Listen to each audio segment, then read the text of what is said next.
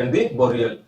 And we could see that the with respect to climate zone, we are having more of the carbon in the tropics than to the other system.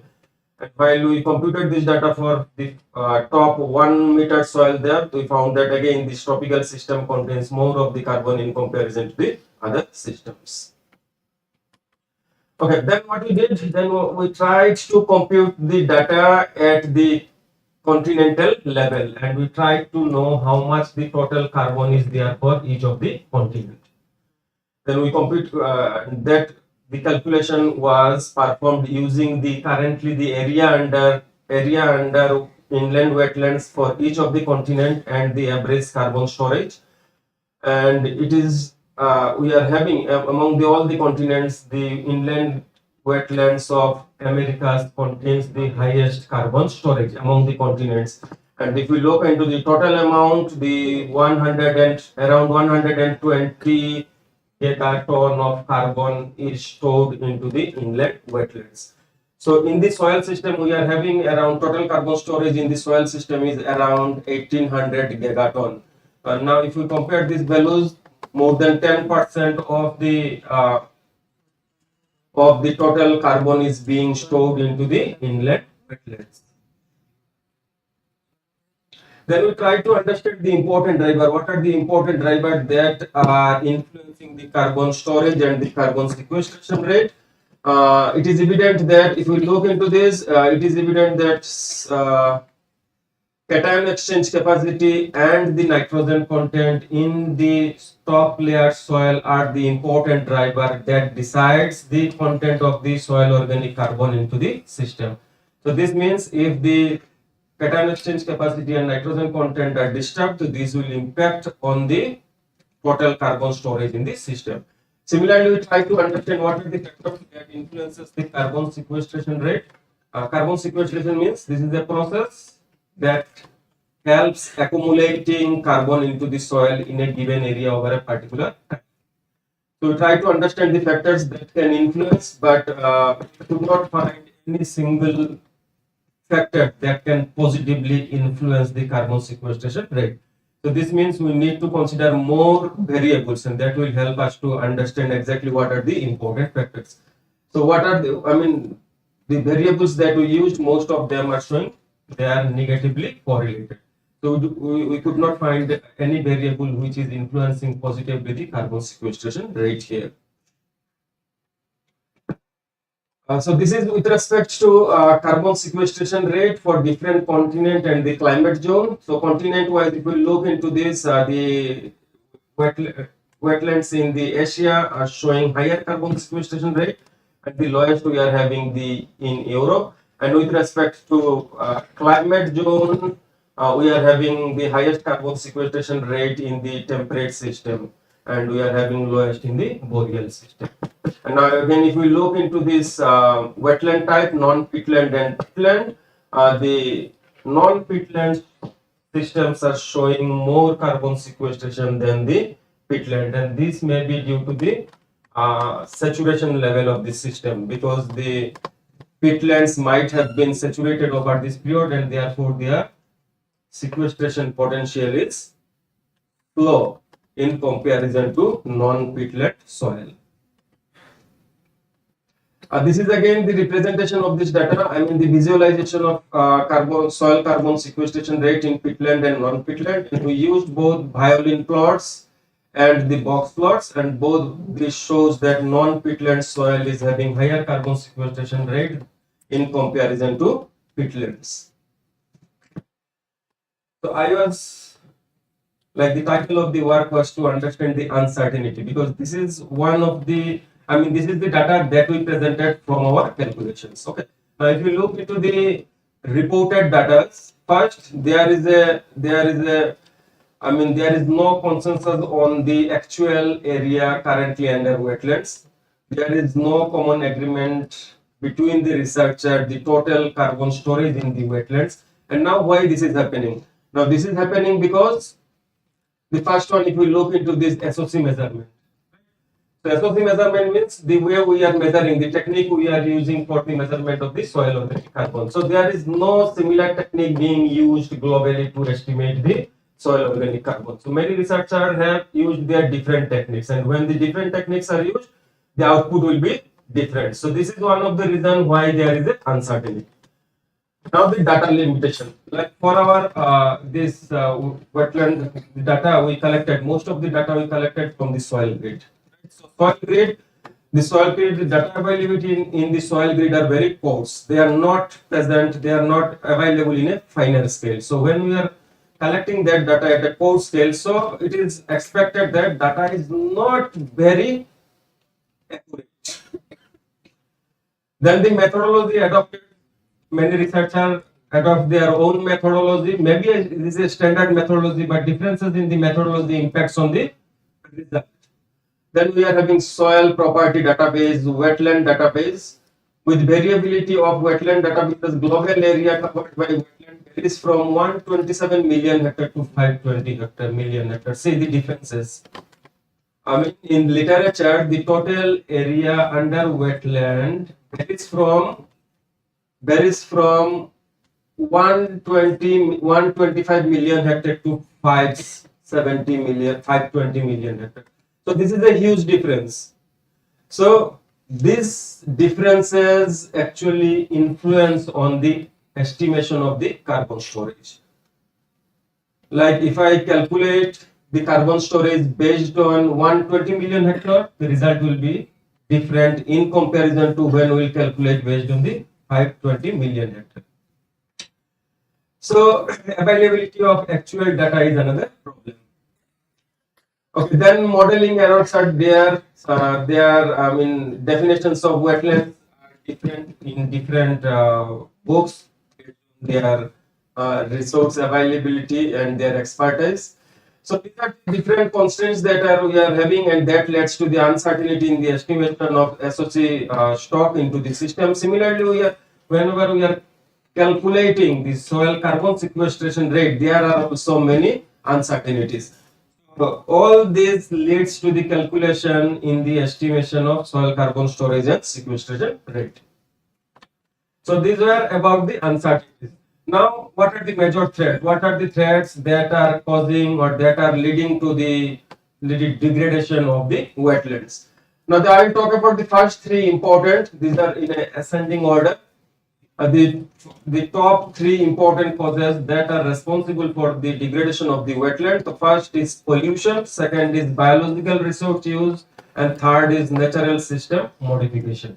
So these are the three important threats that are responsible for degradation of, or a higher rate of degradation of wetlands globally. And actually this shows how many Ramsar sites are being affected. See here, 59% of the total Ramsar sites are being affected by the pollution. Here 58% of the total Ramsar sites are being affected by biological resource use. Here more than 50% is being affected by natural system modification. So these are the three important reasons that are responsible for degradation of the wetlands. So what are the limitations of the study that I have presented here? First, the lack of finer scale data that I mentioned. We collected it from the online source, from the soil grid, and the data available there were not at a finer scale. So this is one of the issues that we experienced. Second limitation is our inability to provide a complete assessment of function of wetland, because we are talking about only carbon. Okay. But when we talk about the climate change, it is not only about the carbon, but it is also about the other greenhouse gases. With respect to wetlands, methane is one of the important gas being released from the. This methane part is not being addressed yet. So this is one of the another important constraint that needs to be addressed in the future study. So ideally, the entire greenhouse gas bucket needs to be considered, especially when relating to land use and climate change. For example, drainage may result in loss of soil organic carbon through carbon dioxide emission, but it also may reduce methane emission. And the last limitation for us is that land use change, invasive species can have opposing effects on various aspects of overall wetland GHG balance. We strongly recommend future studies to address these issues. So these are the main takeaways of this work that is being presented.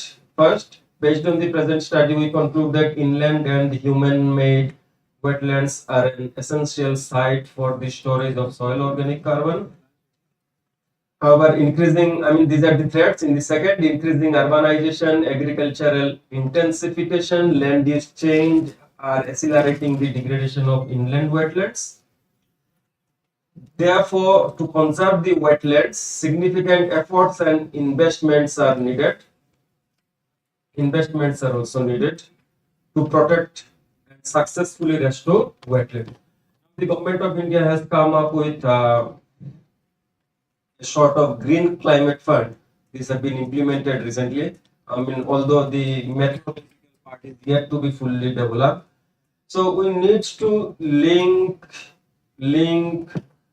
fund for the purpose of the management of the wetlands. Ultimately, the wetlands are being managed by the floodplain people, right? For the purpose of like forest management, we are having or CDM protocols. Similarly, we need to provide fund for the purpose of management of the wetlands at the grassroots level. Okay, so short of payment for ecosystem services are also needs to be considered. Third is the data set used in this study is very core skill that I have mentioned. So we recommend future study to use site-specific data for better estimates of global freshwater wetlands and their soil organic carbon sequestration potential in relation to bioclimatic conditions. So here actually we need this in the previous session, in the inaugural session, it was mentioned that quantities of data are there. So actually we need to look into this, how those data we can have for the estimation of this actual potential, understanding actual potential of wetlands in carbon storage and carbon sequestration. See, if we are having, if we do not have actual estimation of how much area is being covered by the wetlands, we can never have a actual estimation of the soil organic carbon storage. And if we do not have actual storage estimation of soil carbon storage, that means we do not have the actual global carbon cycle data. So these are all interrelated. So basically it depends if we are having a actual coverage of the wetlands. Okay, so with this I conclude. Thank you.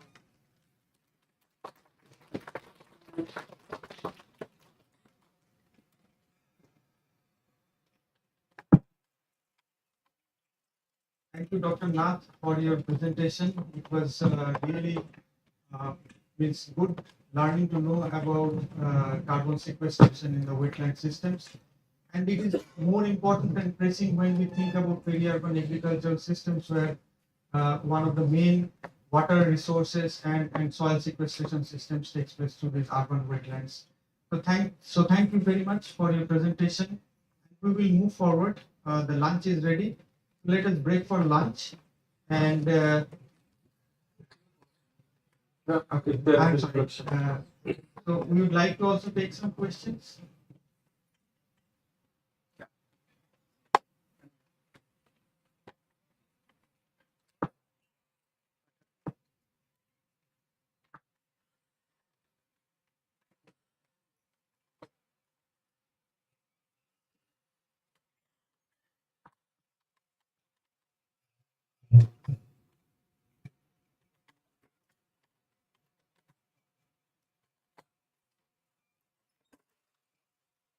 Thanks, Dr. Nath, for a very nice comprehensive presentation. I think it is a difficult task to collect data from all different parts of the world and then present it statistically, making it relevant. I do agree with most of your conclusions. But one thing I can conclude looking at your presentation is that there should be a global body governing methodology for acquiring data. Yes, sir. If that is done, then probably assimilating all the reports from different places it would make more sense. Yes. So it's just a comment, not really a question. Yes, sir. Actually, this has been suggested that 30% of the total terrestrial carbon is stored in the wetlands. But this is very difficult to justify all these findings. So we need a thorough investigation into all this procedure before we claim on this. I think this Rodit sir have to be. That there are. Well, how do you can estimate it in laboratory? You are asking. Actually, data presented here, I mean, these were not measured by us. These were taken from the literature and from the websites. Okay. But there are many methods that are used to estimate the wet and dry methods are there. These are used to estimate the carbon in the. Sir, I have just one clarificatory question. The sites that you have considered, have you taken the core area or including the buffer area? I Yeah. visited a few Ramsar site. Buffer does not look like it. The habitation, agricultural activity happening. It's a good suggestion. Actually, the data we collected, we used the GPS coordinates that are provided in the Ramsar sites. Okay, so we collected all the GPS coordinates from the Ramsar site and we used those coordinates while extracting data from the soil. So, sir, my name is Ashish Shankar. I'm saying that recently so many paper has been published on soil organic carbon monitoring by remote sensing. So we can use spectral signature and use local sensor to modeling soil organic carbon. Even Ramsar sites, if they keep the organic carbon data, so we can model it also, so that we will get better result. Okay, please help me because I am not a man of remote sensing and GIS. Is the right person. Thank you for bringing this issue. Yes, if you have a global coverage, proper distribution of the institute data, we can correlate those data sets with the remote data for more spatial coverage. So I just want to add two more things. One of the point came from that discussion that we need to know the actual coverage. So they are also remote sensing data. Now we have at least 10 meter resolution open domain. That could be. Second point, just to add, I think that is a point on the GHG emission. So we have one of our research person here, Tony Deshakar from IIIT BHUBANESWAR. So we will show you how we can estimate GHG emission from the hydroelectric reserve. So that work could be extended to other wetlands. And I would like to end up with, showing one. We'll make it slide more. Maybe next.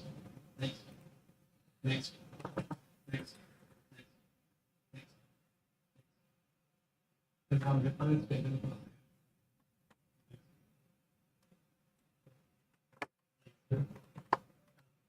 Yeah. So we have this particular application with title 2005.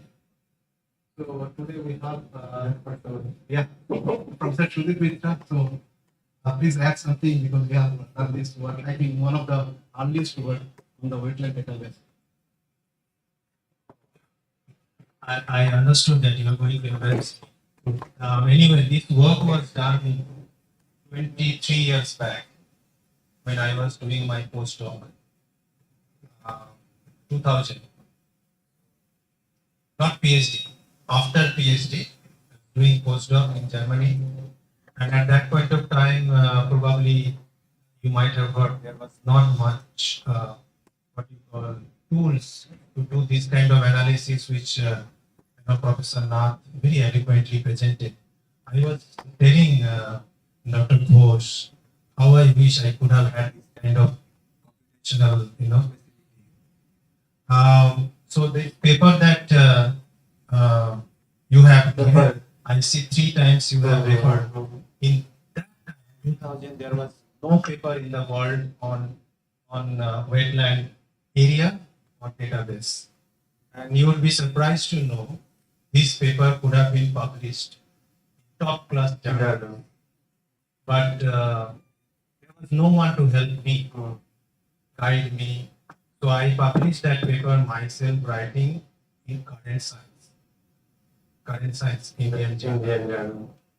2000, the current science impact factor was 0.006. And you will be surprised because I am sharing with you young guys. Never mind. If you have done some good work, it will be paid. And see, I am being given respect by Professor Nath in his paper, the highest number of references you find my work. I don't know whether you knew it. Probably not. Probably no, sir. Yes. So this is something that I think that you should actually work for. Okay. So this particular work, 2005, published in Current Science. After 5 years, in 2010, this was referred by papers in Nature Science. And every day I open Google Scholar and I try to look for how many journals having impact factor. You understand impact factor? So my impact factor less than even 1. But the people who are referring my paper having impact factor more than 30, 40 in Nature and Science, Ecology, Wetland, all those. Probably you have seen that. So that is what. And one technical thing that I just thought of, asking you if I may, is that I had tough time because those days there was no remote sensing picture of that, 10 square meter. We had around, to get 100 square meter also, one had to spend huge amount of money. So I was in Germany, so I was lucky. So I had DLR also next to me in Bonn only. You have a speaker from DLR, I think. Yeah. So I went to DLR office and requested and then got some information. But that didn't help me. Finally, what I did the extraction method. I think that someone was asking. So I did extraction method, extracted the data from the map that whatever I had. Only Matthews was the only one person from NASA at that point of time that she actually had greenhouse gas mapping from wetland. So from that I extracted the data and overlaid on ISRIC data.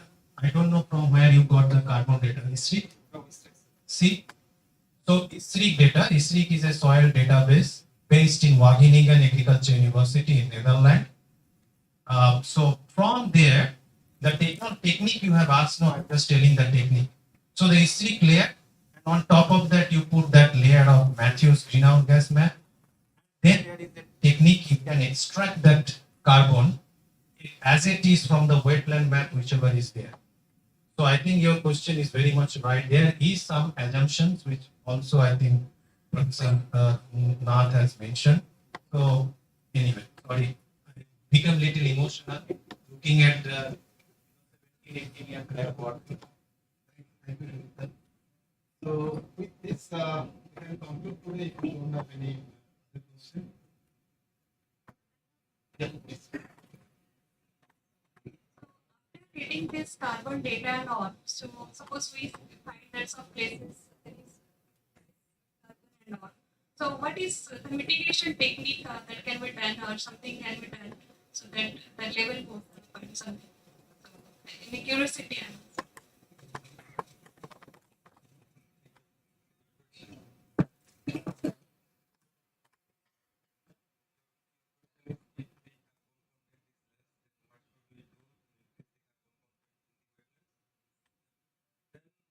Come up with better management strategy. See, one slide I was showing the major threats to the wetlands. And one of the important threats is the expansion of agriculture. To a large extent, globally, we are using wetlands, so we are draining wetlands for the purpose of expansion of agriculture and even intensification of agricultural system. So, Perhaps agricultural expansion is the need of the time to feed the increase in the population. But what we can do is that we can go with a better farming system. Like in India, we are talking about natural farming, conservation agriculture that helps maintaining the soil health, soil quality. So if we are going or if we are adopting that sort of agricultural system, that will definitely help maintaining whatever carbon is there, and additionally, yes, this will help in the coming years accumulating more carbon into the soil. So this is how the wetlands can become very important reservoir of the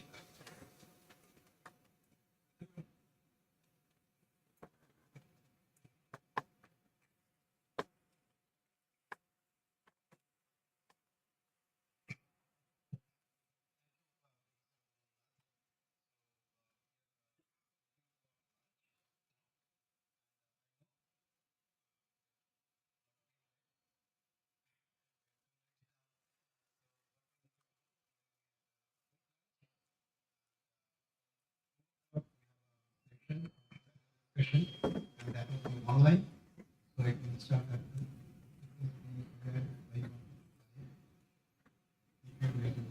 attend the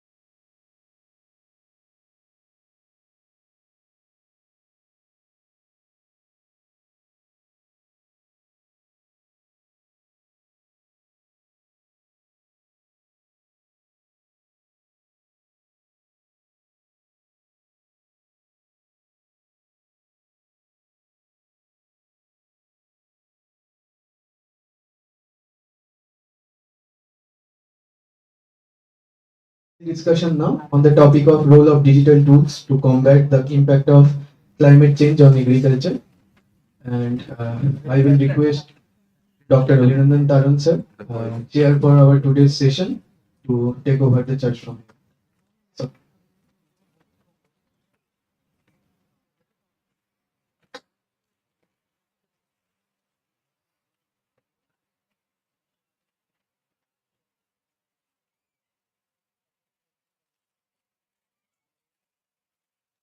Thank you, Konik. Welcome, everybody. Good afternoon. Uh, so, till the last session, we were at a position where we could see that our panel, our experts were getting involved, and we were hearing very nice questions from everybody. Those were very leading questions, which makes the theme of the entire workshop. We can understand by now that the workshop is slowly going from multidisciplinarity to interdisciplinarity, and then also we'll try to fetch how we think, how we move into the transdisciplinarity when we talk about disciplines going beyond themselves and trying to look into engaging stakeholders, governance, all those issues, and therefore trying to put research into focus and try to bring out implementable solutions. So we know that climate change is affecting some of the critical services of ecosystems which are provided to the society, and one of them is the provisioning service, which from where we get agricultural food fiber systems. And catering to these climate shocks like flood, drought, heat, all these could affect the quality of the food as well as nutritional security. And these are all sustainable goals that we are trying to reach, but we might not reach because of these climate shocks. And therefore, we had organized this panel to understand from a plethora of different experts about how these linkages can be established and how we go forward.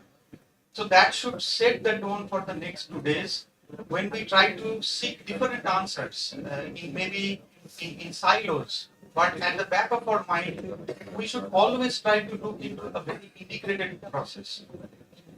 We are highly fortunate that we have quite a number of experts from scientists, from academia, from industry experts and entrepreneurs to be our panelists today. And I would like to welcome them all, as I call them, to the dais one by one. And since we are after lunch, we should loosen up a bit and give them a very good round of applause so that our sleep and everything gets a little bit dislodged, and we are really loosened up. And we are highly interactive. So the, the session should not just flow in one go from the experts, but it should all revert back with different questions. And we have an open round session where we want to hear from different experts. There are not only young students here, but also quite a number of experts who have arrived. And this should be a free flow interaction in the last part of this panel discussion. So I would like to invite the panel members one by one. Professor Arunjyoti Nath, who had been presenting in the morning. I would request him to come to the dais. Professor Sudip Mitra, please give him a round of applause.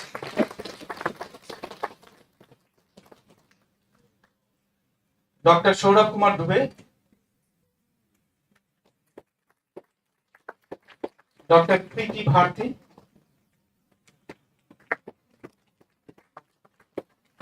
we have Dr. Sonali online, Dr. Surajit Ghosh, Professor Sushmita Ghosh,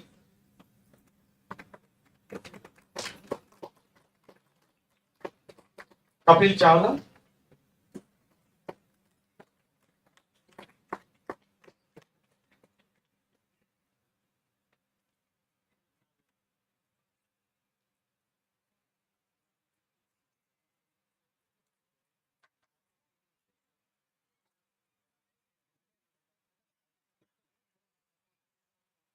I'd like to introduce our panels to all of you. So a brief introduction for all of them. We have already heard from Dr. Arundhati Nath to my right. He is an ecologist. And let me introduce Professor Sudhir Mitro. He is a founding head of the Center for Disaster Management and a core faculty at the School of Agro and Rural Technology at IIT Guwahati. He is a Nehru Fulbright Fellow and visiting professor at University of California, Davis and Keio University, Japan. He is a faculty member in the International Joint Masters and PhD program in Food Sciences Technology at Gifu University, Japan. He is an elected member of the National Academy of Sciences in India. He has guided 4 PhDs and presently 11 scholars are working under him. He serves as an editorial board member of PLOS Climate Journal.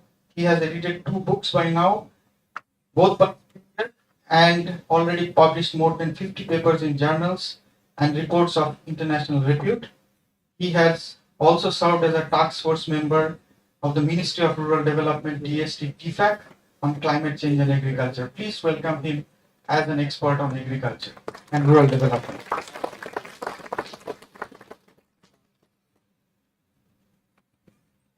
We then have Dr. Saurav Kumar Dubey. He is representing WorldFish, and Dr. Dubey is an applied research professional with over a decade of experience in environmental research and development sector. His areas of expertise include fisheries and aquaculture, climate change, mangrove waste, livelihood, and coastal zone management. He has a strong track record of working with highly reputable national and international organizations, and he has held several research roles and has successfully implemented several local and national scales, contributing to his extensive knowledge in the field. He has also authored numerous research papers and book chapters highlighting his deep understanding and expertise in the subject matter. Please welcome Dr. Dubey. I then have Kapil to my right. He is a digital entrepreneur, founder and director of Inomic Technology, solution architect with more than 10 plus years experience in different technologies. He is a thought leader in digital transformation and uses geospatial technology in various industries. Mr. Kapil Chawla has been instrumental in building solutions and platforms with user-centric design and loosely coupled architecture. Furthermore, he stands as a staunch advocate for the creation and utilization of a digital public goods and infrastructure. He firmly believes in the potential to benefit the society at large, and he has a track record with an unyielding commitment to the IT sector. So please welcome Kapil to this discussion. To my left, we have Dr. Preeti Bharti, who is representing International Rice Research Institute. She is an associate scientist with the Agricultural Research and Development in International Rice Research Institute. Her primary background is in rural management and agriculture. Her work experience includes development, promotion, and deployment of digital agricultural advisory services, tools, and applications for improved farm-oriented crop management. And she has worked extensively with researchers, app developers, extension, and training specialists. She leads the project component, rice crop management, on training, deployment, institutionalization, and governance of digital tools. Please welcome her.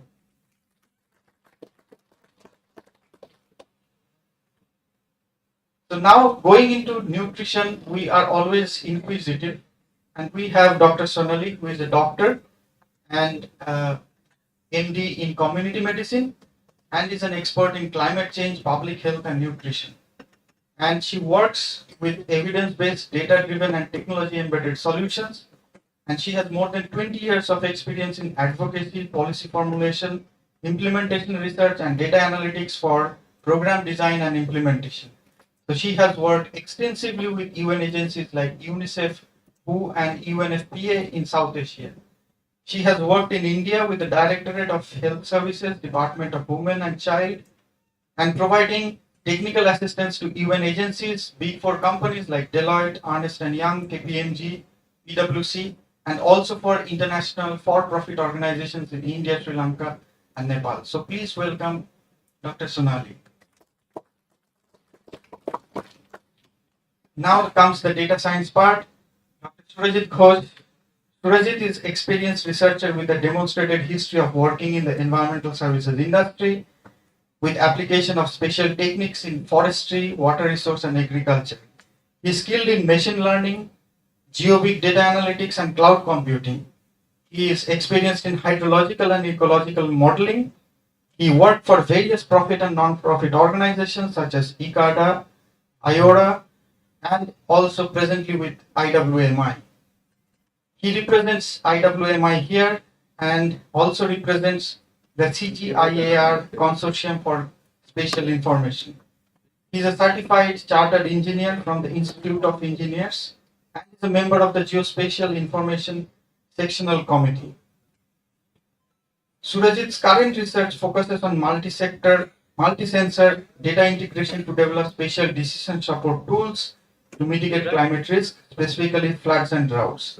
He is a member of the science application team of upcoming NASA project SWAT and has several projects with the World Bank, IFAD, and other international agencies.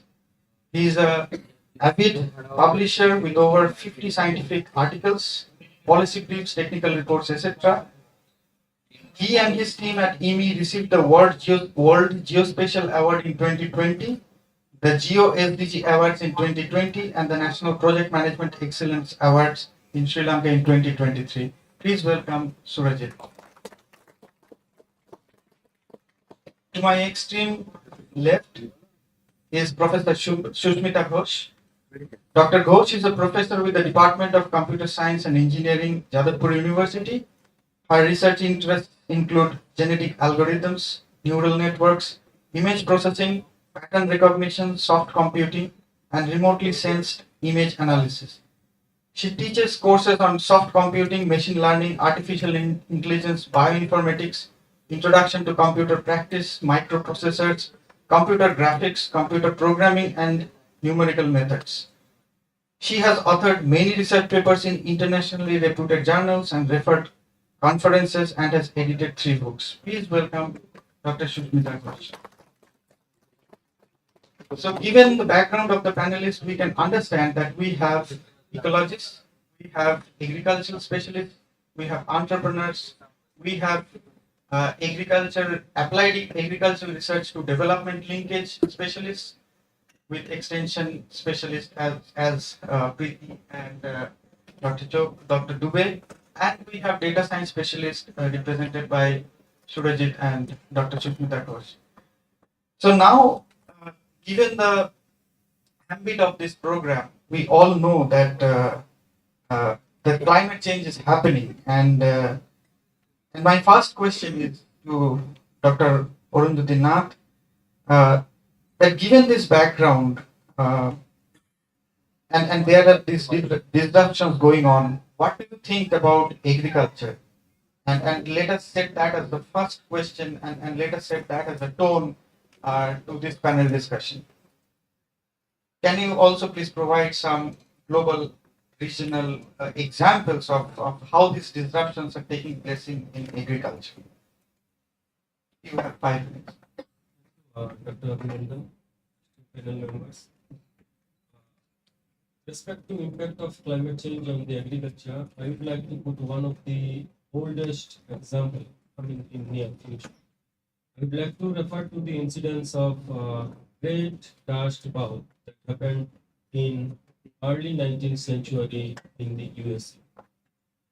So that during that period, a large amount of arable lands were degraded through that great dust bowl, and this is why this is called as Great Dust Bowl.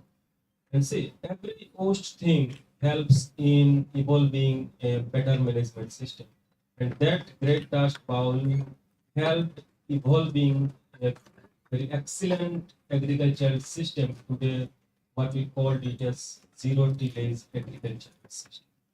Now, increasingly across the world, we are accepting this zero tillage agricultural system. Because in the zero tillage agricultural system, agricultural lands are not plowed, and therefore that helps maintaining a ground cover throughout the year. Now, with respect to India, and I must say, a very faulty agricultural practice we have adopted, and we are continuing with this. And this is one of the reason our faulty agriculture means our plowing system. We are yet to adopt conservation agriculture across the country. Only in some parts of Gangetic Plain we have developed the conservation agriculture. Now, conservation agriculture is a set of practices that involves zero tillage or reduced tillage, crop rotation, and cover cropping. Cover cropping means a sort of cover is maintained throughout the year.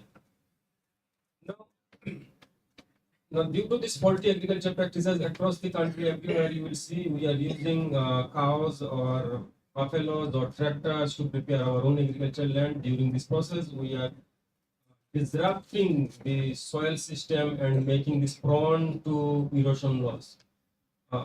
And at the same time, with the changes in the climate, what is happening? Wet places are getting wetter and dry places are getting drier. So wherever we are practicing this faulty agricultural practice, I am repeating, although this is a part of our culture. See the Balram in Mahabharata. Balram used to carry that plow. That indicates the plow was the part of our culture since then. But for that time it was fine. But this will not fit now at this moment. So we have to understand this. We have to come out of that old agricultural practice. So with changes in the climate, wet places are getting wetter, dry places are getting drier. So even if it is wetter, means it is more prone to water erosion. And if it is drier, then it is more prone to wind erosion. And this is how our essential nutrients are washed away from the productive agricultural land, and therefore we are making our productive agricultural land unproductive and barren. So this is one part of the story. Now, increasingly, see, we are talking about conservation agriculture, zero tillage, and recently in India, we are talking about natural farming, especially by the Niti Aayog. And we are trying to implement this natural farming in a great way in the country. Now, natural farming is, again, see, this also follows the principle of conservation agriculture. Now, what I would like to say is that at one end, I am telling we have adopted a faulty agricultural practice that was in practice since long, but we do have many agricultural practice, and we need to learn this from our ancient time, maybe from our grandparents. And what should I say? Should I say it as a foundation? Now, the principle of natural farming is that there is a need for incorporation of trees in the farmlands. There is a need for incorporation of livestock. So trees in the farmlands will help provide some of the essential nutrients, maybe nitrogen, phosphorus, potassium from the leaf that will add to the soil. I mean, a model that like of a tea agroforestry system. Tea is grown understory. Leguminous trees are on the top story. That leaf fall to the ground and that supplement the requirement of the tree. Livestock are also important. Livestock are important because they are an important source of nutrients to the farm holders, and at the same time, the cow dung is an essential form of farmyard manure, and that will help producing nutrient requirement in the agricultural crop. So I would like to conclude that it's possible that we are not in a position to adopt zero tillage agricultural practices because we are mostly represented by smallholders. 85% of our farmers are smallholder, means they are having less than 2 hectares of agricultural land. It is possible that we won't be able to adopt zero tillage directly, but we can adopt the natural farming system. This is what the government of India is trying to promote, because this is what our grandparents used to practice. So we have to adopt, we have to go back to that foundation and we have to adopt. This I would like to comment. Thank you, Professor Nath. My next question is to Dr. Mitra. And the question is, what climate resilient crop management practices or systems are available to restore the ecosystem services? And the follow-up question would be, how are these disruptions leading to food disparities under climate shock? Two complicated questions, but let me take the first one first. And even before that, I would, I beg to differ with my good friend when he mentioned about system. I can understand that he is right technically, but yes, I have just a little difference with the comment faulty. Because if we see that the way the food demand was increasing, at that point of time, probably the kind of agricultural practices that we actually got into, at that point of time, probably it was required. But yes, I do agree that that has certain aspects which actually create a lot of issues. I think that's what you wanted to mean. But yes, to say that as a faulty, being an agriculture graduate for me, it hurts a little bit. So I beg to differ there. Probably incorrect would be better.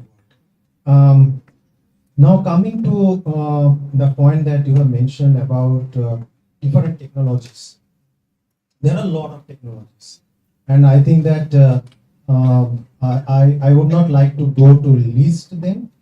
Everybody is sitting here, they can Google it and find out 10 and 20 sets of technologies immediately.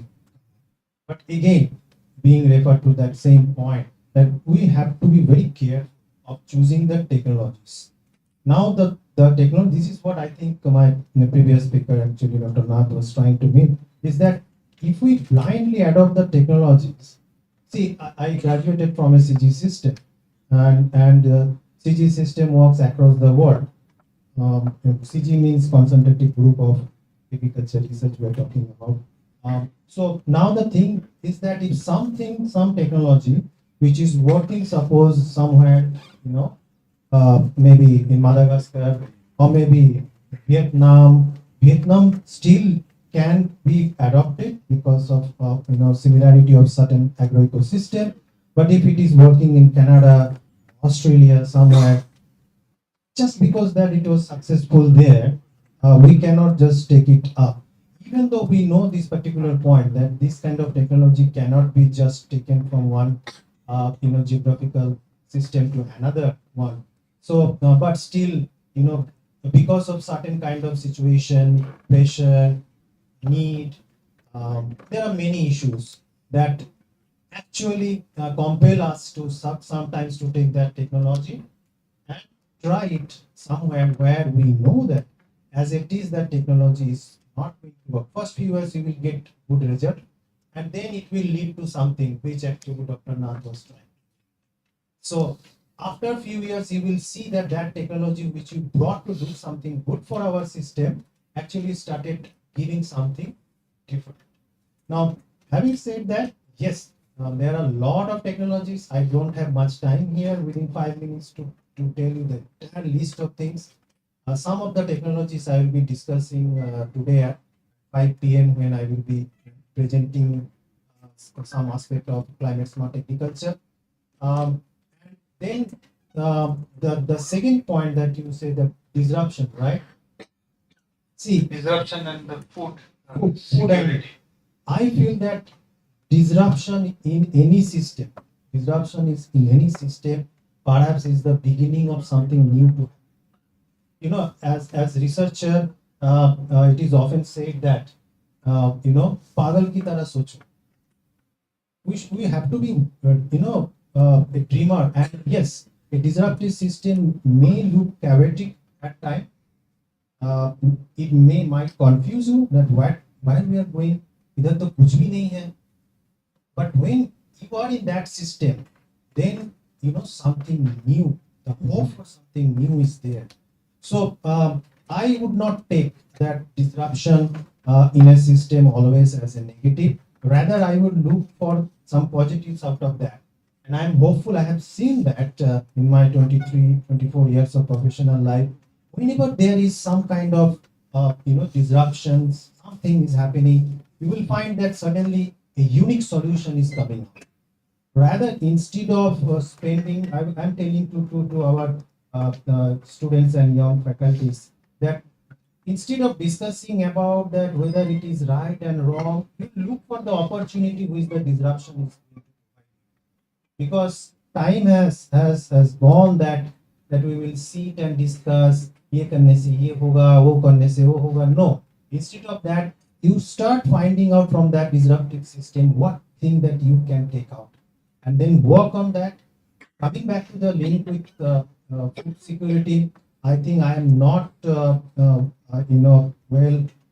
educated enough to talk about food security. That's a very big subject that you have asked. But what I understand that as of now, India, our country is food secure.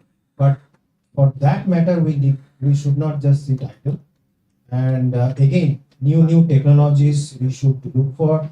We should try to find out certain ways of cropping. Dr. Nath mentioned about that. I really don't know why zero tillage. Some parts of our country people are still not ready to accept.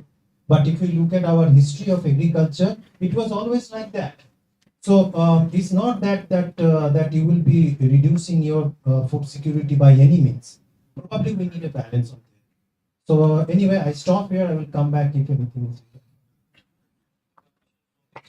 For 10 seconds. Yeah, sure. By the faulty agriculture system. The faulty term I used, the term faulty I used to refer to the ecosystem disservices provisioned by dealing in the agriculture land.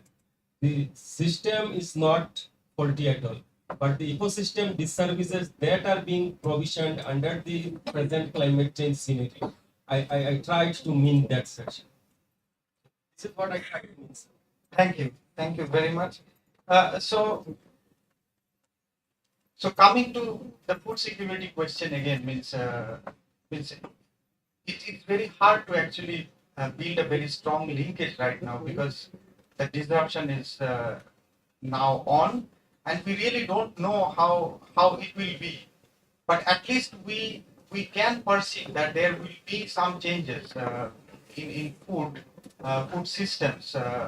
There might be changes in diet, there might be changes in nutrition aspects as soon as there are new systems coming up, a new type of technologies evolving, or new type of cropping pattern or type of dietary changes are happening. So my next question is to Dr. Sonali, who is online.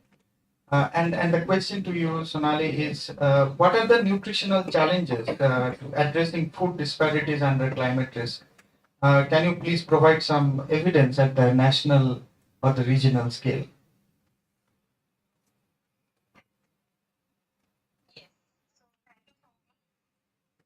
Having attention towards nutrition, climate change, and its impact on. Just 1 minute, Sonali. Just 1 minute. Can everybody hear her?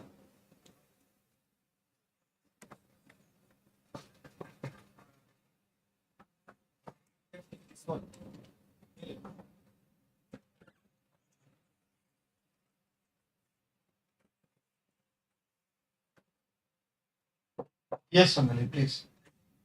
Please go ahead. Am I audible now? Yes, better. Yeah. I wanted to say that we talked about, I the esteemed panelists along with me, and I really understood the concern about climate change causing all the agriculture. I want to bring your attention that what is really having implications on the health and status of the community. So, I would like to say that we talk about the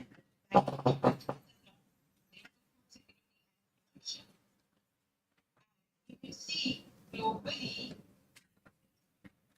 if by 2050, if we fail to mitigate and prevent climate change adverse effects, we carry a risk of having hunger and malnutrition increase by 20%. So that much is the risk on which we are sitting. If we talk about India, it contributes to about 1/3 of global burden of undernutrition. And India carries the double risk. It has a double burden. On one side, we have poor nutrition, like obesity and all, and on the other side, it is undernutrition, where children are not reaching to their heights, they are not for their height. And if we see the global hunger index that was released in 2023, India ranks 111 out of 125. And also in 2020 was a report that was released by 5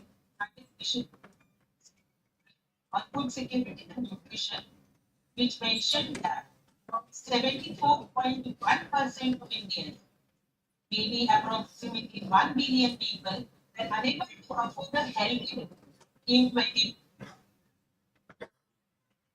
When it comes to the situation of undernutrition, India has the highest child wasting rate across the world.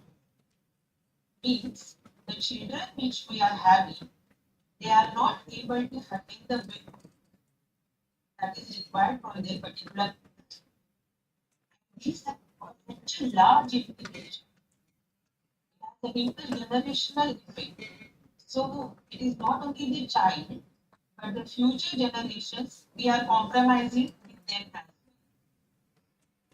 And also around 35% of our children are stunted. Stunted means their height is not as per their age. So investing as well as stunting in both places, India comes in a category of a very high risk country. Apart from this, when we talk about micronutrient deficiencies, anemia is the most prevalent deficiency in our women and young children as well as adolescents. And you must be knowing, anemia during pregnancy has direct impact on the psychomotor development and intellectual portion of the baby that is growing in the womb of the mother. So even if you feed a baby once it is born, that is not going to change because the brain is already developed. Okay, so that iron supplementation after the birth of the baby is not going to help. It is during the pregnancy which is important. And we all know that nutrition is central to the achievement of sustainable development goals. If we know, there are around 12 SDGs out of 70 which are relevant to nutrition. And particularly, I would like to bring your attention to Sustainable Development Goal 2, which aims at ending hunger, achieving food security, and enhance nutrition and promote sustainable agriculture. But if we consider India, food security remains a long lost development goal. And the climate change that is giving excessive heat or shortage of water is already impeding the crop growth, reducing the yields, influencing the irrigation, soil quality, ecosystem on which agriculture depends. Also, there are recent publications available where they have documented that the rising carbon dioxide levels in the atmosphere are leading to reduced content of important micronutrients like iron, zinc, as well as proteins in the crop. So you can understand, even if we increase the production and all, if we are not able to tackle the climate change, the nutritional goals which we are supposed to achieve, it is going to be a hard thing for not only for India, not only for the states, but also for the global community as well. I hope Thank you. with this I would like to sum up. Yeah, thank you. Thank you, Sonali, for your answer and the description linking the climate change and the nutritional impacts that we might have. Now coming to indigenous knowledge and digital tools that we use towards sustainability. My first question is to Dr. Bharti. How can we use these extension services to reach the grassroots? Is it a myth or is it a reality? For example, we have now mobile apps which serve for weather advisories, and we were listening in the morning that there lies a gap, that how are we going to reach those advisories, or even in using it in the value chain or marketing processes. Because I hear there are also apps which are taking place for soil this thing, using compost from the urban areas where farmers can purchase their compost from through use of apps, or even insurance, which Dr. Sika was speaking in the morning. So, do you really think that can we have these farmers educated and then use these apps? How are these digital tools going to means embed within the society? Thank you for the question. So, I will begin with my experience, which is mostly in agriculture. I come from this extension background, being a rural management student, and then back in the days when we used to go, and I had this privilege of working very closely with the farmers because, yeah, our role is that. And then, if you see in the go back to last 2 3 decades, then the main like advisory system were these extension agents mostly, and also maybe the newspapers or maybe the radio. But with the slowly the mobile penetration started increasing, not only in the urban areas but also in the rural areas, and also the internet came, and then everyone got this idea that okay, now ICT can be one platform through which we can give these advisories beyond any topic. So now we see like even the public sector, private sector, our CG system, our ICR institute, everyone has developed some app through which they want to share the advisory. But the content making use of ICT to share the information, the thought is very good, the ideas are good, but also one of the challenge or when you see the problem it created when you go in with the farmers, talk with the farmers, is also the bombardment of information. Like now there are so many platforms that even they are confused as to which to use. And even in CG, we saw that in ED also that can be one of the issue, and one of the issues also the trust or the credibility of the content which is coming to them. And to deal with that, it is always good that it's kind of consolidated, whether it is from the government side or also from the CG side or the national research partner side. And one example I can tell, in Odisha, we have this Amakrishi portal. So where they collate this information, and then when it comes from the government, there is more trust from the farmers, because while making the app, we also forget that like the sustainability part of it. Whether, for example, in CG, the project gets over and they might forget that there is an app. But then coming in by institutionalizing it and also being embodied in the system itself, it guarantees that the use of, because in every app there is a science behind that, and that has to be be sustainable, be in use, continuous use. So one point is that it has to be like there has to be some coherence. Then the second one is also it has to be very much context specific. As someone was saying that like in Vietnam, what is being developed might be it's still similar, but if you just try a blanket approach, then that might not work. For example, I can give you like we developed some fertilizer management technique which is more suitable for the irrigated part, non and the same if you try to do it in a flooded condition. So if you are telling the farmer you apply this fertilizer during this window, but if he is facing a flood situation, you don't do that. So making it context specific, for example, in this case, taking into account the stress which the farmer faces, that is very much important to, and also to make it a very much human centric approach while developing itself. If you take the feedback of the user, then that also guarantees that the app or digital tool you are developing will be used by the farmer, because the our goal is not to just develop it but also to make sure that the user are getting being benefited out of it. One more thing is that like even if you see there are many apps on the production side, so like you were saying for the market linkage, and very few you will see which the extension services or the anything on the processing side of it or on the market providing farmers with market intelligence, there's still a gap. So before like just going ahead with developing an app, it is important to know that what is already available and what is still lacking, so that we can work on that and develop those which are actually required by the farmers. So even like our one of our scientists there was sharing an example as to when the prices of one vegetable, let's say, goes up, everyone starts producing that, and within a month the price crashes. So that kind of market intelligence is required, and that's how also it feels that if we select one topic, let's say production, then everyone starts coming with those, and some of the other areas are left behind. So that gap analysis is also required.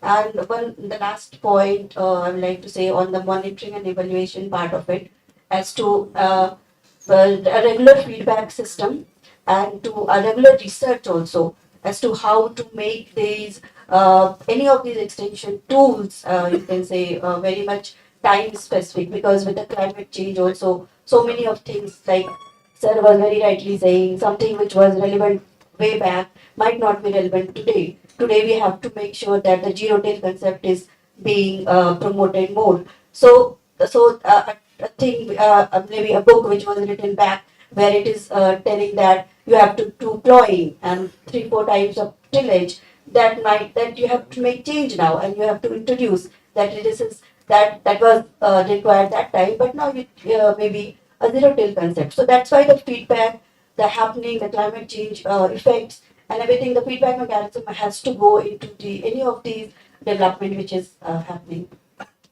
Thank you. Thanks, Dr. Pathi, for your answer. And I would like to say that rice and fish is integrated in our diet, right? Especially in the eastern part of our country. Means we all are favor means we all favor that diet. So I would like to extend the same question to Dr. Dubey. Do you have any experiences on? Can you please share some experiences on utilizing such tools? Uh, Means in aquaculture, where you really found some major implications. It means whether it is a failure or it is a win or a success over time. Thank you. Thank you.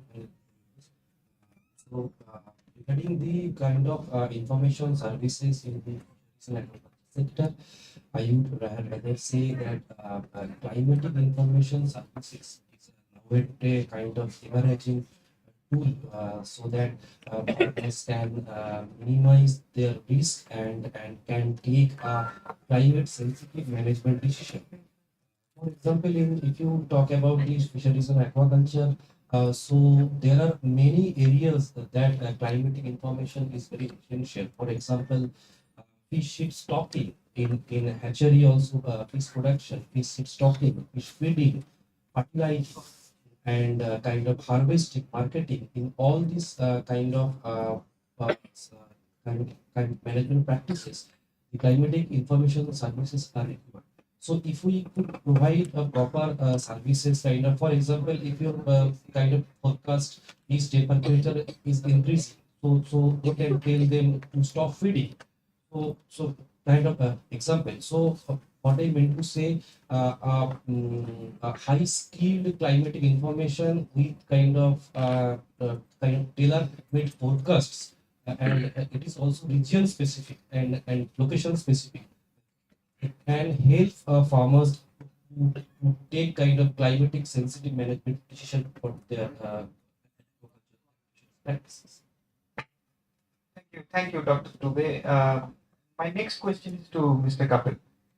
So we have heard about digital tools for agroecological planning under climate, using IoT sensors or big data and machine learning, or even sensor-based irrigation, blockchain technology, so many of these. Can you please highlight that building up upon these apps that we are utilizing at the local scale, how can we integrate all this? Means when it comes to big data or machine learning, it requires a lot of data, right? So we are developing from the ground level and then going up at the decision making level. So how do you see this? Means how is the perspective? How is the ecosystem? Yeah, thanks for that. So yeah, I will try to answer this question in two parts. So first is like why it is important for this integration and how we should do it, and finally like how integrations can be achieved.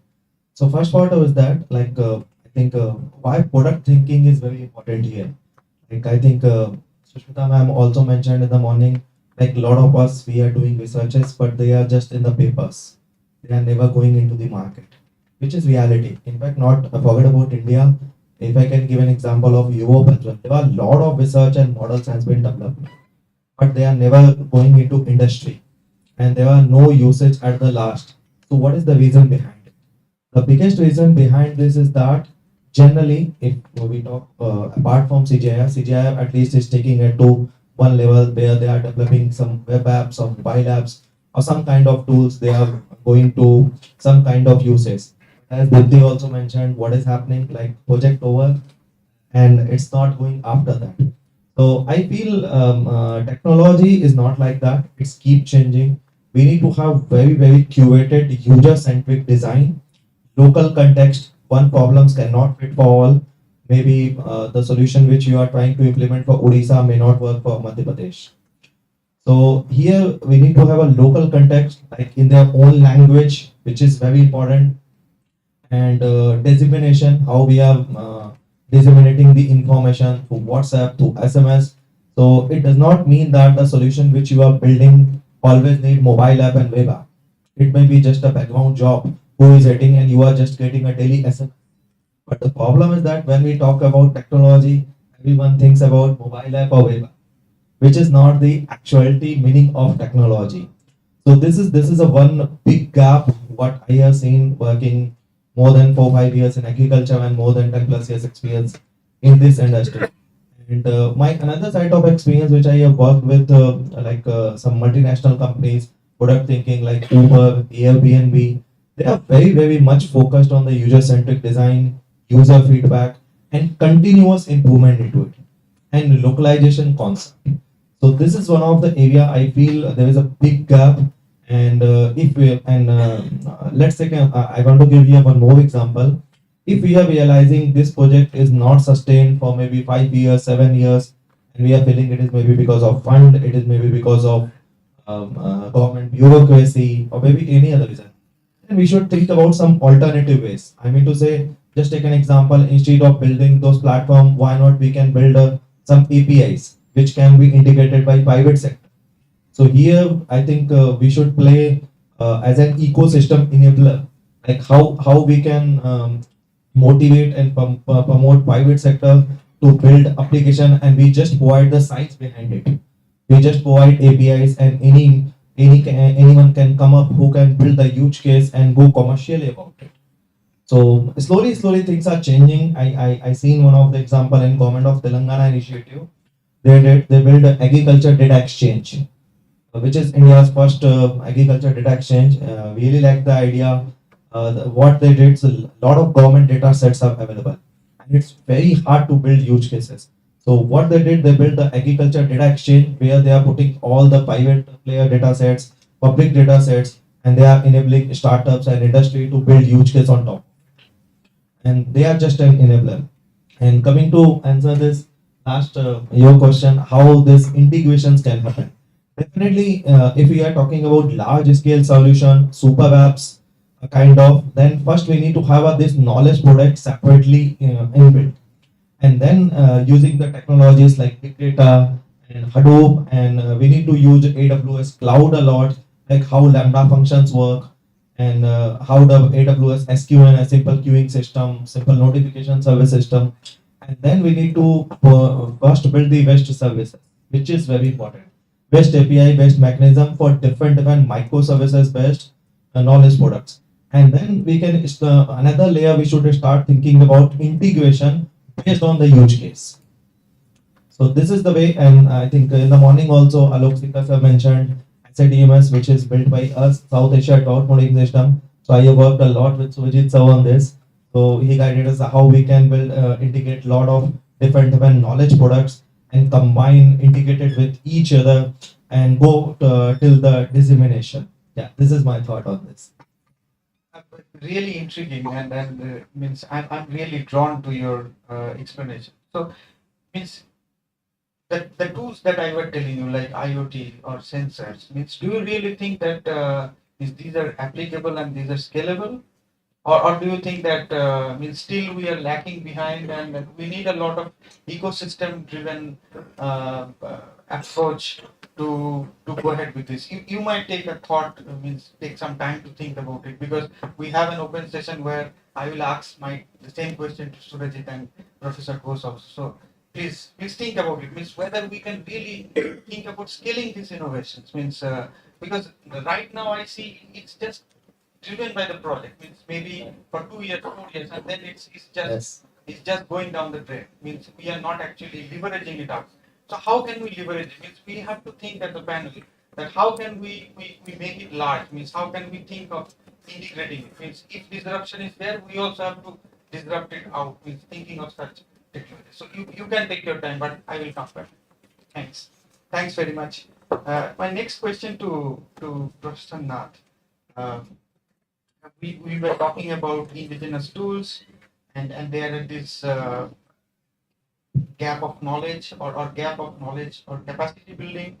Do you think that there are any indigenous tools which can be used, or plans for restoration efforts for agroecological planning under climate risk? Okay. I will continue with one of the previous question that was highlighted, the climate change and nutrition in our foods. Even a recent study is showing that, especially with the bad news for the rice eaters, some of the essential nutrients like iron and zinc, the quantity of iron and zinc is going down drastically from the rice. So especially the cases of anemia and the issues related to immunity will be there, especially for the rice eaters. So see, I mean, our present day agro ecosystem are based on hybrid varieties. So the intention is to produce more. And this is what we are doing since our green revolution. Even in green revolution, our aim was to produce more and more. Hardly we put any effort in enhancing or improving the quality of the food. And this is what today we are facing. So now again, I will go back to the foundation. Like I am from the Indian eastern part of Himalaya, from Assam. So in Assam and in some other states of Northeast India, shifting cultivation, many of you might have heard, slash and burn agriculture. Slash and burn agriculture is the dominant land use practice. And shifting cultivation is not only practiced in this part of the world, in every tropical highlands it is practiced, in Africa and in Amazon. This is still till date. I mean, currently it is also in practice. Now, see, with the increase in the human population, decline in the quality of forest, increase in the plantation, now the area for the shifting cultivation is shrinking. So now see the innovation among the hill farmers. They hardly have any formal BSc, MSc or BTech, MTech degrees. But no, their innovation. So innovation is what? They are slowly transforming them from shifting agriculture to a settled agriculture, and that too sustainably. So what they are doing on the shifting agriculture land after the initial cropping phase, they are not abandoning the land. They are incorporating pineapple there. And that pineapple queen variety, one of the famous the pineapple variety. And see, along with that, at the initial years, along with the pineapple, they are incorporating Cassonas cajon, and another important nitrogen fixing tree species. Mostly this is an important diet for the hill farmers, the Iromba that we call it, especially among the Manipur is an important diet, Iromba. That is, Iromba is prepared from that fruit of this particular tree, which is called as Parkia tree. So see, this Cassonas cajon and that Parkia tree at the initial ages supplements a good amount of nutrients to the soil, and that helps the understory pineapple to grow better. So this is a sort of sustainable management practice. This is how they are transforming, they are shifting and cultivated land into a sustainable settled agriculture system. Now, along with this, what they are incorporating some other tree species. They are incorporating Areca catechu. Areca catechu has high market demand, and they are putting it on the slope of their particular agricultural land. So this is helping as a biofence, acting as a biofence, and this is reducing the soil erosion from their land. So see, this is another socio-ecologically important plant species. They are incorporating agar tree. Agar, the sand we use that comes from the oleorigin of the agar tree. Agar tree is a critically endangered tree. You won't find a single tree species growing on the forest. But this particular tree, they are growing into their agroecosystem. So see, they are not only growing a particular tree, they are also helping in conserving a critically endangered tree species.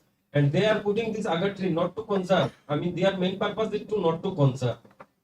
The main purpose is to, when that oleorigin will be there, they can sell it. And each agar tree, the cost of each agar tree, when this fungal infection is there, that cost around 1 lakh rupees. So see, they are incorporating some of the socially, ecologically, economically important tree species, and at the same time, they are restoring a depleted land and transforming it into a settled agricultural land.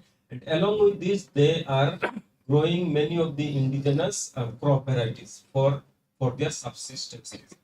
And see, if we compare our health with those who are performing shifting agriculture, you can see they are living a better, healthier life. They are living a longer life. And this is only happening because in their whole life, they are relying on their own products that are grown organically and coming from the indigenous product. And this is where we need to learn something, because these advanced technologies, hybrid varieties, putting more fertilizer, putting more pesticide, ultimately we are not degrading the ecosystem. Ultimately we are killing ourselves. We are the culprit of our own. We are killing ourselves. And see, and that's why we are having too many health issues. If we compare our health status with those who are residing in the forest and practicing the shifting and cultivation of pineapple agroforestry, they are living far a better, healthier, and a longer life. So I would like to submit that, I mean, it's time we must learn from them. We must learn from them, and then it is about the scalability and other things. This I would like to conclude. Thank you, Dr. Nath. My next question is to Professor Sudhir Mitra. I know you will be talking about different climate adaptive tools and challenges in the next lecture.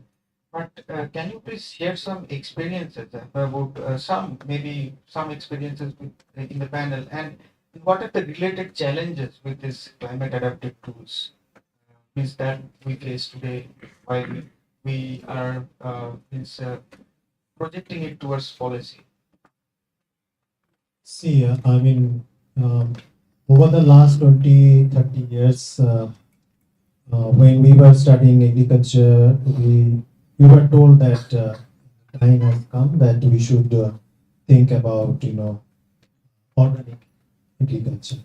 Organic agriculture is not just started all of a sudden. It started 30, 35 years back. The people who actually helped our country to come out of poverty and food insecurity, they themselves understood. They were quite knowledgeable group of people. They understood that over exploitation has taken place because of monocrop, rice. So then they said organic. After some time, over the maybe just 15 years back, then suddenly we started hearing about SRI, general system of rice intensification. And of course, there was a lot of tussle between CGIR institutions. I am an IIIT product, so I did my PhD from IIIT. I recall that during those days, 98, 99, 2000, I don't want to mention any individual name. The person came, visited to IIIT. And the field that I was working, the same field was Dr. Gurdev Singh Khus, GS Khus. I don't know how many this generation people know. So Dr. GS Khus is the person who has developed the rice IS65 and many other rice varieties which many of you are. So he came and he said that the time has come for SRI. So CG was a bit unsure about that, and then he visited parts of our country, and some of our country, especially northeastern part, one or two states, have actually picked up SRI. Tripura, one of the Tripura especially, and so then after a few years, now we started hearing about CSA, and you know that CSA, the first meeting actually took place in Netherlands. You know, in Wageningen Agriculture University. Professor Rudy Rabinge, who was the chair for Inter-Academic Council, and a group of people from CG system. So they actually started thinking about this climate smart agriculture. So see that how, actually just trying to answer your question, that how these kind of things are changing with time. So in a sense, agriculture system is also not stagnant. There is a for the audience, probably you are finding it that I am playing the role of devil's advocate, which you should have played. The thing is that agriculture is also not stagnant. We are progressing. The progress is very slow in comparison to the technology Mr. Chawla is doing. Some of our IIT graduates, by the time I start thinking and then writing down, they come up with a solution so fast. But in agriculture, it doesn't work that way, unfortunately. Because when we talk about agriculture, there is a culture. The culture word is very, very important, which often we forget. Any agriculture of any country, anywhere in the world, is very much intricately balanced with the culture of that society. And the day that we will realize that we are actually playing with their culture, we will understand that agriculture doesn't work the way a software industry or service providing industry, Ola, Uber work. For Uber, you can find a solution I can implement in 48 hours. Agriculture doesn't work that way. It will never work. So, in a sense, now the thing is that I just take the lead of the previous question that you asked about the indigenous technology. That's a well-proven technology. I would say that the mix of ITK, indigenous technology knowledge, and the off-the-shelf knowledge that we have, and also the modern technologies. All of us, we are professing about that balancing of this mix of technology. But you go outside, you will hardly find that is happening. Why it's not happening? The reason is that modern technology is easily available. But when you try to find out the absolute balance of the indigenous knowledge and modern technology, you will not find a single.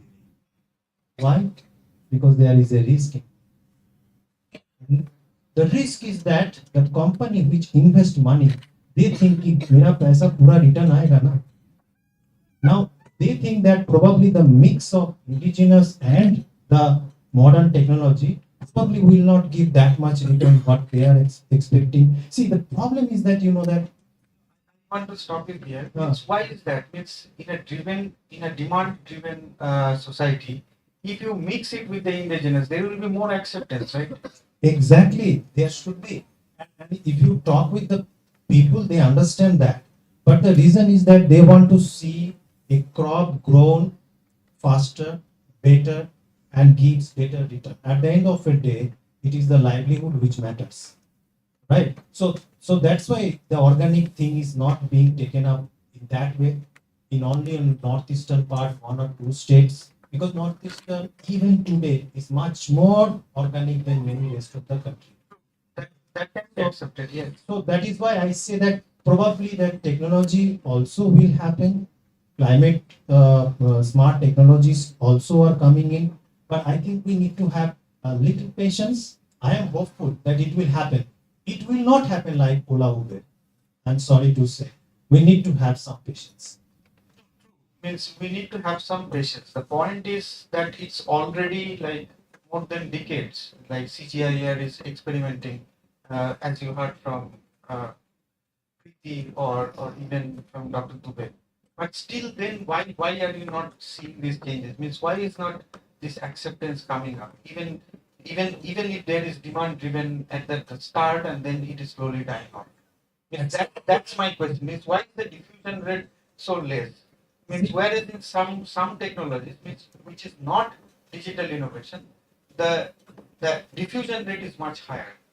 See, again, some of the technologies you ask her that there, even within Odisha, there will be set of progressive farmers. They will be much more faster to have the technology.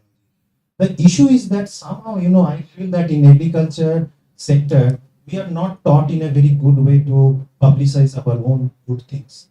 That is one of the lacuna of agriculture sector. I am now at IIT. I see that how our BTech graduate थोड़ा सा कुछ काम किया, the way they present as if that अरे बाप रे दुनिया बदल दिया. But the thing is that I think that the agriculture sector, the glamour is somehow missing the kind of glamour that other. So agriculture, the day farmer will understand he is a much better technocrat than anybody else because he is feeding our stomach. So things will change automatically. We are still miserably failed to give the amount of pride in producing food. ठीक है ना, हम लोग सब कुछ इधर बैठे हैं डिस्कस कर रहे हैं किसके बारे में, फार्मर के बारे में. So now the farmer, if we can give them that kind of status, the pride, they don't want money, but the respect and the pride. You see that. So do you think that this is the problem with our smallholder agriculture? See, that is one issue. But the thing is that extension also, if you see that most of the agents, they also have some target. I'm sorry to say, the thing is that even development organization, they also look for certain time duration. Within that time duration, this has to work. That is what I'm telling. That probably in some pockets you will find the result, but in certain pockets, people are not that much fast. We need to understand that. The kind of acceptance that you will get in Punjab, Haryana, Gujarat. But is it not the right time to actually track why that diffusion means not happening, and we should actually then change? Means that's where the disruption is. Means and that is what I think Kapil was talking about. Means learning from Ola and Uber that it is continuously changing. Maybe it is accepted at some place and it is not accepted at some other place. We have to adapt to that. I think that's what Kapil was trying to mention. Localized, contextualized. Localized and social engineering. Nobody is investing for social engineering. Will Mr. Chawla put some money for 5 years for social engineering, which has no outcome visible? I think no private company will go into social. So that's what I'm telling you. Now, there are certain issues probably we can discuss. Of course. I'm bringing in the other side. Right. Thank you.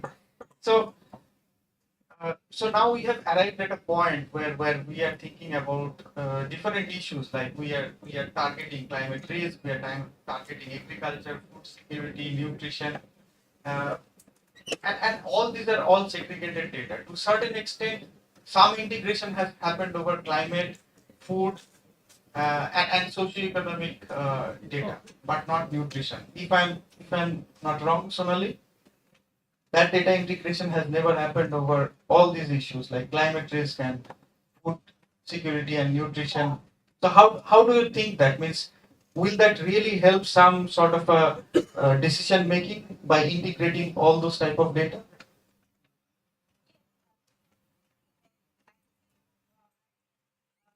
Sonali, just give us a minute. Just give us a minute. We are not being able to hear you. I'll get back to you.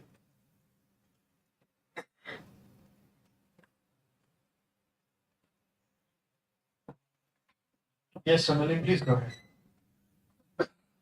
Yeah, data integration is, the need of the hour as of now. If I talk about the public health industry from which I come, I belong, if you ask me, we have a fragmented data set available with the Ministry of Health, Ministry of Women and Child Development. They have independent systems for collecting data for one particular, because when we go to community, they are working, both the departments are working for the same community. but the reporting system is different. Data collection, data dissemination systems for both the systems are different. And now, as we see, whatever the low-hanging fruits that were there, we have done with it, and whatever we could achieve with that, we have done it. Now we have to really, if really India wants to achieve its sustainable development goals and really make a country with a zero hunger and a zero malnourished child, then they really need to come forward and integrate data with different, not only with the health ministry and WCD, but also with the other ministries like agriculture as well as animal husbandry, because there are many examples. Like one of the panelists also ably was saying that, now it is not a time to have a one like that BlackBerry advertisement, like you have a one size shirt and you fit it to everybody. You need, demand driven and context specific solutions which will be acting. Like if you go to Assam, maybe your fishery related initiatives will be more useful. If you go to a place where, where the agriculture is predominant, then agrarian initiatives will be more important or more effective in improving the nutrition. So yes, now it is a time to have a targeted intervention, focusing on the targeted problems and not trying to fit everybody in a single bottle. So that's what I would say. And yes, definitely this will help in proper policy decision making. And already we know, from everywhere because of this COVID-19 pandemic, and before that also, already all the countries in the middle income as well as low income, they were off the track of achieving the sustainable development goals. And COVID-19 again has, pushed it again deep down in that. And whatever the efforts which were there, we have got at least 10 years back in our efforts, which were going towards that. So that's why, and now we don't have a time.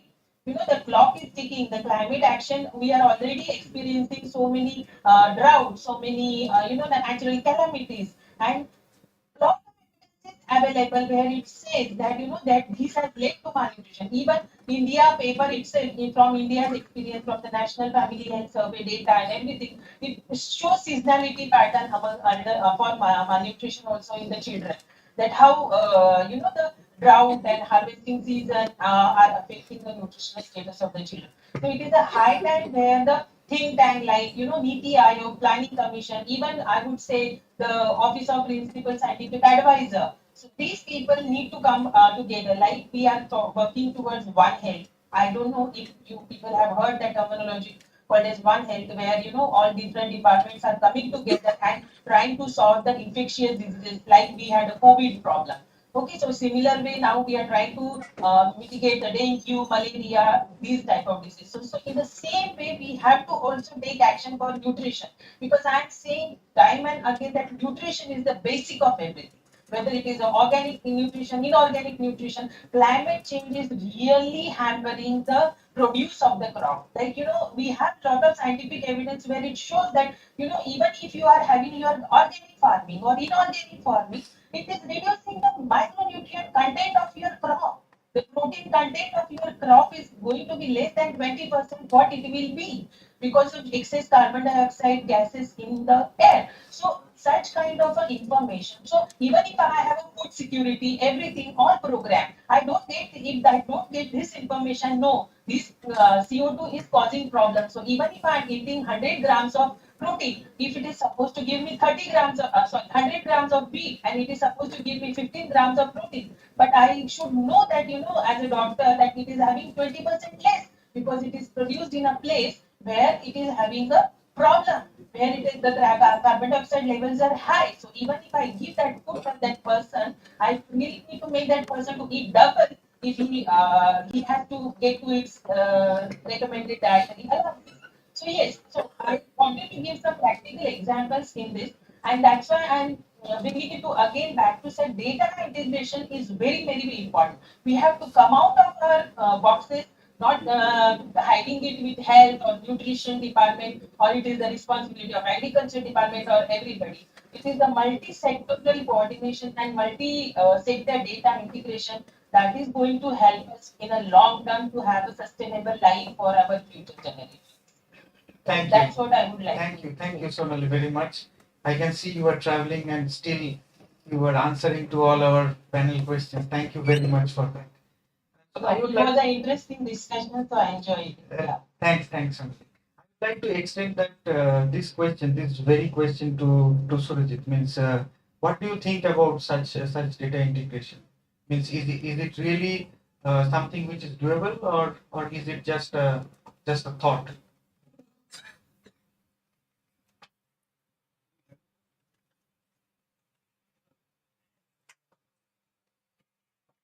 Before going that, I just want to put my thoughts. What Professor. So when you talk about the data science, so I'm just trying to understand the data. So there is one pyramid. Data, knowledge.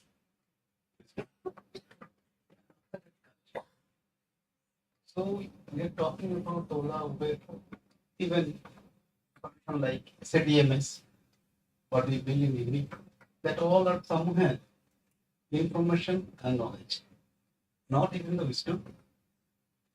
Calculate is far away. So I would say very firmly support what Dr. So we have to understand where is lack, what we can't do, and then that will answer us what we can do.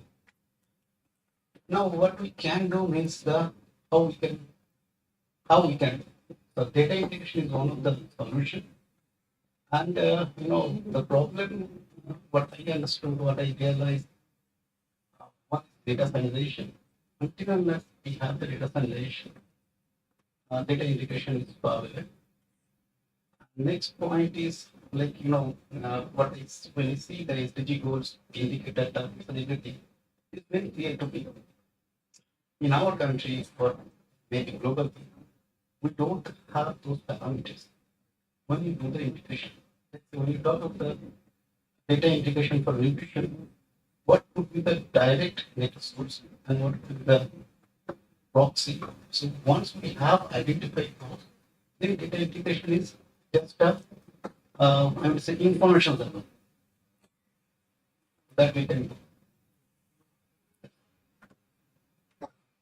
Thank you, Surajit. So understanding that data integration is important means we need an ecosystem for that digital innovation to actually take place.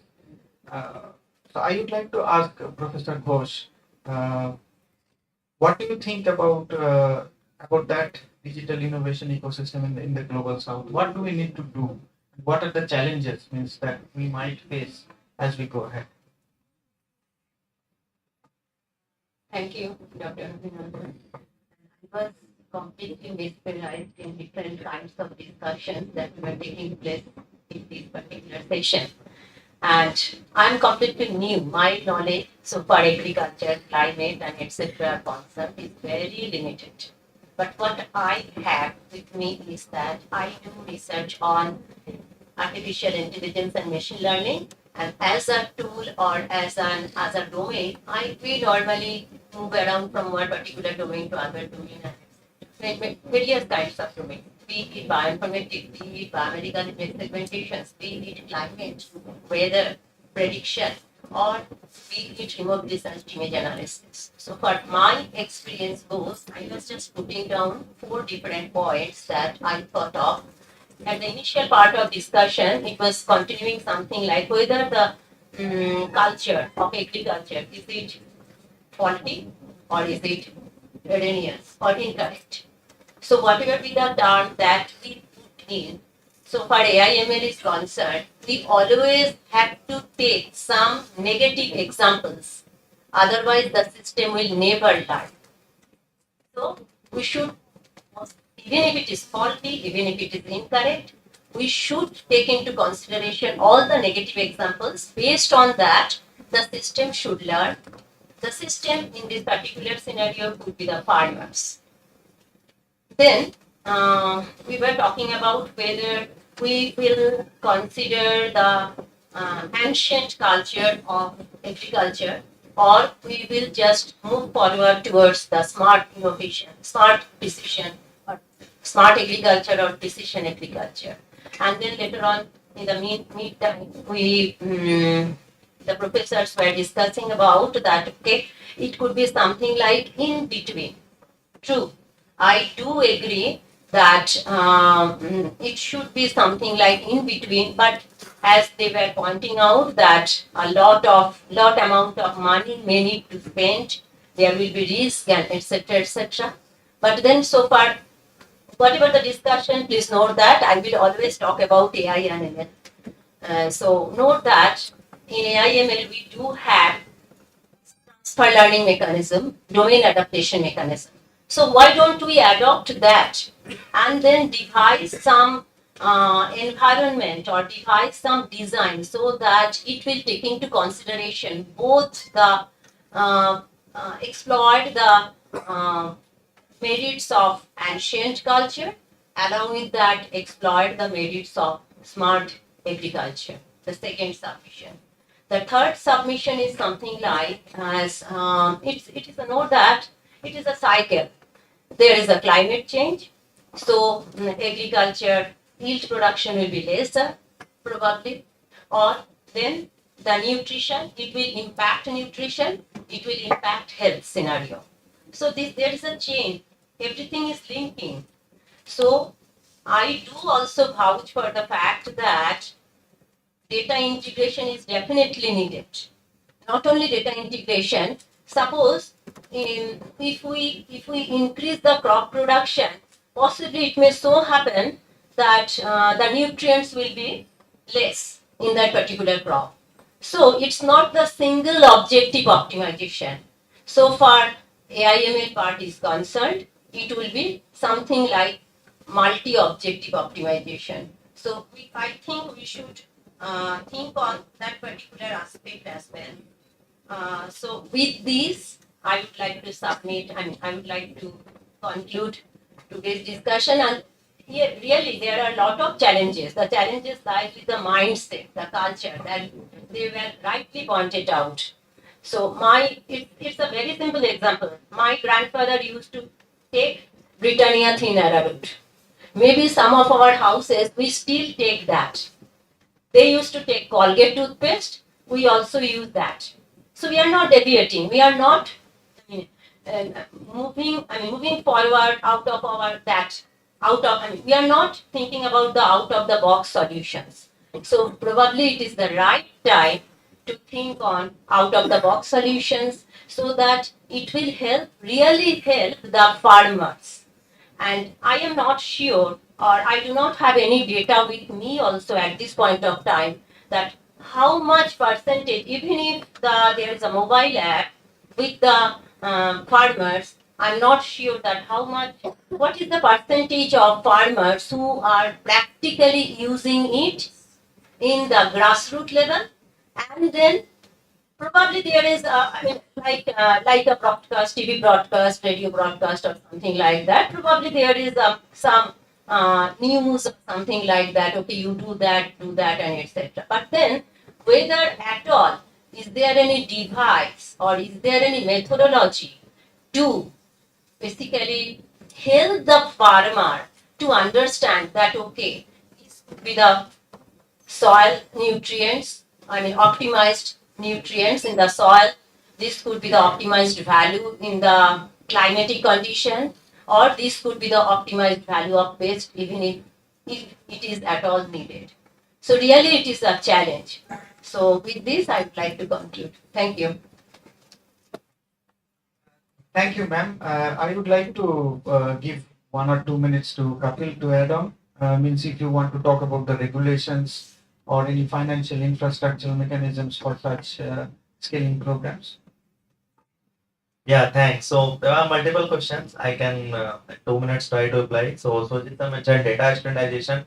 Definitely, there are some talks going on at national level about data standardization and agriculture aggregation, which government has already started agri stack, which is for crop level, farm level, and land level standardization. How much it will be successful, we can see in the future. But definitely, data standardization is already started taking a place.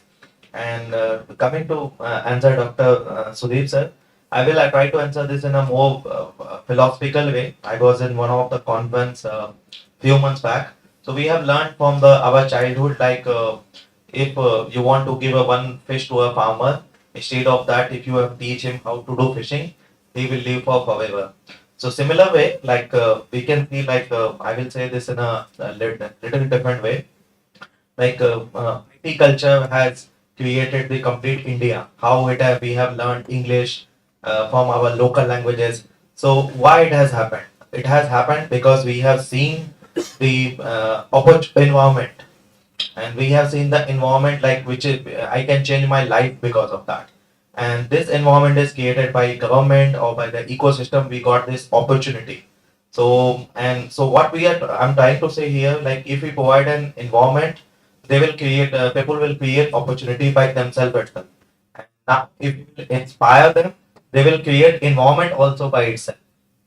So what I'm trying to say here is we need to have a data sharing mechanism. We need to provide this young generation these data to build and find the use case by themselves instead of we suggest. And if we are able to do that, definitely we can intensify our progress within maybe 10 years or 20 years instead of just waiting for 100 years of time. This is my thought around that. Thank you very much, Kapil.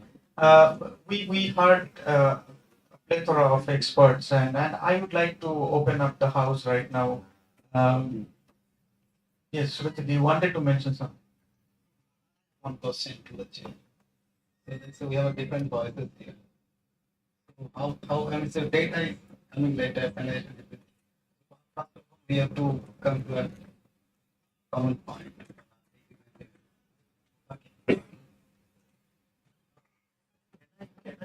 Because Madam has touched actually my heart. So just 30 seconds. Can I have? Yeah, sure. You said no, Britannia biscuit. Can you, madam, tell me that why Britannia biscuit and Colgate still you are following at our house? What is your thought on that? Why? And the answer lies there. This is just one word, mindset. Of This is a tradition. Tradition. Mindset for what? Um, Only tradition. Only tradition. Nothing. This was proven okay, fine, healthier, etc. See, so there are It is not dangerous. two things. Yeah.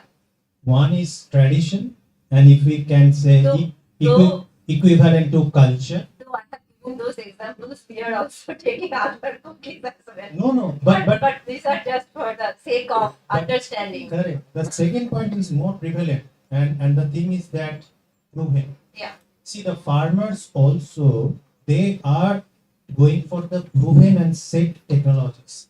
So it will definitely be hard to teach in a new technology for them and for them to accept it.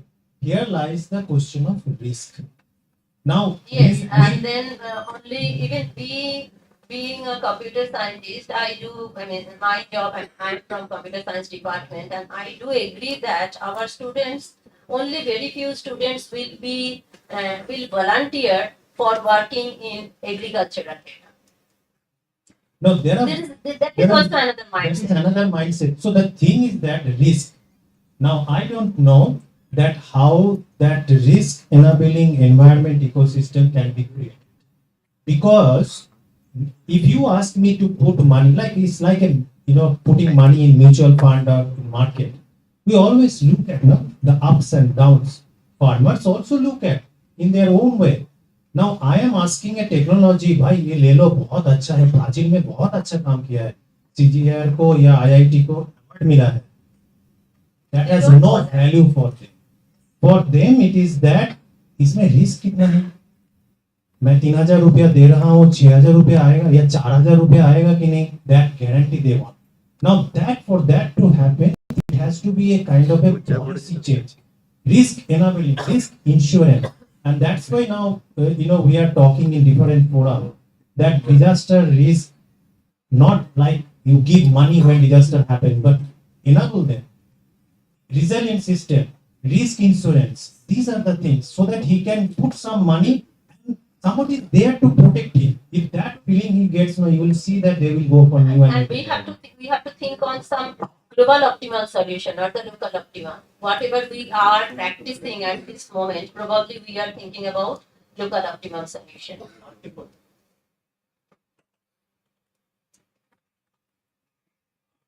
One more point to Kapil's response that sometimes we are blaming to the system. Very fine, we blame to the system. Something, some project can develop something, then sustainability, and you talk about API.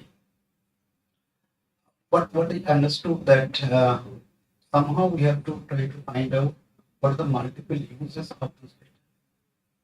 That could be targeted multiple users. When you have a more options, in this particular case, sustainability will be there. So that's why data sanitation, all those things are very important. Dr. Bhakti, you wanted to answer about data integration.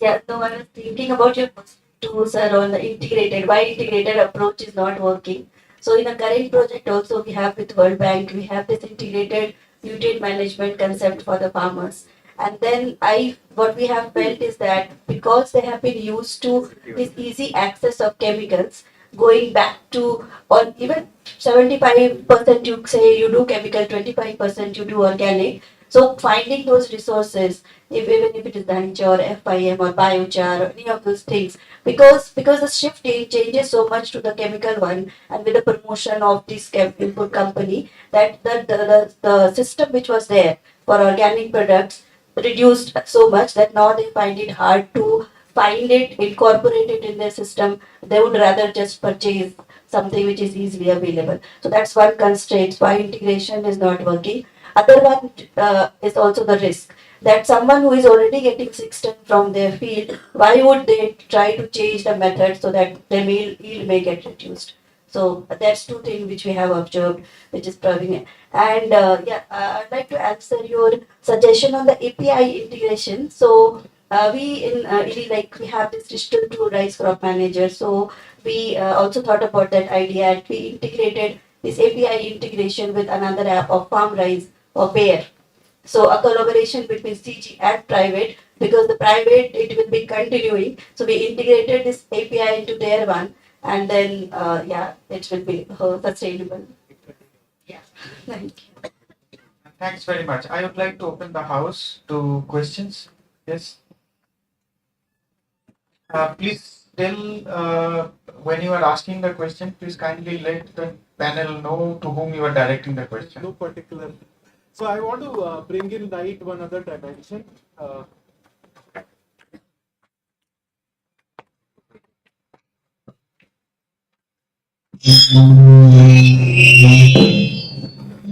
Sorry. Okay, so one other dimension, this farm laws and everything brought in the public debate about regulation. So the systemic problem that all of you highlighted, that things are not happening, your capital is not getting generated in agriculture. That is the core why it's not becoming industrialized. So is regulation part of the problem? What could change?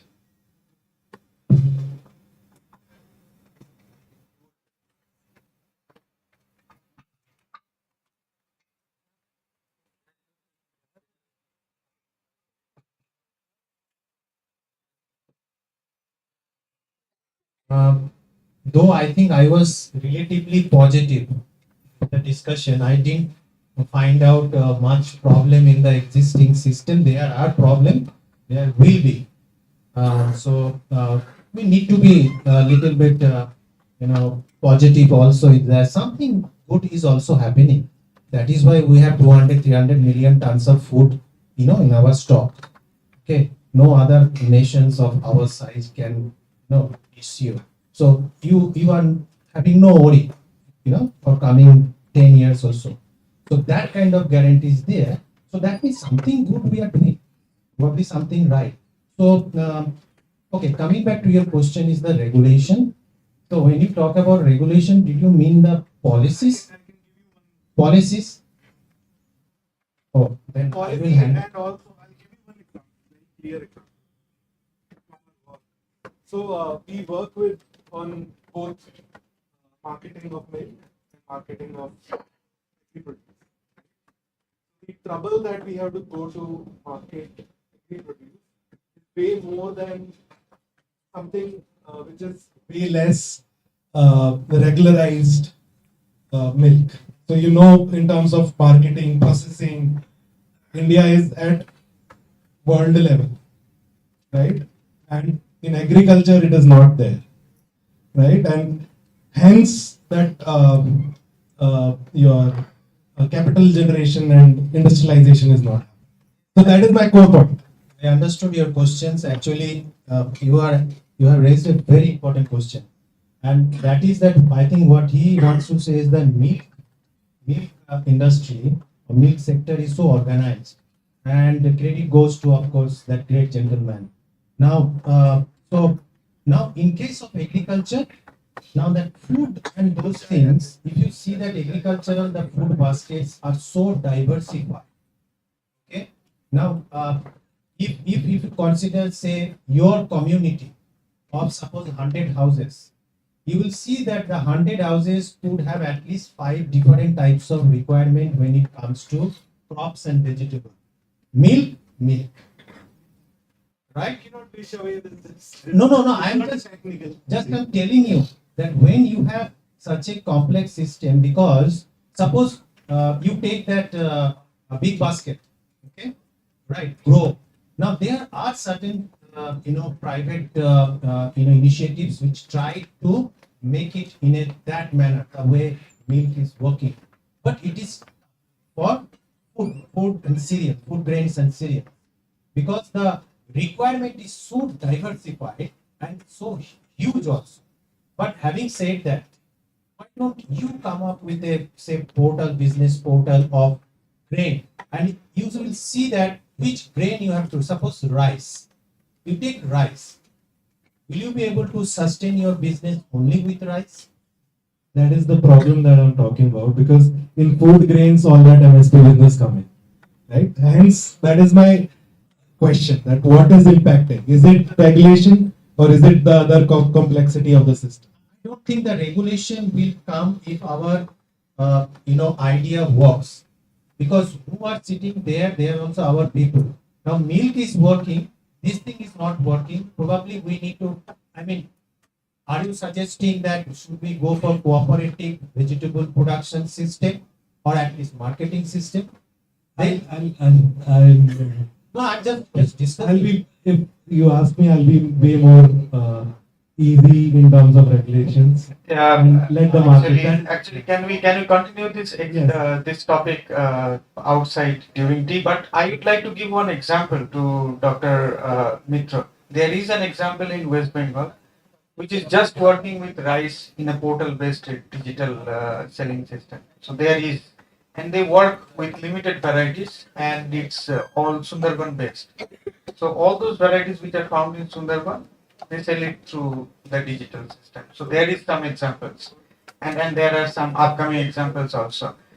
Uh, I know this discussion is so lively and this will continue. So, but this has to stop somewhere. It means it's such a huge panorama and such a huge diaspora.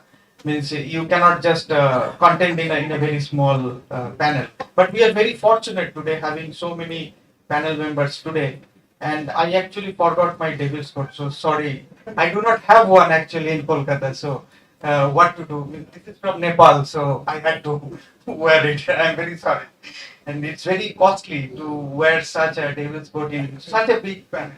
Means it will become interesting, maybe a good fight also. So I don't want to take it up there. But we'll enjoy tea. And thanks to everybody. Thanks to Sonali online. Although you are traveling, means it's really good to have you. And thanks everyone for participating. Thanks very much.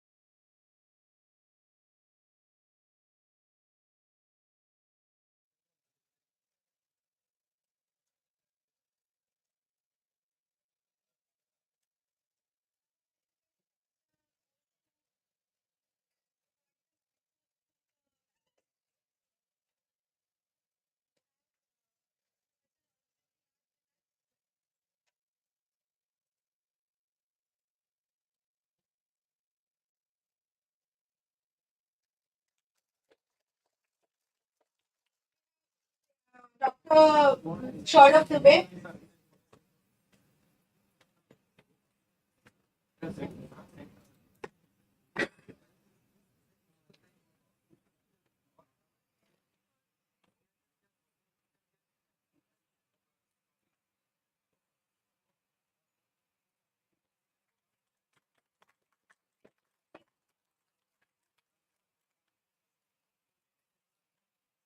We have Professor Shumit Mitra, Shudip Mitra.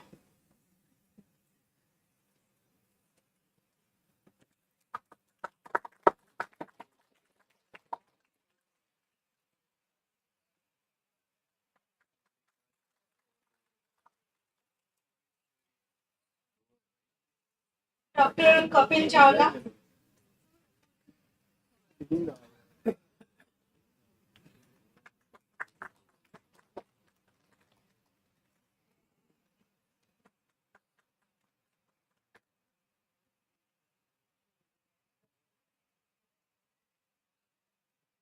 Preeti Bharti.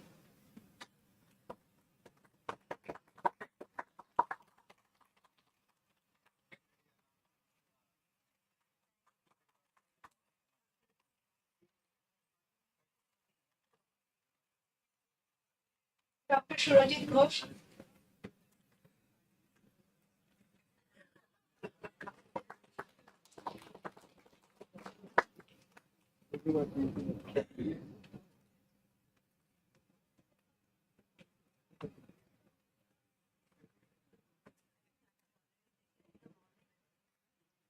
Professor Shushmita Ghosh.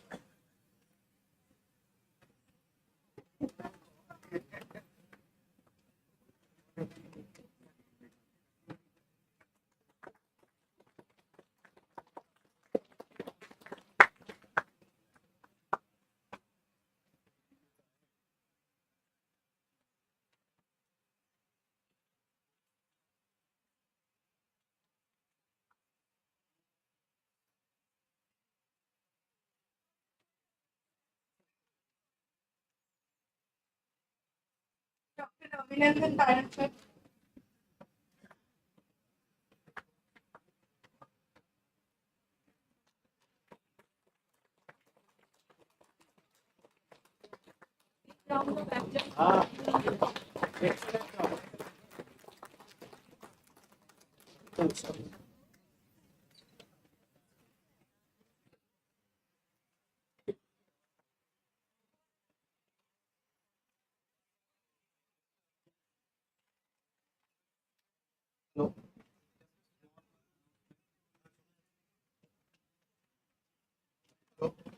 Can you hear me?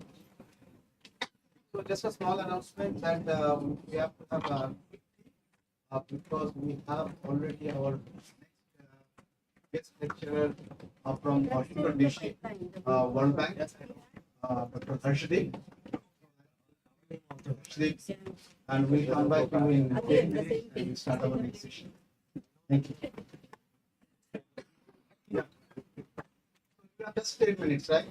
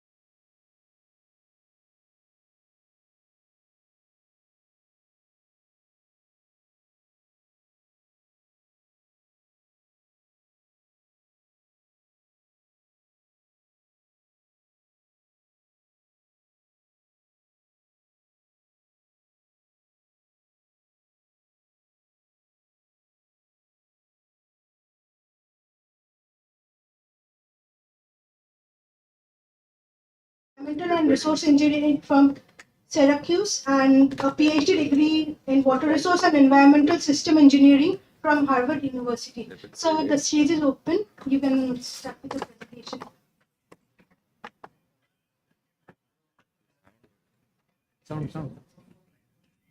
Easy, at least early, and look forward to the next few minutes with you all. I wish I could be there in person. I've been to Bhubaneswar last in, I think, almost a quarter century back during the super cyclone just after that, and I haven't been back since. But great to know that this program is going on. So let me now share my screen. Please let me know if there's any problem along the way, and I'll switch audios to different device if there is. So what I'll do now is give you a quick flavor of some of the aspects of disruptive technology as it's starting to get used for both agriculture as well as other similar systems which support agriculture. The World Bank, we have a new mission as of last month. So it's not just about poverty alleviation, but formally they've added aspects of on a livable planet, which then is a bit related to these aspects of pollution, where agriculture is also a big part of the pollution, especially on biodiversity, where agriculture is a big part as a threat in many cases, but also biodiversity and others as a solution, and especially on climate, looking at both climate mitigation and adaptation. And the challenge with all of these, and it'll be great if someone can mute the feedback. So the key here is to see what's broken. So if we look at the three I's that we normally refer to, there's a lot of issues, and today's workshop is probably going to focus a lot on this, which is related to the first I on information. A lot of the information is always a challenge to go in and access digitally, as well as being able to make sure that it's accessible on a machine so that you can do analysis. And the other bit is that on the institution side, we have a lot of institutions at different levels, and it's very hard to coordinate across them. And there's also culture, sometimes people call a culture of data-free analysis and analysis-free decision-making that really needs to also transition to more modern systems in many places. And India is a great example of how this is changing every day in all aspects of life. And the third is on investments, where whether it's investments on the institutional infrastructure or actual infrastructure on the ground, there's a lot of need for new challenges in these aspects. But the biggest challenge we have is what Rumi said in the 13th century about the elephant in the dark room, where, as we all know, different people see different parts of the elephant and see what they want. This is the same in any, let's say, river basin, where some people look at the whole rainfall and evapotranspiration and so on. Some people look at it from their own department perspectives or their own institutional perspectives. And everyone sees a part of the picture. And it's very hard to try and get a more holistic idea from what is shared on a river basin or an aquifer area and so on, where there are a lot of different people that need to see what's happening in a more coordinated way. For example, if there's deforestation, that leads to facilitation into, let's say, dams, which reduces their life storage capacity, which then reduces the services that it can provide for irrigation and so on. So a lot of these need to be looked at together, and this is where data and information, and in fact all the three I's, could play a role in terms of giving a more comprehensive picture of this area, so we can see the beast in all of its glory. The thing that we have in our corner today, which we didn't have a few years ago, is technology. And we have been trying to define this at the back and come up with three types of technologies. One which we'll focus on today is the data value chain, which is new ways to collect data from, say, on the ground sensors, earth observation, from it could be from satellites, from drones, from airborne surveys, and so on, and also from people, providing information through crowdsourcing or structured crowdsourcing or apps and even analytics and so on. A lot of this data can be analyzed with a lot of these new tools on big data, geospatial, AI type things, and we'll see a bit of this coming up. And also aspects of open data access, which can help create new kinds of platforms and dashboards so that you can move up the data value chain from data to information to knowledge to supporting decisions related to either planning or operations. Similarly, there's another big bucket of technology on where the first one is all mostly software, and the second one is all mostly hardware. We are thinking about, let's say, making things in new ways with 3D printing or even 4D printing, the use of a lot of automation and robotics and new materials, and in agriculture, issues like curated meats and other things which are meats made in lab, which then change the whole cycle of what you need in terms of upstream and downstream industries related to livestock, a whole bunch of agricultural technologies and so on. We'll see some of those. And third big bucket on less to do with technology, more to do with platforms, where different stakeholders can access each other and enabling systems through digital money, which, for example, in India is becoming really big now, as well as looking at sharing ideas in new ways, or learning in new ways, or just to have social networks with each other and so on. And these kind of things could then help any farmer in the middle of nowhere connect to global value chains as well as part of these systems. I'll send this presentation later to you folks so you can check out some of these links that we have, where we've created some ebooks and other things to go further in detail on these aspects. But coming to the data side, whenever we go on different projects, and I've been at the bank, as was said, that it's 27 years or so now, we usually have reactions like, we are in the middle of nowhere, of course we have no data, or the reaction that always comes in India for sure is, of course we have lots of data, but it looks like most of this data, the only digestion is happening by termites and not people. And the new normal that we have, which is with all of these different kind of data streams coming in, we all deluged by data, but how do we then make sense of it and actually drink from this deluge becomes the big problem. Right? And there are lots of trends that really should be changing. Unfortunately, we still haven't got fully out of this to go from paper records and retail level systems where somebody is doing something for one area and one farm and one watershed and so on, to more wholesale level systems which are based on more open data, easily accessible. Studying in Madras IIT in civil engineering, all my water resources classes were done with data from the Colorado River in the US, because all the India data was secret, which is not a great way to use academia. But now the bank also has been helping with some 3 generations of hydrology programs, and they're doing a pretty good job of starting to put data in. Of course, things would always be better in more open formats, which then everyone can use for a lot of these kind of analytics and dashboards. So we need to all go away from these ways, which we are all part of the problem. When we say, come to our website, look at our data, register here if you want to get this, to something which is a bit more modern, where we are using open APIs or open geospatial consortium, open formats, and so on, where a lot of these data then become cloud-based and can be used for a lot of the analytics that are needed. And this is something which is, especially in agriculture in India, could really benefit from a real revolution in many ways.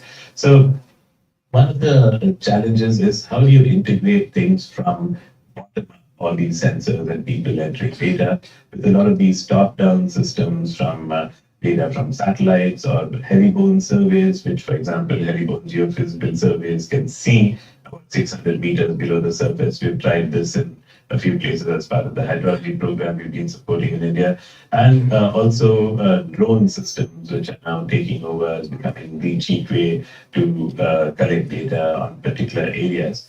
And to integrate it with data that's been saved from the termites and generated by different models, so that a lot of these can be leveraging cloud services so that data can be used in rooms like the one you're sitting in, which could be become operational control rooms, or through online systems. So everybody's phone can become part of a decision support system in your targeted group, leveraging a lot of these new technologies that are coming in as part of these systems. What's really changed the visualization also over the years.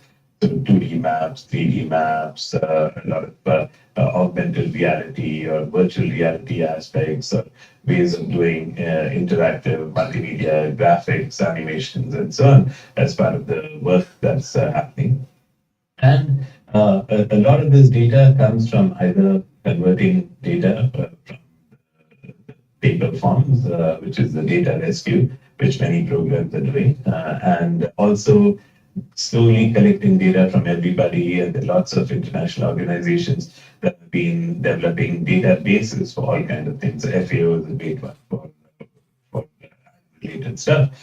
So things like these on wastewater treatment everywhere in the world, and also new ways of getting data from sensors, slowly leading up to an Internet of Things type revolution in terms of different aspects. By the way, when you get these presentations, there are lots of links here, ebooks for each one of these things that you can explore as well.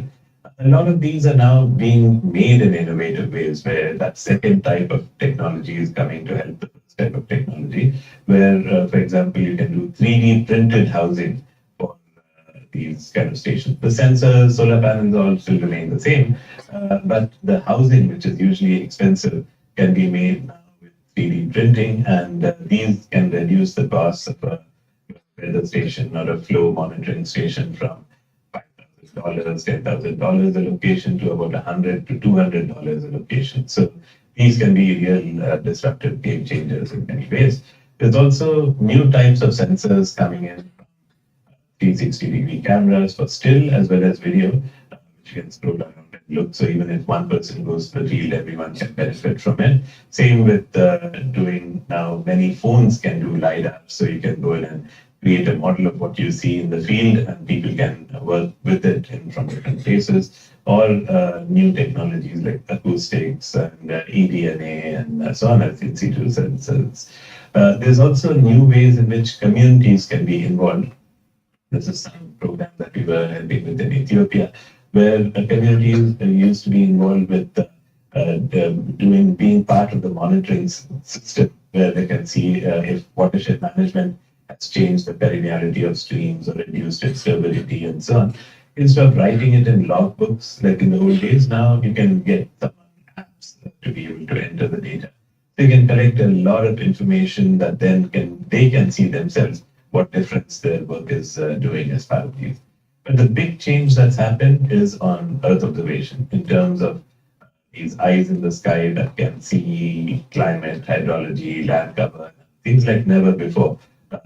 There's a lot of new tools out there, from looking at lake levels from space to even estimating flow from space to, for large areas, looking at groundwater changes and even water quality and so on. But these things are getting higher and higher resolution and more frequent to be many times a day, for example, to try and give you a full synoptic picture of the world. And many of these are becoming free. So with these, you can get a lot of very high resolution imagery anywhere in the world, and be able to then leverage these in simple tools like we use all the time, like Google Maps or Google Earth and so on. And a really nice thing about these is that not only do you get a good kind of two-dimensional image of whatever you're interested in, but you can also start getting three-dimensional images for leveraging these for different aspects of data and be able to visualize a lot of the landscapes around us. And you can even start putting a lot of GIS data on top of these as well, or even look at elevation profiles or other things using these systems. And for any of these locations, you can also start, leveraging a lot of the 360 images that already exist for the location and be able to visualize a lot of these going ahead. And what's made this even better is now drone imagery. The best free satellite stuff out there is about 10 meter resolution. The best paid version is probably about 30 centimeter or so. And now with drones, you can get even 1 centimeter or more type resolution. You don't need to visualize places, but even do online analytics to say what areas, without even extra sensors, to say what areas are above a certain elevation or what areas are below a certain elevation, or to look at the status of civil works, or be able to do simple analytics to say, for example, I just want to find out what particular length is, or what the areas are, or even things like cross sections and so on for flood affected areas. So all of these are new tools that will help us slowly move up the data value chain from data information to knowledge to decision support. But if we see this in action, it's important that we don't wallow at the data level. We think of what decisions we want to support. So if it's a real-time decision, for example, like we want to cope with floods, then the knowledge we need is early warning about the flood and recommendations for what to do when you get the warning. To do that, we need a lot of information on weather forecasts, hydrologic forecasts, or so weather forecasts are pretty good in the country. Hydrologic forecasts are just starting. Inundation forecasts are almost non-existent right now, which really need to get out there. And these need a lot of different types of data and analytics and people and processes and so on to be able to help make that one decision. So this is where it's important to see the ecosystem of the data value chain, not just focus on one new type of data or one new type of model for these systems. It's part of this work. So it's important to see if we can come up with conceptualization of these data value chains for different aspects that affect agriculture and other types of development. Please, when you get time, do check out our geospatial platform. It's pretty cool in the sense that you can see satellite images, at least the free ones, and be able to see even the most recent ones, or being able to leverage data from and tools from Google Earth Engine, for example, to see where there's deforestation or where there's pollution or other types of things. And these become a really nice way to leverage a lot of the work that's happening. So if we see this, for example, in action, so let's say we want to have a closer look at Bhubaneswar, where you are. And so it's a great way to not only put satellite images on top, but let's say you go upstream and look at, let's say, one of the temples of modern India is Nehru put it, and Hirakud Dam, which comes conveniently labeled. So if you go in and say, I want to see the watershed at Hirakud Dam, so you could generate a watershed at any point on Earth, and it would then create a watershed for that area. And you could go in and run analytics for, let's say, you wanted to look at something like which are the deforestation hotspots in the catchment for Hirakud. So to be able to look at the Hansen data, for example, and be able to quickly see where there's been tree loss in this area. Or if you wanted to change that data set to population data, there's many different population data sets. Actually, Facebook has become one of the better ones now, with nothing to do with their own data, but 30-meter resolution through building footprints and so on. Or you can see World Pop, which is based on cell phone data, adjusting your admin data. You can see mostly low density population, but there are lots of these urban places in the catchment, like Bhilai and Bilaspur and Raipur and other things. So to be able to leverage a lot of these types of tools for your work, and also to see, for example, things like tools like GRSS. Please do try this out with the Global Agriculture Disaster Assessment System if you haven't, from the USDA, that's global. And you can look at lots of public data, including US Air Force data on what's the rainfall monthly level, let's say in 2020 or 2021 or 2022 or now 2023. even up to as recent as I think about a week or so back, you can start getting a lot of these types of data sets as part of this work. And the nice thing about these, it puts the world in your hands in terms of a lot of these different types of tools that are out there for being able to visualize. This one is from something called Earth, for example.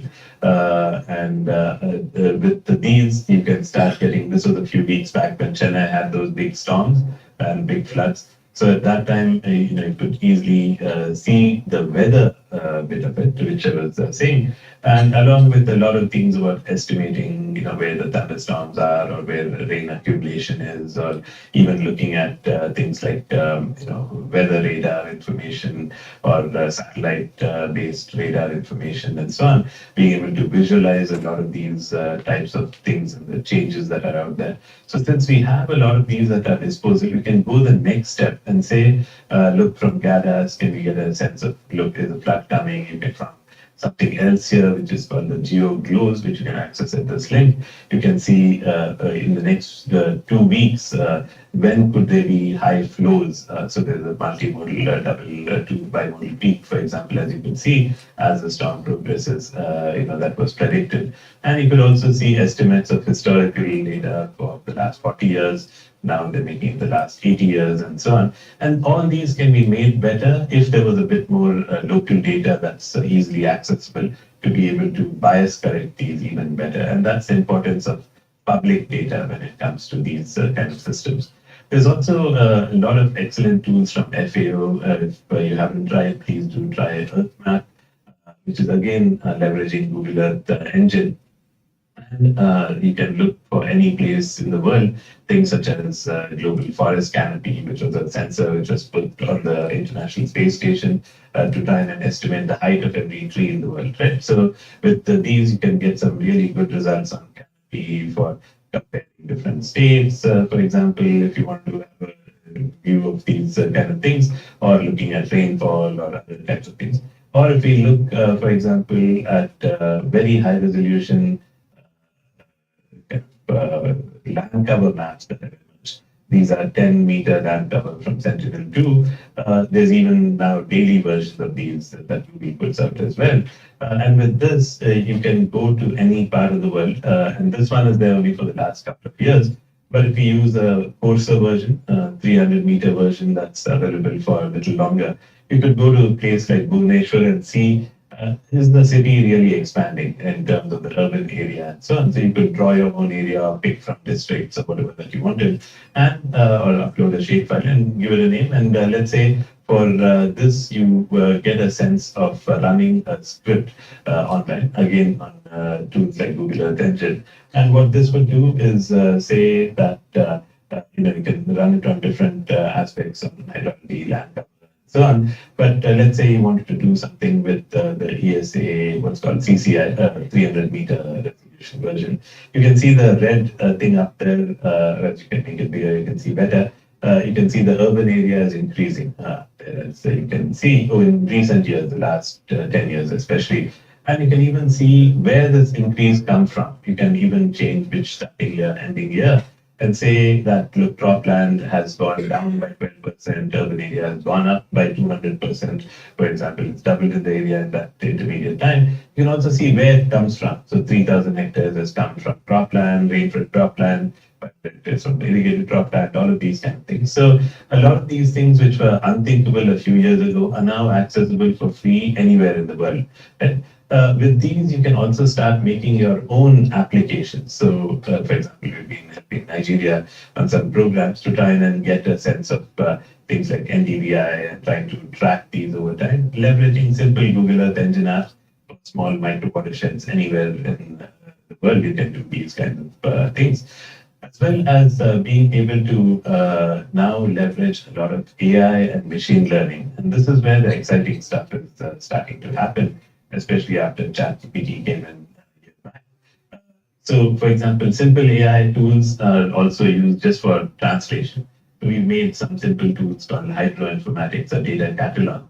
So even whenever you do these automatic language things to try and make it into Bengali, Korea or whatever, right? So you could go in and start leveraging a lot of these AI systems to be able to do these kinds of translation. And it's not bad. It used to be very laughable 10 years ago, but now it's really pretty good in most of these places. And you can start leveraging these kinds of tools for all the work that you're doing. So you can even say how good the translation is and so on. But it's also helping us do new kinds of things. For example, imagine if we had a database of every building everywhere in the world.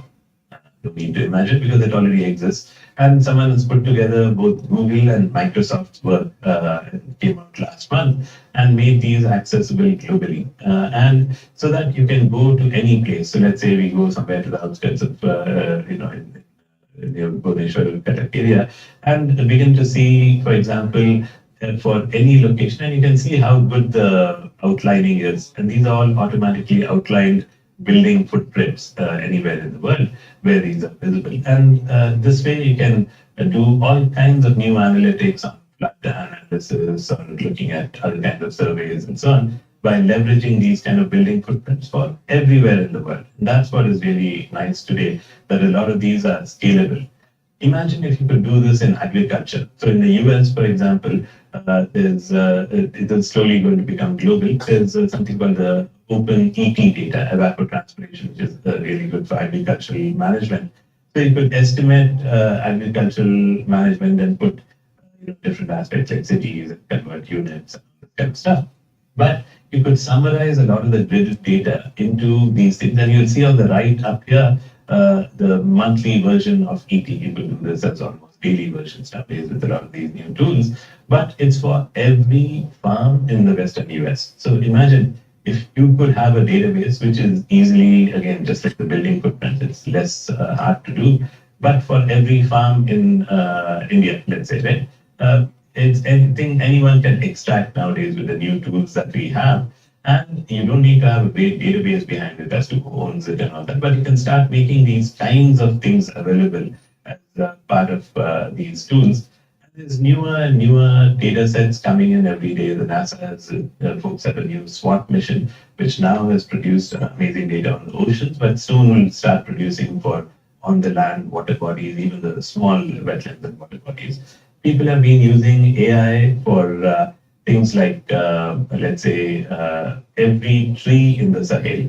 So Compton Tucker, who invented NDVI and so on, came up with this recently this year, which was to say, look, if we look at the Sahel and map all its 10 billion trees that they have, what would it look like? So to be able to develop systems like these, and you can access these also when you get the links, is to say that this is every tree in the Sahel, not only to map the trees, but through the shadow lens and so on, they computed how much carbon it sequesters as well. So for each tree, so these kind of things could be a big change in things like agroforestry and rewarding farmers for doing this kind of work and so on.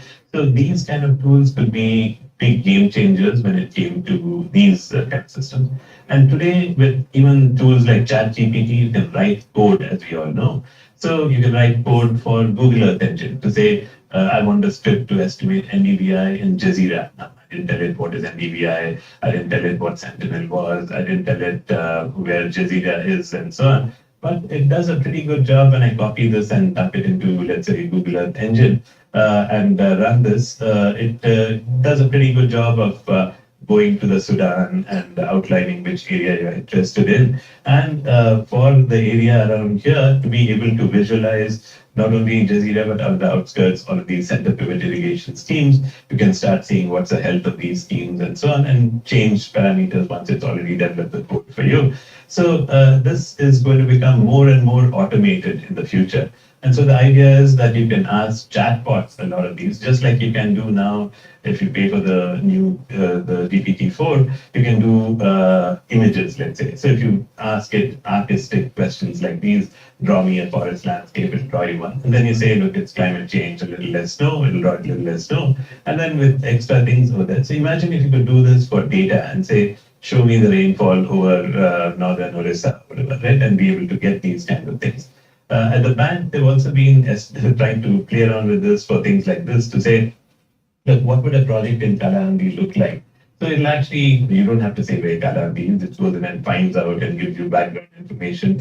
And then even tries with, after being trained by some 4,000 project documents, it'll try to say what could be the kind of project components that could be there. It's still not ready for prime time, but these are the kinds of tools that are coming, right? And it still uses in a lot of these older safeguard policies, not our new ESFs and so on. But a lot of these are just giving you illustrations of what's coming in the future. And this is where a lot of you, I think, working on these kind of tools could help make sure that a lot of these are both useful for your work, as well as remove the drudgery from all of them. And also make sure that you always have your A team working on every possible activity that's happening, because it's representing your shared thoughts and shared knowledge.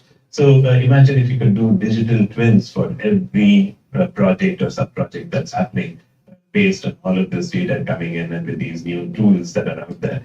Or like we are trying now with, stop the screen because my computer is acting up. I'll just share again for the last couple of slides, where the key is to try and say, look, is there a way in which we can start looking at what these projects could look like before they are actually built? So imagine something like this, where you look at a landscape, this is in the chat, and say, what would this landscape look like if you had, let's say, solar irrigation happening, right? So you could imagine the same landscape before a project is built by building a virtual project and saying, look, this is what people had as a concept of what the solar irrigation, that's where the panels would go, that's where the fields would be, and so on. And you can use this to discuss with the local governments and stakeholders and communities to say, is this what you want? Did you want something else? And so on. So a lot of these tools are becoming great ways to make all your mistakes in the virtual world before the real world and make it better for what you're doing. And finally, just want to plug, we are starting something called a Livable Planet Open Data Initiative to try and see how we can build a way to help liberate a lot of the data that could be really great for developing a new range of cloud services and support a lot of the open data access to create new kinds of applications by having a lot of data from the different sources available, especially critical data that today nobody is collecting, like the river flows or soil moisture or crop yields and so on, and making these into APIs that can unleash a whole range of both free and hopefully low-cost paid apps for early warning or for ag advisory, so that it's not just a rich farmer, but every poor farmer everywhere can get on their smartphones agricultural advisory that gives you almost precision agriculture advice on your little farm. Right? And you can even compare yourself to the rest of the crowd and so on as part of these, and be able to automate a lot of the processes that are there. And with the same type of automation, also do what's called digital monitoring, measurement, reporting, verification, for especially things like agroforestry and others, where you can use a lot of the emerging global funds to be able to reward smallholder farmers or to improve sector planning and decision support systems and so on. So a lot of these could really change the world as we know it if we all work together to try and pull a lot of this information together and set up systems, especially with not only digital payments, but also ways of being able to access almost expert system type work, like we're trying in the Sahel, to say, look, for any location anywhere, can we get a sense of, based on the slope and the rainfall and the land cover, what kind of interventions can you do in a watershed management aspect? And for each one of these to look at the WCAT database that exists to try and say, look, what do we know about how to do that particular technology, and be able to leverage a lot of the information that's there to help people make decisions better on different types of investments that could be done. So there's a whole new world we can imagine of things that would be changing, with especially going towards this precision agriculture for all, and to help us reimagine development in new ways.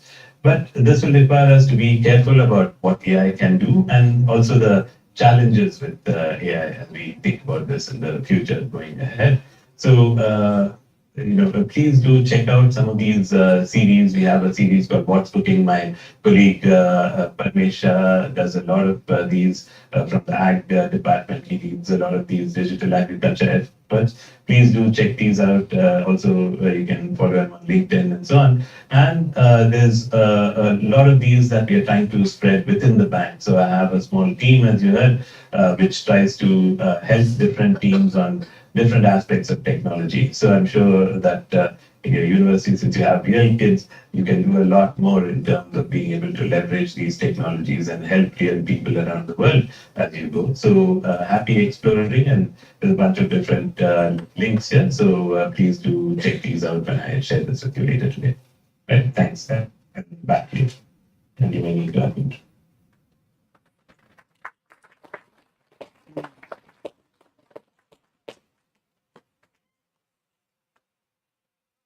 Thank you, sir. Thank you for making the effort to wake up early and share so much with us. Am I audible, sir? Yes. Yes. Thank you, sir. Thank you for waking up early and sharing your incredible expertise with us. Your dedication in crafting such an inspiring and thought-provoking speech hasn't gone unnoticed. Your generosity in sharing your insights has left an indelible mark on us, and we are deeply grateful for the impact you had on our perspectives. Thank you so much, sir.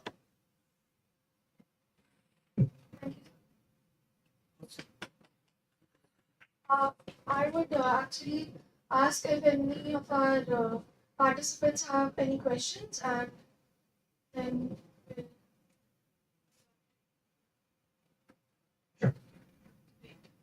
so any questions we have for sir?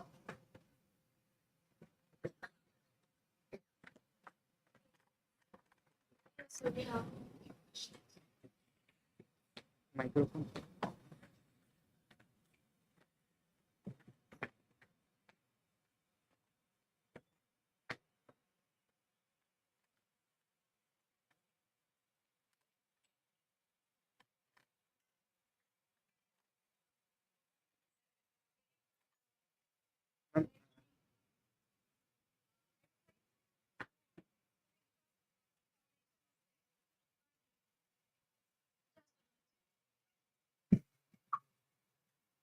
Am I audible? Yes, yes. Thank you, sir, for such a enlightening talk. So really so much of data and information, and already so much work has been done. So we can take up it to the next level. So can we get some kind of like hand holding, like how we can use these all these platforms and have some kind of hand holding and training to take it to the next level and reach to the people? No, that's a really good question. And by the way, please don't call me sir. The Queen didn't knight me before she passed. Quickly on this, along with this, as I said, I'll send you a bunch of I will send you a bunch of links, and there we have a lot of these interactive ebooks and with a lot of videos and other things on these different tools that are there. And also, this includes a lot of discussions with some of the experts in the field from everywhere, from India, from NASA, European Space Agency, FAO, and other places. So please don't be intimidated by these things. It's just that there's a lot that we have to already hit the ground running. And a lot of these are available, in our at our fingertips today for free, right? So don't think that you need like huge subscription services or something to access these. And please do get familiar with a lot of the tools that are out there, especially to do with online GIS or especially Google Earth Engine, because they've sucked in all the world's free data. And with a few lines of code, you can do really amazing things which are scalable for all of a particular region or even all of the world and so on, being able to access these. So and there's a lot of amazing online resources to learn a lot of these kind of things as well. So I'll just add another slide with more resource links when I send this. So please do check this out, and anytime, please do reach out on whatever on LinkedIn and other things. Also, we can get nowadays. My kids team are much smarter than me, and they can also help answer any of the questions that you may have. But the main thing with this is to just do the Nike approach and just do it, so that then you'll see that it's getting easier and easier as you go. Because it takes very little time to learn a lot of these new skills that are there, and you'll find a lot of reward by putting in new kinds of insights on any location or on a new theme, which can be done in a matter of minutes now compared to months that it used to take earlier. Any other question? Yes, you have one more questions. Hello, sir. Good afternoon. Sir,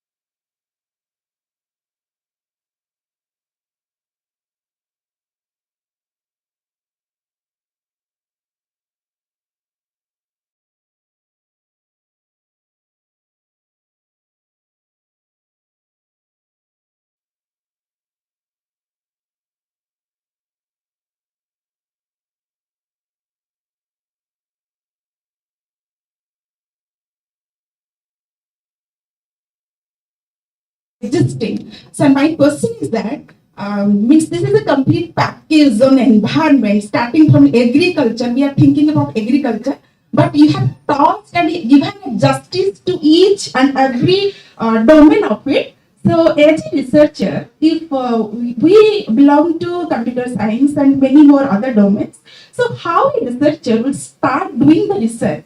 Because in a very time you have many things, and I think it will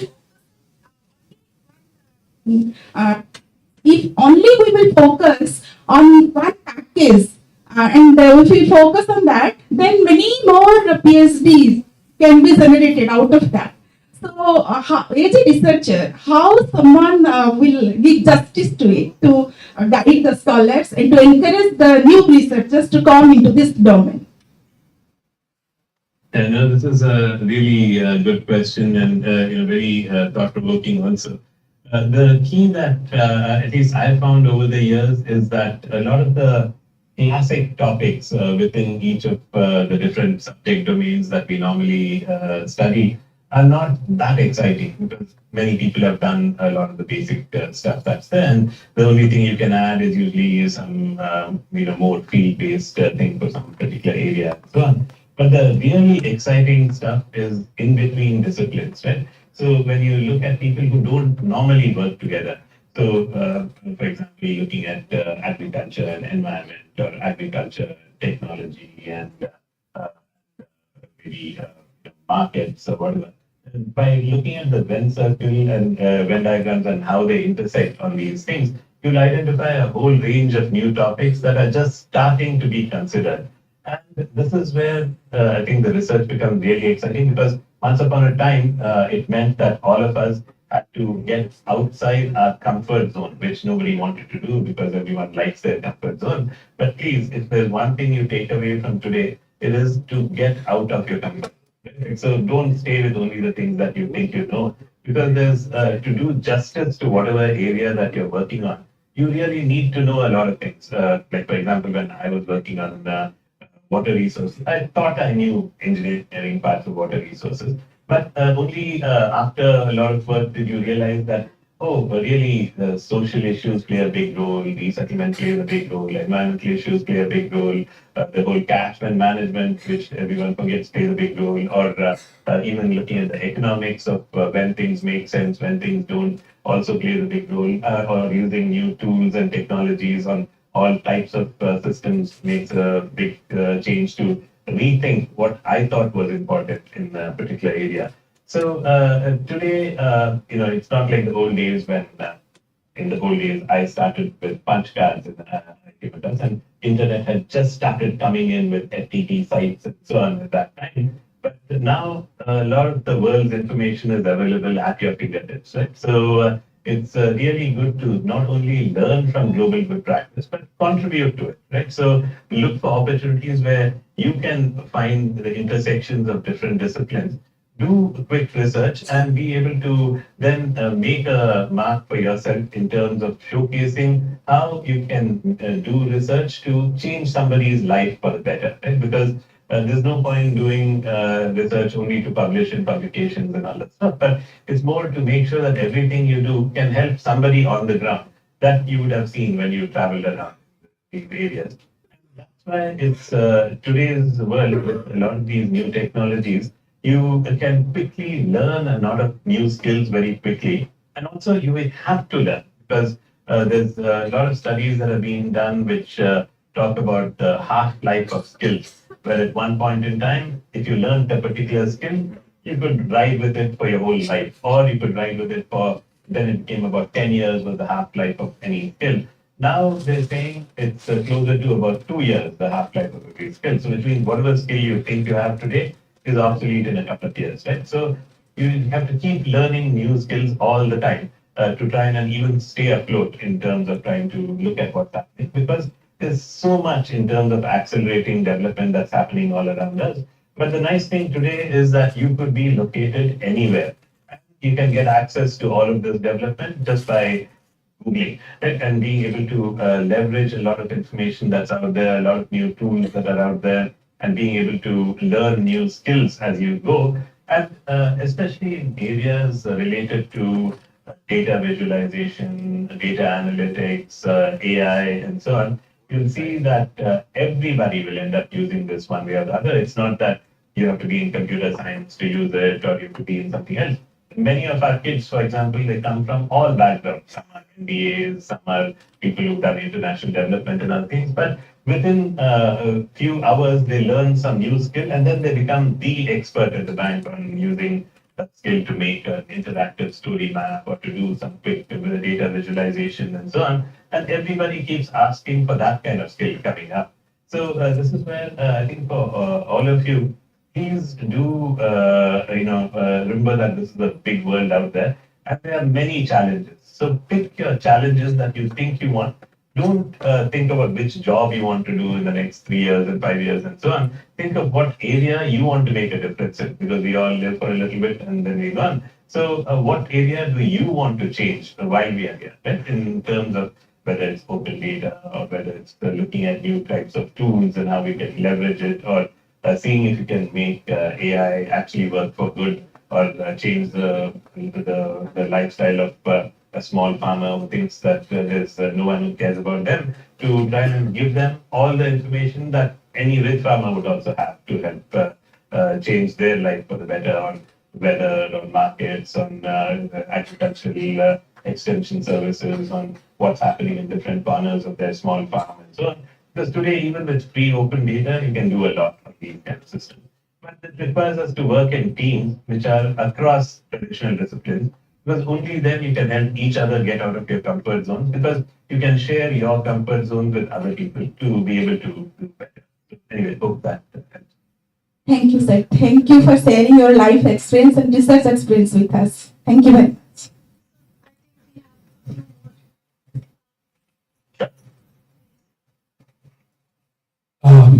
Thanks a lot, Harshdeep, for the talk.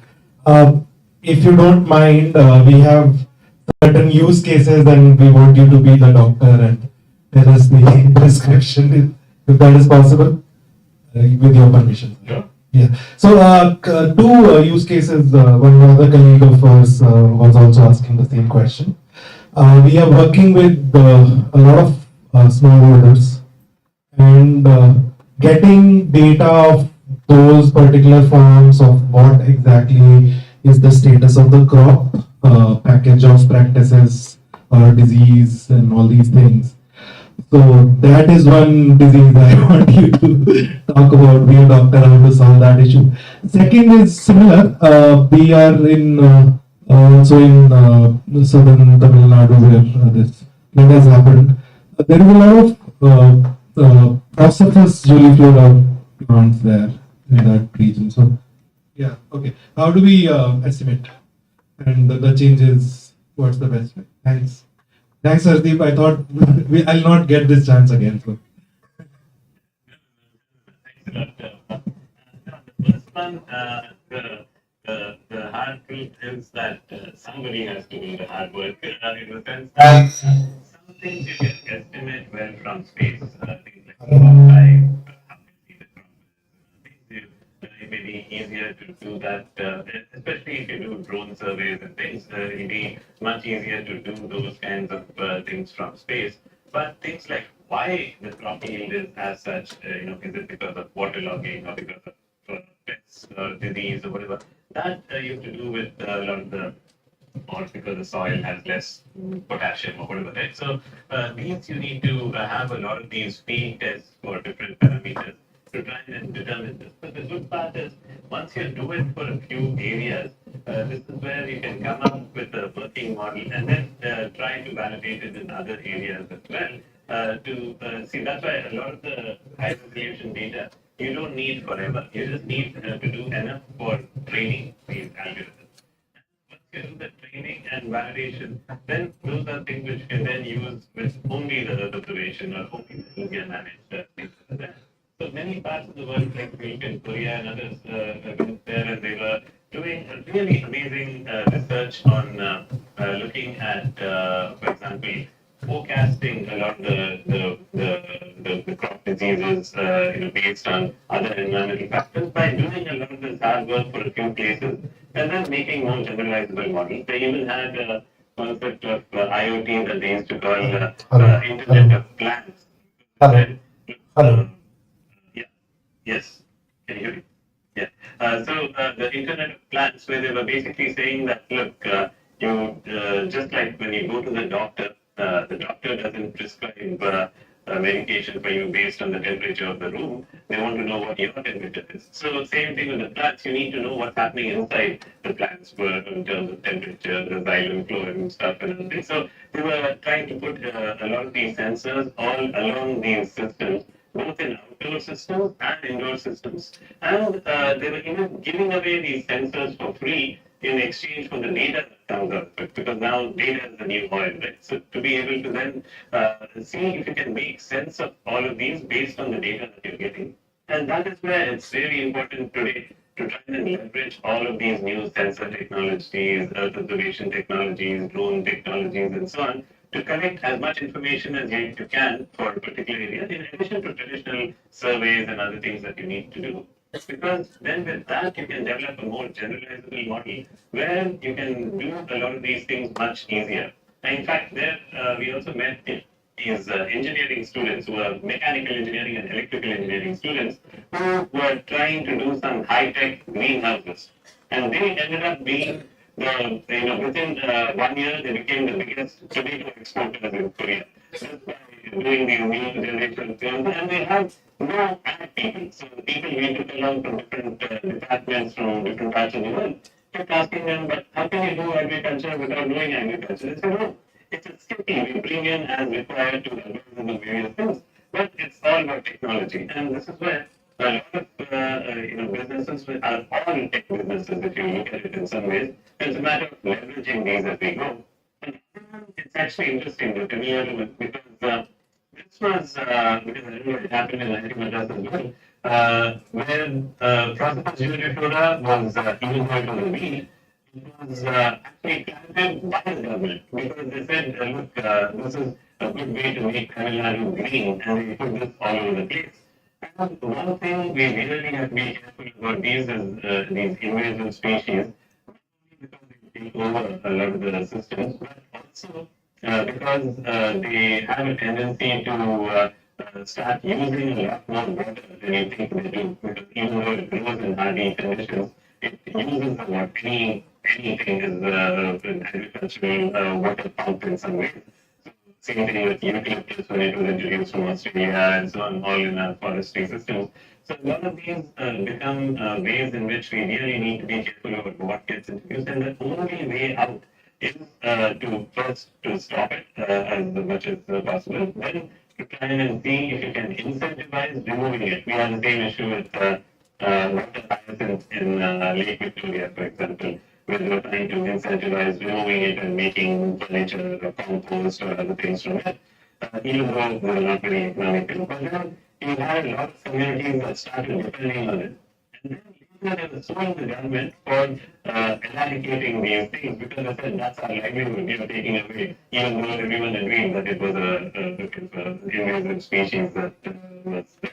So all of these kinds of weeds are things which also kill the other biodiversity that is there in the system as well. And it's something which really needs concerted effort to stop it first and then to try and see if we can incentivize it being removed in different ways and but in a more sustainable way where when you do something with the land that has been that this has been removed from, otherwise it will keep going back again and again. And, but it's a difficult problem. Yeah.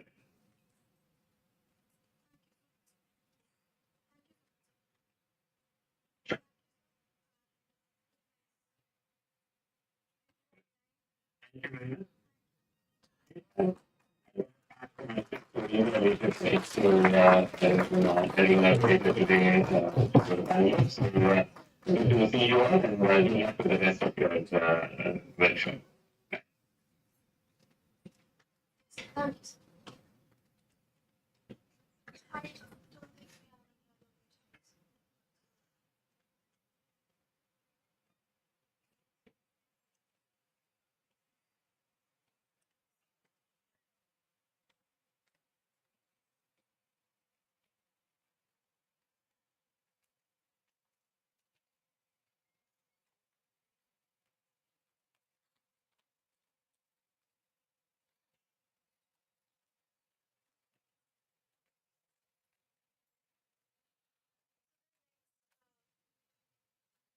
Next lecture we have uh, Professor Sudhir Kitra sir and Professor, yes. Am I audible now? Right. So he is the founding head of the Center of Disaster Management and the core faculty at the School of Agro and Rural Technology, IIT Guwahati, and it's coming.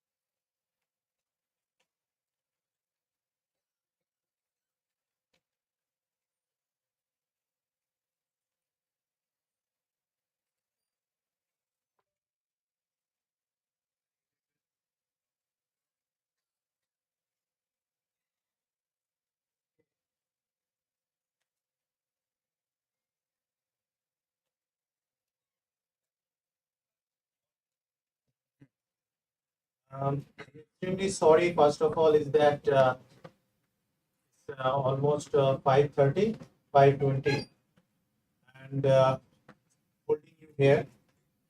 But I will be brief, first of all, because I myself is feeling tired. And where is the host? Rojit? Yes, he must be feeling tired as well. So anyway, it was a kind of a fascinating talk that we were listening. Something that at IIT we often do with our students today. Crazy ideas, disruptive in real sense. But now I will be sharing something which is relatively stable one, which is well tested, and something which is directly related with the workshop that we are having here. So I am coming from a beautiful campus. Some of you, I don't know whether you have visited. Oh yes, that will be better. So this is our IIT Guwahati campus, and some of you want to do PhD. You are most welcome. And here, actually, this is the Brahmaputra, as you see, just 50 to 60 meter inside our campus steps. So little bit of heavy rain, the backwater comes inside the campus, and that's why we have a channel which takes away that water. And this is our auditorium. We had the cricket World Cup final match here, of course. So this is one lake, we call it Serpentine Lake. When students are in BTech, they enjoy it very much. From MTech, they don't enjoy much. I don't know why. That's the feedback I have. And so this is the campus, as you see. This is our library. People say one of the largest library in the IIT system. And this is our classroom, 4 classroom, gallery type. And this is the core complex. Just behind that is again river, and here is Ma Kamakha on the top of this mountain, blessing IIT Guwahati. That's how we are settled there. Campus is growing every day. The beauty of this campus is, I mean, it will be getting affected, but that is part of it. So we actually very recently developed a new center for disaster management and research.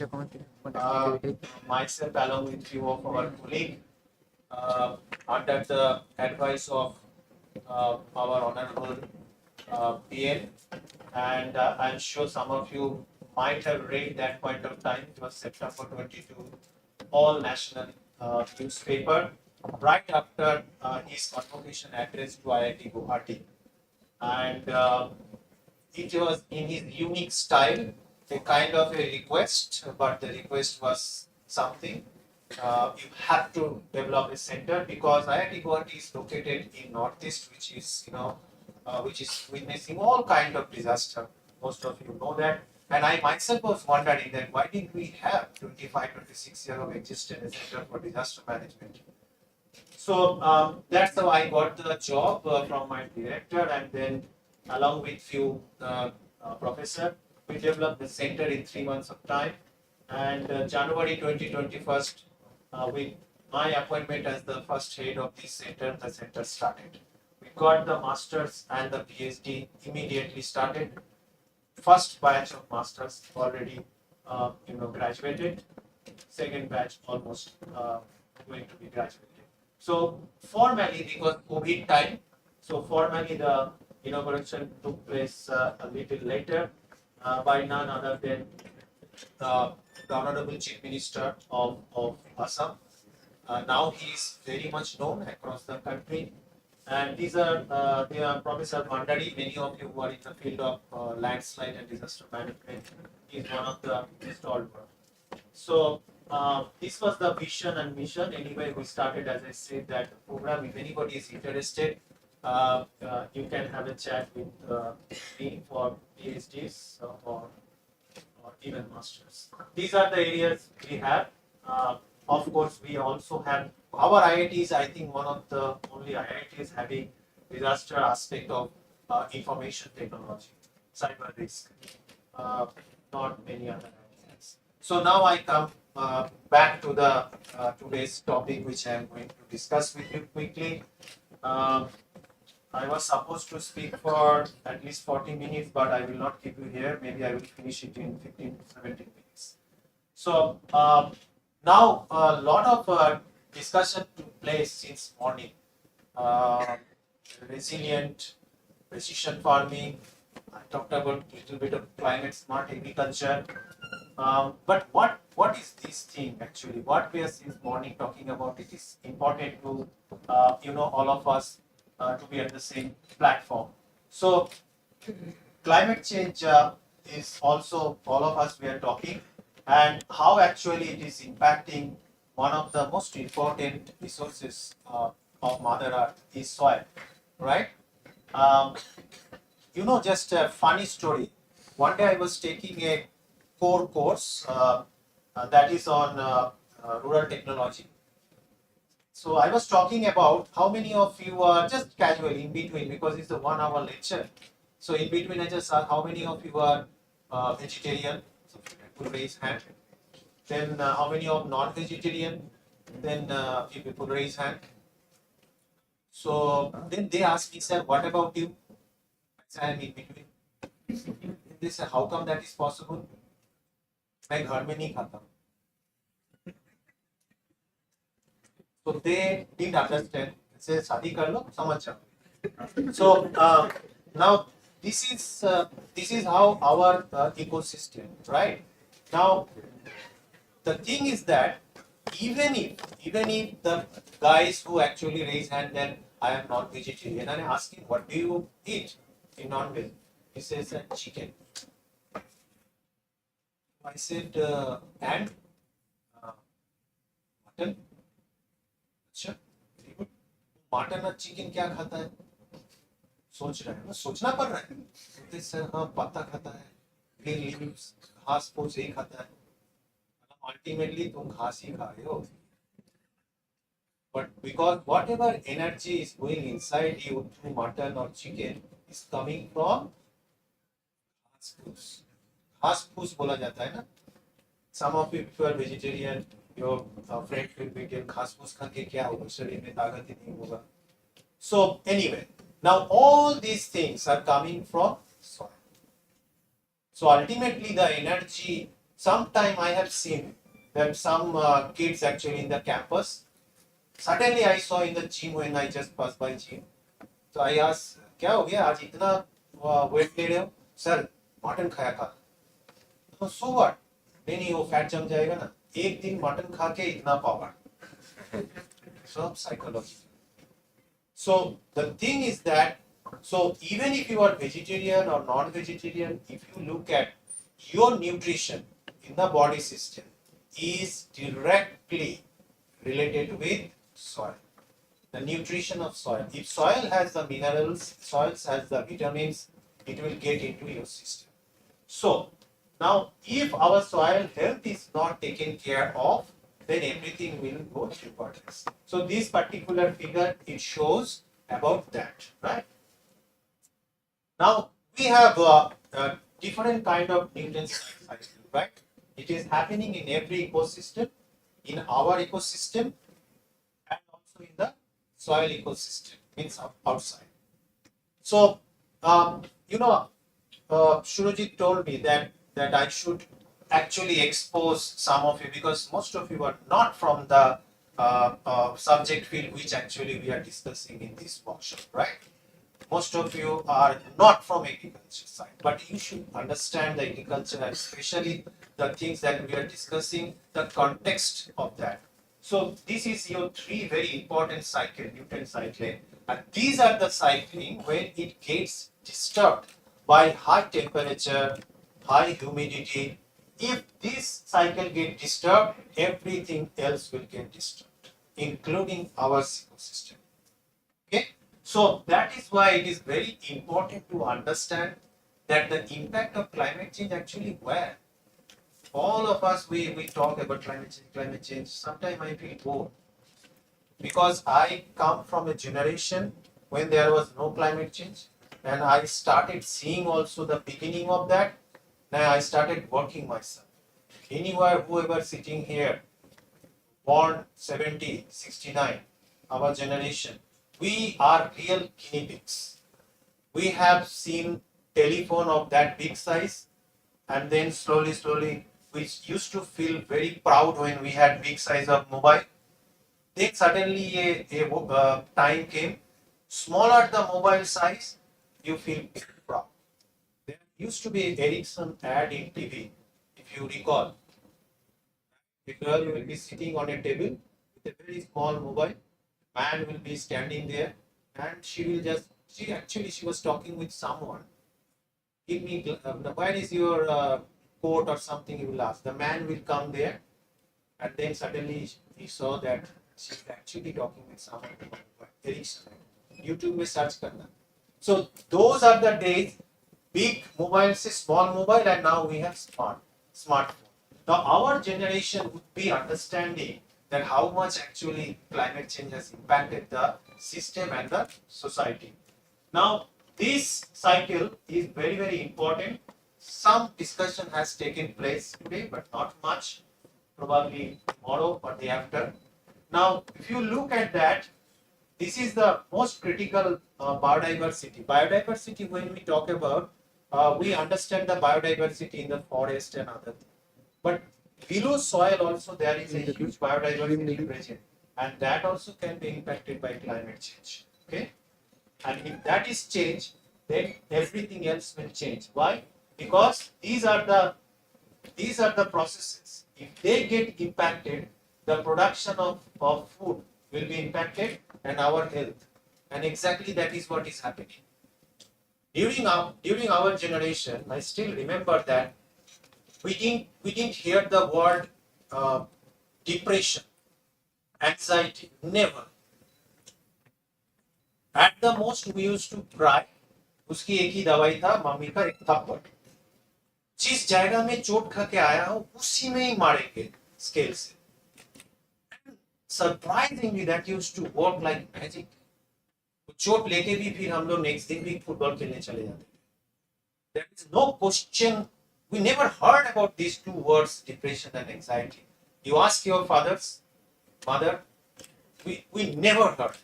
Surprisingly. Probably food has a role to play.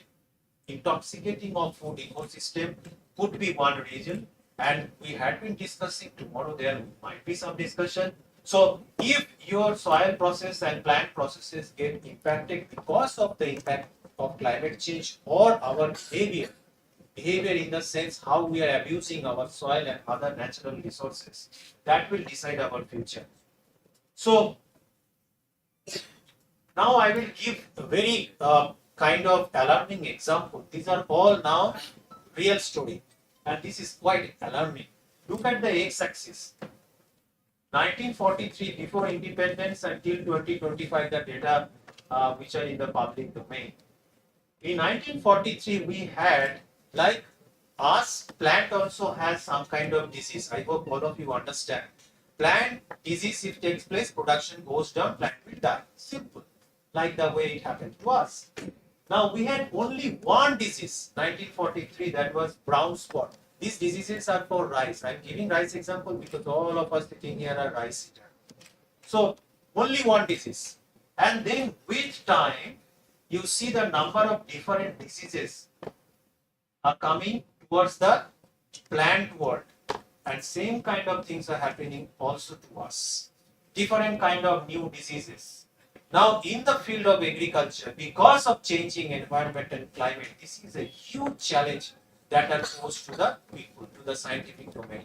So, now these number of new diseases, now if you go for 2025, another 2 years, probably 2 more new diseases will be there. And so that is the challenge. It is not only diseases, but also insect, which is another problem. Now, you heard in the panel discussion that actually I argued with my friend, Orom, when he said faulty agriculture. The problem is somewhere else. Now, if you see that the insect also are coming, only few problematic insect we have. Now you see how many, and these are the list of insects which are actually eating your plants. So now you have to fight with them also. Similarly, the way we are fighting with COVID, plants are also fighting. Now to get good quality food, then you have to find out a way. That's a new challenge. So now these are the challenges. Now what could we do? What could we do? We have few options in hand, and this workshop actually is a kind of a I would say that awareness or education for all of us. We have basically 3 options. Okay, largely that we discussion: mitigation, adaptation, And the third one is combination of both. And that is known as nothing but climate smart agriculture. Some of you might have heard climate smart agriculture actually nothing but the combination of both adaptation and mitigation. Okay. Now these are the part of or the concept idea of climate smart agriculture which addresses the issues of climate change in different way. All right. Simple way, CSA is nothing but a function of sustainability, adaptation, and mitigation. So if you want to write it in a function mode, it's a function of sustainability, adaptation, and mitigation. All right. So all three, not only just regulating climate change, but you also have to be sustainable.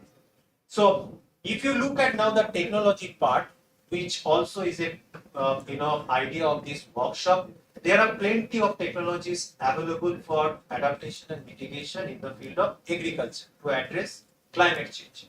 We have in adaptation for what? Heat, drought, flood, salinity, and mitigation. When somebody in any meeting discusses about mitigation, basically they are meaning these things.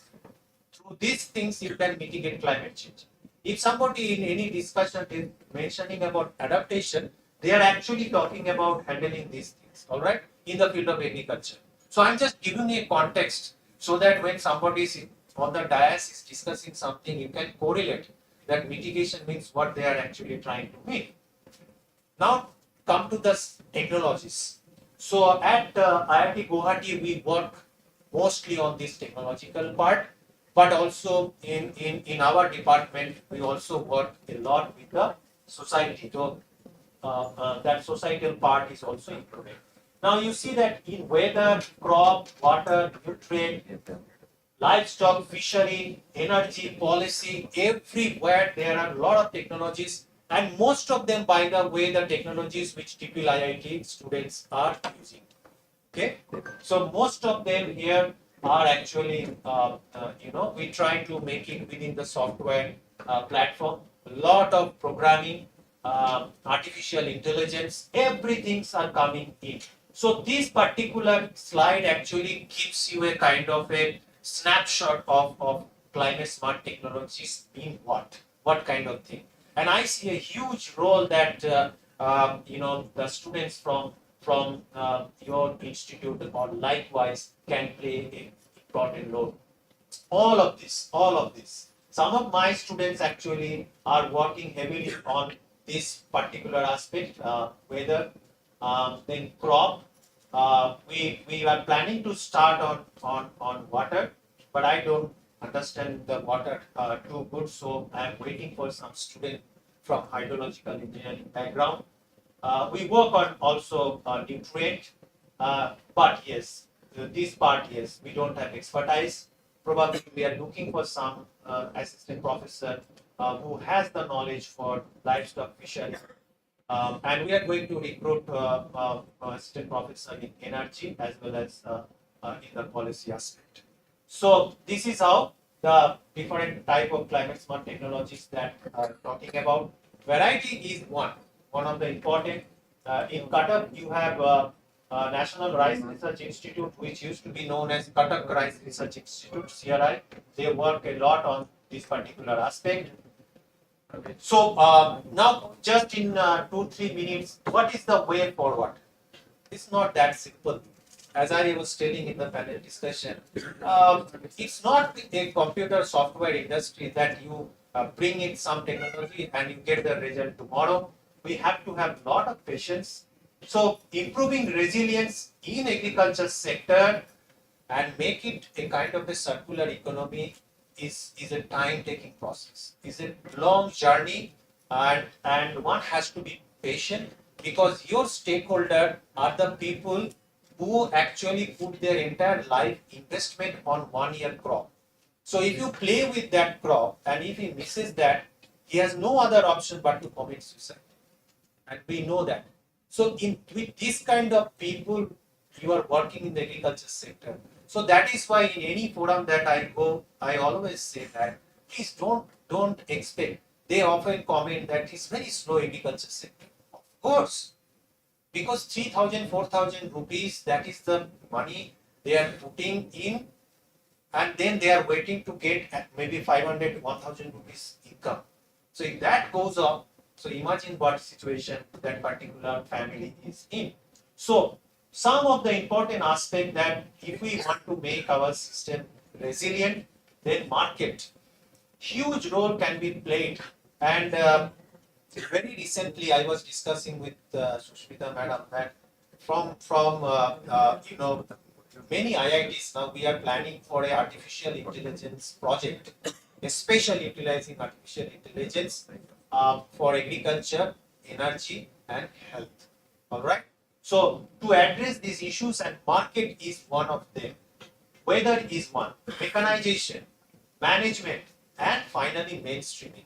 This mainstreaming part is not actually our part. We mostly here sitting here technology background people. But believe me that without this, the contribution from your colleagues and friends from humanities, from social sciences, economics, political sciences, we will not be able to completely, traverse that journey that we are thinking of. So, strategies, what could be the future strategies? So, already India is quite good in variety. Soil fertilizers, we are not bad. Water and agronomy, we also have some tested technologies in hand. Farming system, also we are not that bad. State and national policy, now that is not in our hand, but that is also not that bad. But lot of things can be improved probably in this particular domain, so that the good works carried out in this technological part actually can give you the fruit at the end of the day. So now coming to the workshop topic again. The workshop topic is digitization and its application of smart agriculture. This is a conceptual slide which I just put it up today morning. So one of our student is, she's an Indian student only, but working in a Japanese university. So she is actually trying to look at how digitization can actually play a role for climate smart agriculture and enhancing the production. So these are the different sets of technologies that are available, and now one by one you can look at different sets of technology, and then you can come up with a smart package of solutions. And also there are studies which actually looked at different digital agricultural technologies and its impact. Lot of studies are there. The important point here which we need to keep in mind, that whether our work, your work, can have any kind of impact on the sustainable development goal, SDG. How many SDGs? 17, right? And which SDG talks about poverty?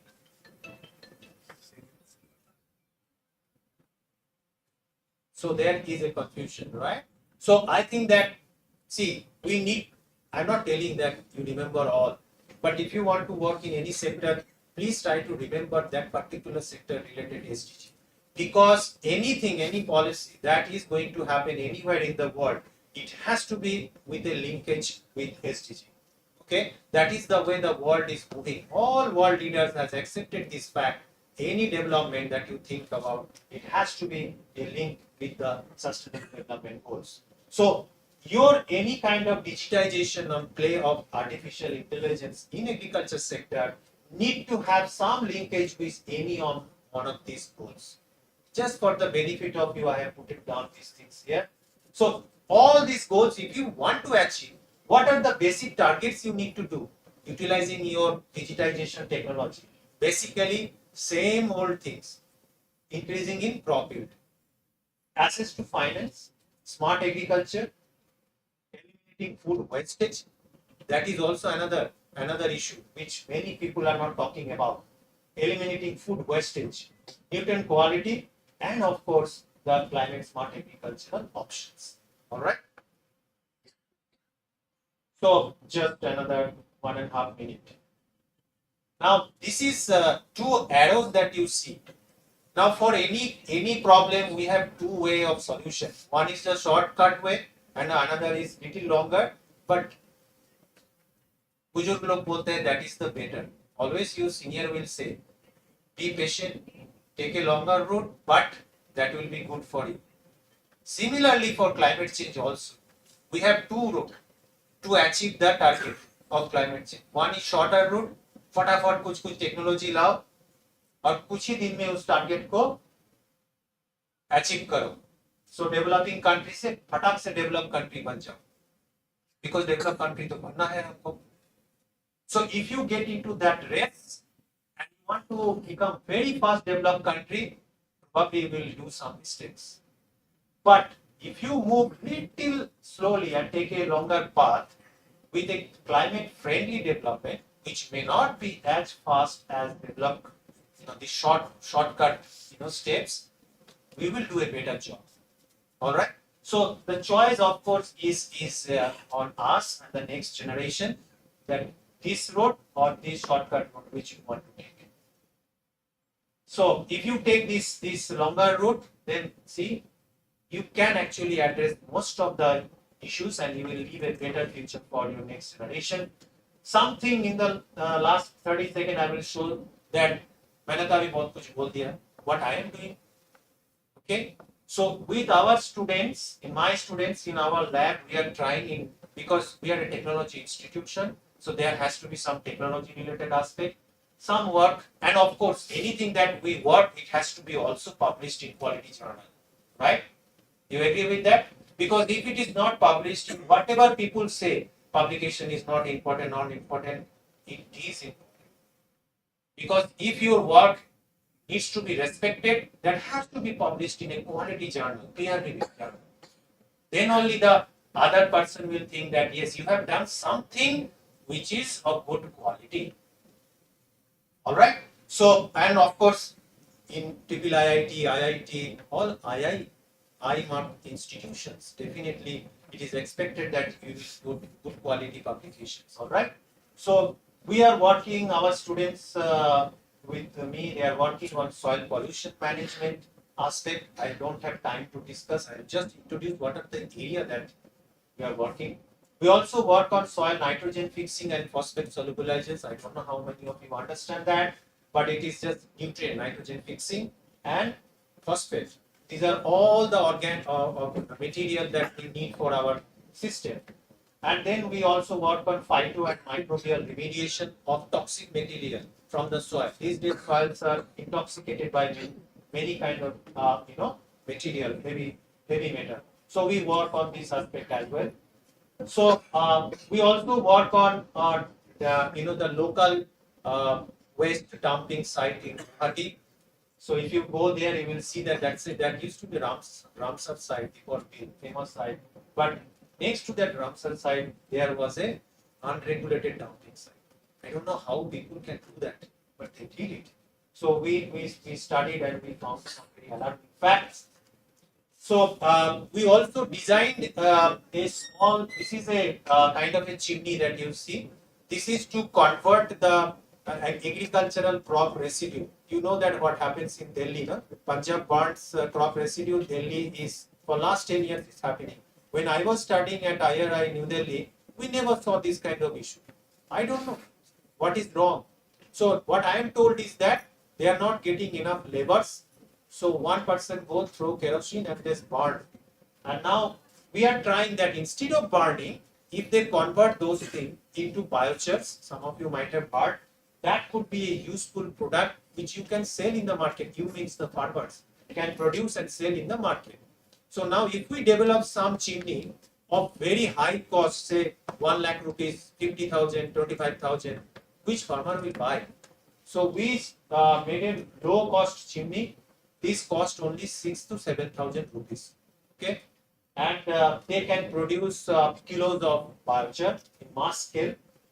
And some of my students also studied various other aspects, and we tested, and we have the result also with us. And those biochars can be also marketed. Another group of PhD students of mine, they are working on purely on the greenhouse gases and climate change aspect. So some of them are working in the rice field. They measure the greenhouse gases. Some of them are doing modeling, and they analyze the vulnerability and adaptation aspect. So these all study, as you see that these are all available in the public domain. If you are interested, you can search these journals. This is Journal for Environment and Management. So this particular study is very interesting. If somebody wants to do it for Bhubaneswar city, you can do it. This we have done for Guwahati city. You know, this type of employment, how your type of employment decide that whether you are much more exposed to climate change or you are less exposed to climate change. So we have carried out different kind of profession people, and we found that the medical doctors in the working in the hospital, they are least vulnerable, and the farmers which actually working in a farm, agricultural farm, but bring the vegetables and sell in the market in the city. Those are the farmers which are the most vulnerable people. There are reasons which are explained here. We also have come up with a concept. If cities, cities, villages and cities, we want to grow. You know, people are talking about smart cities and all those things. Before that, I think we also think about the climate. So climate smart urban planning is another aspect that we are advocating. So now this particular work one of my students has carried out. We are also very much into climate, related different kind of artificial intelligence tool we use.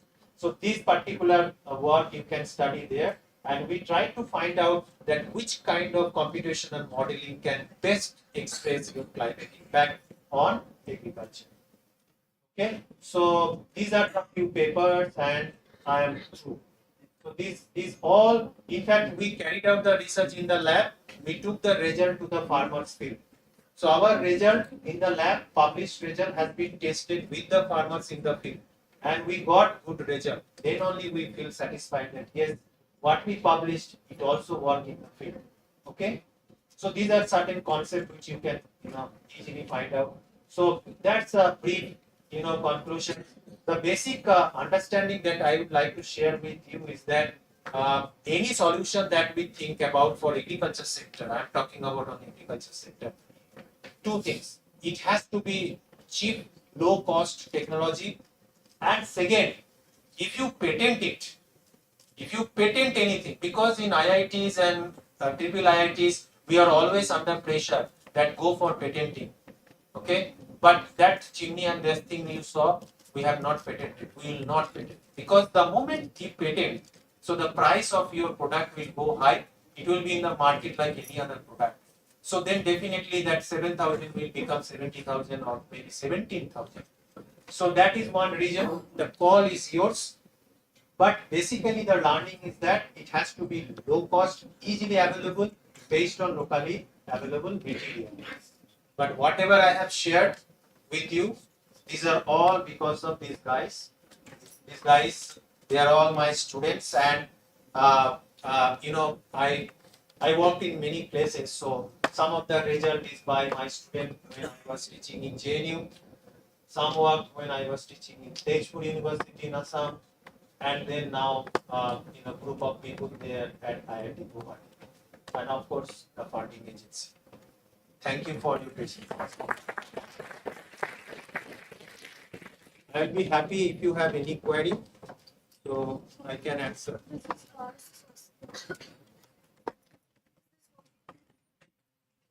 If anybody has any kind of, yeah, go ahead. So you showed equation first two slides. Yes. Where can we put vulnerability?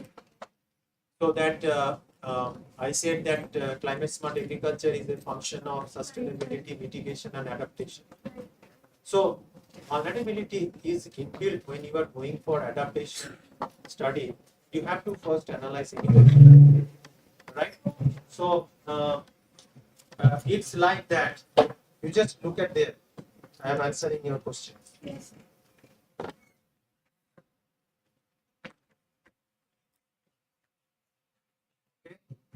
So you talked about vulnerability. So risk, okay? Risk is a function of hazard. Hazard cannot be regulated, right? And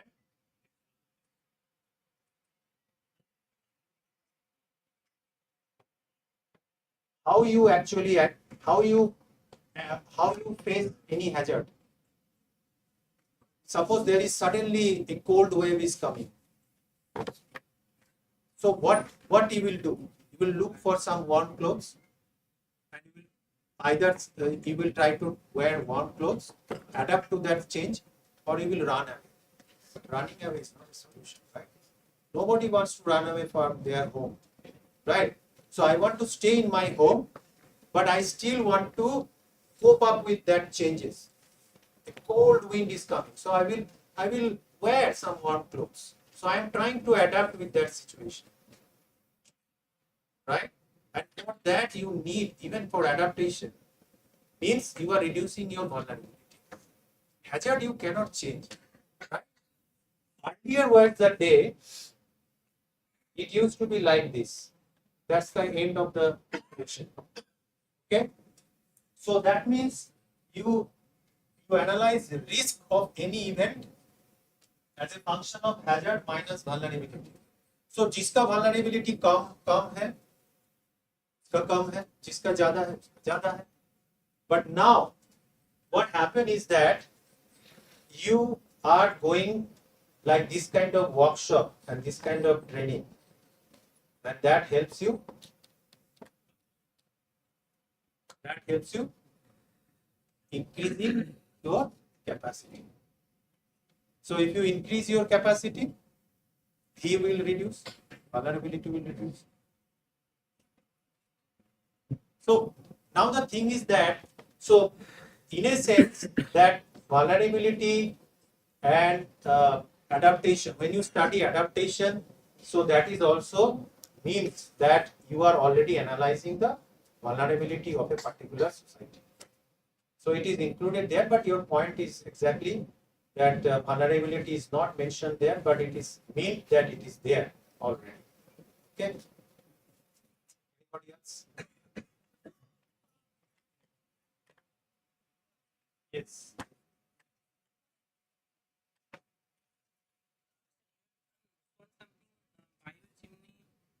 Biochar. Biochimney or vegetable warning. Yes, yes. So, how can I get that? Because I was in a week back, at the home, they are harvesting. Harvester was working in the field. You just write me a mail. Okay, 10 chimney I have made myself from my project. I have some other running project and send it to Gujarat. So I just wanted them कि आप कम से कम train का तो किराया आप दे दो. But this manufacturing cost 7 into 10, 70,000 I have managed. But every time I cannot manage that. Okay, but we have sent to Gujarat. So why can't we send to your place?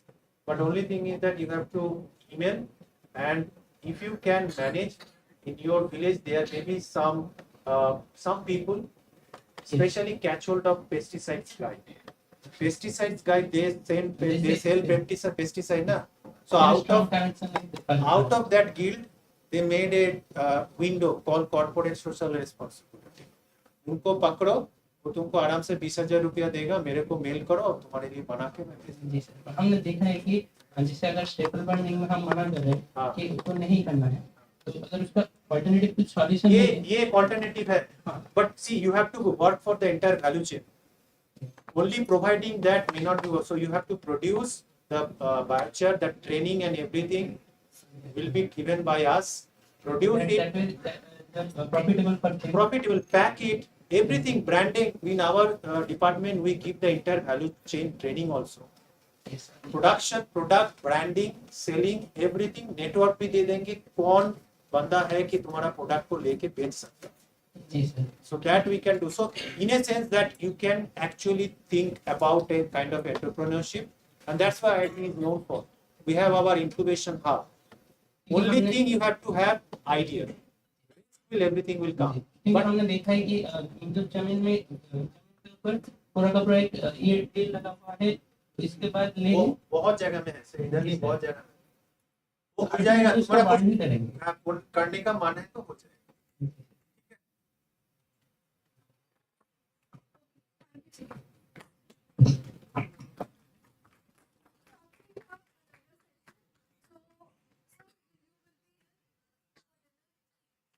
Depends on what. So, by having dinner, we'll partly of doubts of share. Change kar, change. Sorry, we are really sorry.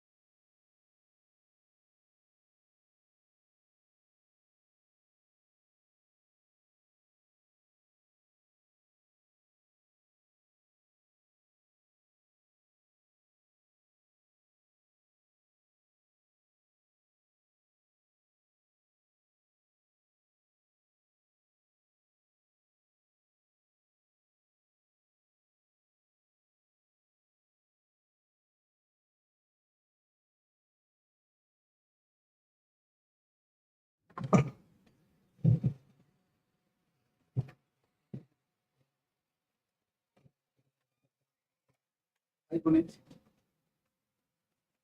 Puneet, can you hear us? So let me show the crowd. So it's let's see. Right? Yeah. Say hi everyone. Yeah. So Puneet, we want to see you also. Yeah. So just give me 1 minute. I just want to introduce you. So Puneet is doing his PhD from DLR Germany and he's always supportive to us. Whenever we call him, he always say yes.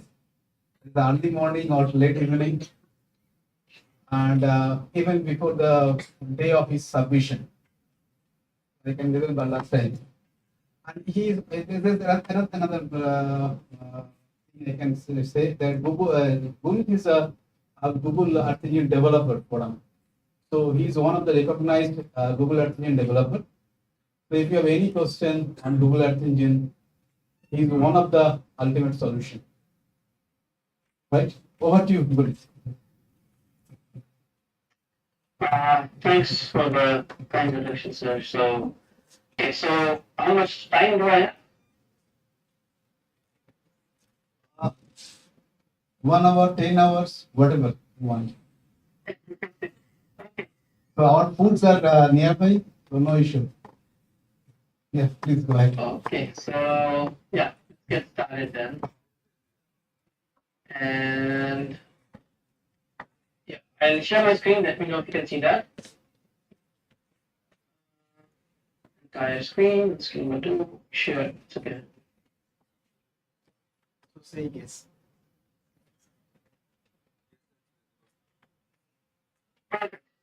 So I'm not so sure. Yeah. Okay. So I'm not so sure how you ever with Google Earth Engine. I can hear my sound back. So you know any ideas? Like I can hear me again and again. Like see.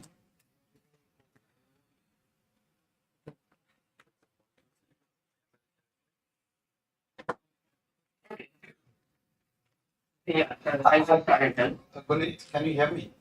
Yeah. Yeah. Yes, I can hear you. Yeah. So most of the participants are familiar with Google Earth Engine, but they have different degree of expertise and experience. Okay. Perfect. That sounds good. So let's get started. Just 5 minutes, and I'll give you a brief introduction about Google Earth Engine. Just bear with me for the next 5 minutes. And this is just to make sure that all of you are at the same pace. And it's not super weird for some, and it's exciting for others. So we want all of you to gain something out of it. So Google Earth Engine, basically, just to introduce, is a tool. But why was it required? So the main motivation behind it is the thing that you're seeing on your screen. And it's always good if you have a perspective from space, how the things are changing from a bigger focal view, bigger view, because in our daily day-to-day life, we may not be able, or we may take much longer time. Some things to do with charts, some feature collections or images. So there are numerous amounts of examples to teach you on these things in detail. For today, I have this padding detection script or padding mapping script for you guys, but this script belongs to one of the OpenGeo blog. It's not mine, but this is a very simple and effective algorithm to do the pattern detection. We can improve it as we want based on some research paper, but that's the next part that we're gonna do later. This part in the middle is where you're gonna write something, script, and here on the right there are 3 things: inspector, console, and tasks. With time, you're gonna get to know why these are and what's the use of them. And the bottom part is the map. Here there are some colors that you see on the map, but these are the layers that I've turned on. If you turn them off, so you'll see it. You can just change it to satellite or map, and you have some drawing tools that you can use to draw your area of interest. For example, the square, and if you draw it, it will automatically import it in your script. So at the moment, delete it.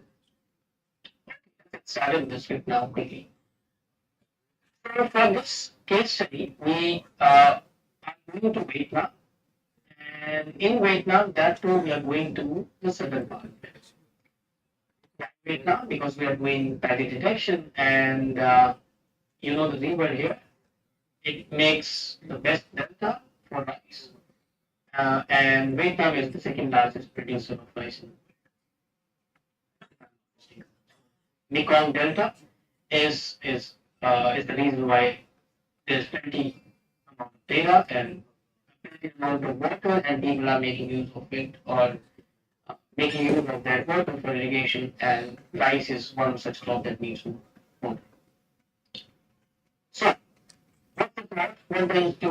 What is the intuition, and how are we going to do it? So, a basic um, thing or a basic thought to detect paddy is based on the science, how we do it. For example, paddy is a crop in which the field remains water inundated for the time it is growing, if you know how to sow paddy. So the crop, the field remains water inundated, the farmers sow the seeds, and with time it grows, and then they do the harvesting. So this is the whole process, more or less. And that is what it makes it a bit unique as compared to other crops, because most of the crops do not need the field to be water inundated, but this rice needs much more water, so field remains inundated. So that is one of the properties that we're gonna make use of today. Another thing is, what's the season in which Vietnamese have the harvest? So it's mainly in the months of May to June when they do this harvest. So we will look at that time, or we'll make use of this property as well, May to June. Somewhere in the code you will see that. So what sensors we're going to use? We're going to use Sentinel-2 for something, Sentinel-1 for something, and then we have the geographical boundaries of Vietnam. First, let me show you how the boundary looks like. So this is basically, these are some of the provinces in the southern Vietnam. We can work on all of them in one go, and that is why Google Earth Engine is super powerful. Or we can work on one of these, maybe the first one. So, how do we get these boundaries? So the thing is, just go on internet, look for shape files, zip them up, and upload them up in this assets section. So I have something here which is this. If you can see that. So this is the shape file of all these provinces that I just showed you on the map. And I just zipped them up all together. I named it as Vietnam.zip. And I made use of this button, and then I want to upload a table with the shapefiles. I selected the shapefiles from this like this, and I named it and upload, and it and this is here it is Vietnam. If you click on it, you will get to know the details of this asset. For example, it has a table ID. It has some features which says, because it's a kind of table, so it reads all these things. So it has a few province names and where do they belong to, and all other stuff, the normal details, whatever the shapefile has. And with that, how to import it is just hover over this Vietnam, and there is a right arrow.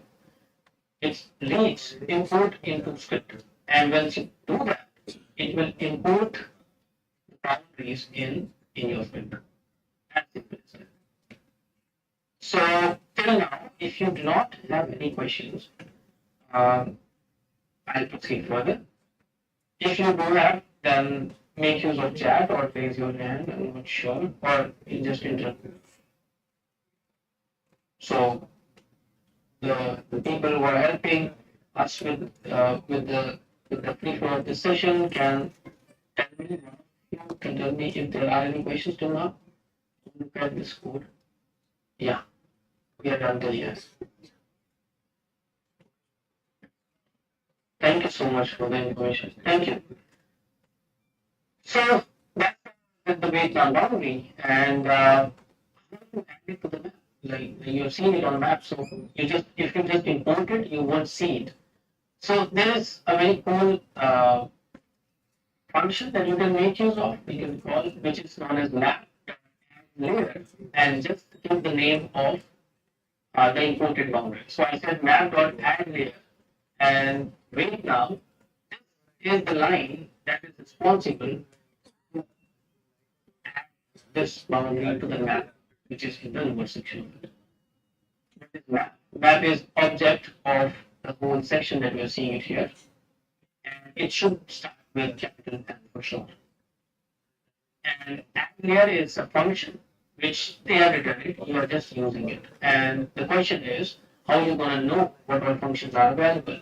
So top section here in mid gives you all the details. So all the algorithms that Google have implemented, some functions about array, some things about images as well. So there are not many pre-existing functions or methods that you can make use of. For example, pixel area, for example, add or mask. Some of these we're going to use in our script today. So you'll get to. But each of these are there with details as well. So just hit a left click on it and you just read what it means.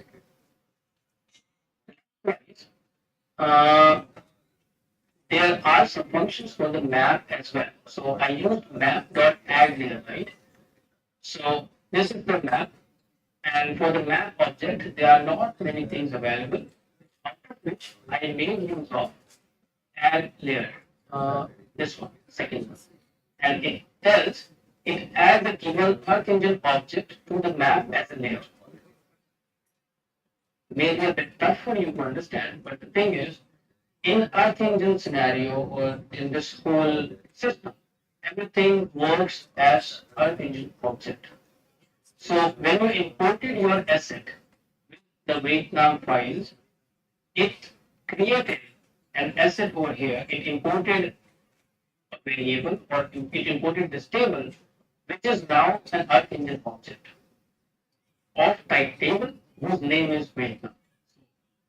You can rename it whatever you like, but this is how it works. So everything is Earth Engine object. And this function is what I made. This results to getting this Vietnam boundaries on the map. We have some plans. The plans are we want to maybe classify paddy or detect paddy for the provinces. These are a collection of provinces, so 1, 2, 3, 4, 5, 6, maybe 10 or 11 provinces, but we want to work on one of those. So how can we select one particular polygon representing one province out of this cluster of 10? So first thing we need to know is this cluster, which is an Earth Engine object, is called as a feature collection in the technical terms. And feature collection, if you go to the docs, EE.feature collection, it has a lot number of functions available, and the answer to the question that I asked is there in one of these functions. And what are these functions? The answer is filter. So if you have 10 things, let's say you go on a website and you look for something, then what one thing you can do? You can sort them based on something, maybe low price to high price. You can sort them. You can filter them based on some categories. I want to look for jeans in a clothing shop website. So I'll filter my search as jeans tag under that category, and then I'll sort them from price low to high. So these are 2 or 3 common things that we do. Similar is the case here. So we're gonna do the same thing, absolutely same thing. So out of these 10 10 features in this feature collection named weight. Now I want to have one, and for that we're going to use a function called filter. So we're going to filter to this collection, and based on so what I'm saying here is weight now, which is this collection of dot filter. Here I'm saying EE dot filter dot EQ. EQ is for equals. And here I'm giving a property and its value. And from where will I get to know these properties? So just hit on your asset and go to the features. These all are the features. These all are the feature properties. So type 1, system index, and all these things. So I made use of one of these, which is name 1. So I'm saying here e.filter.eq name 1, and name is long n. So this also I got to know from features. So one of the features is long n. So I'm filtering this particular province, which is an 8th number. And this is how to say it. Once you do that, then your variable long n that you have created will have polygon boundary for only this, which is filtered from this collection of 10. If you want to see that again, you just say map.add and give the name of the new feature that you created. So this is how it looks like. So for today, this is scope is this long n province in which we gonna detect padding fields. So till now, if it is clear, I'll get going. Anyone can confirm if the things are clear.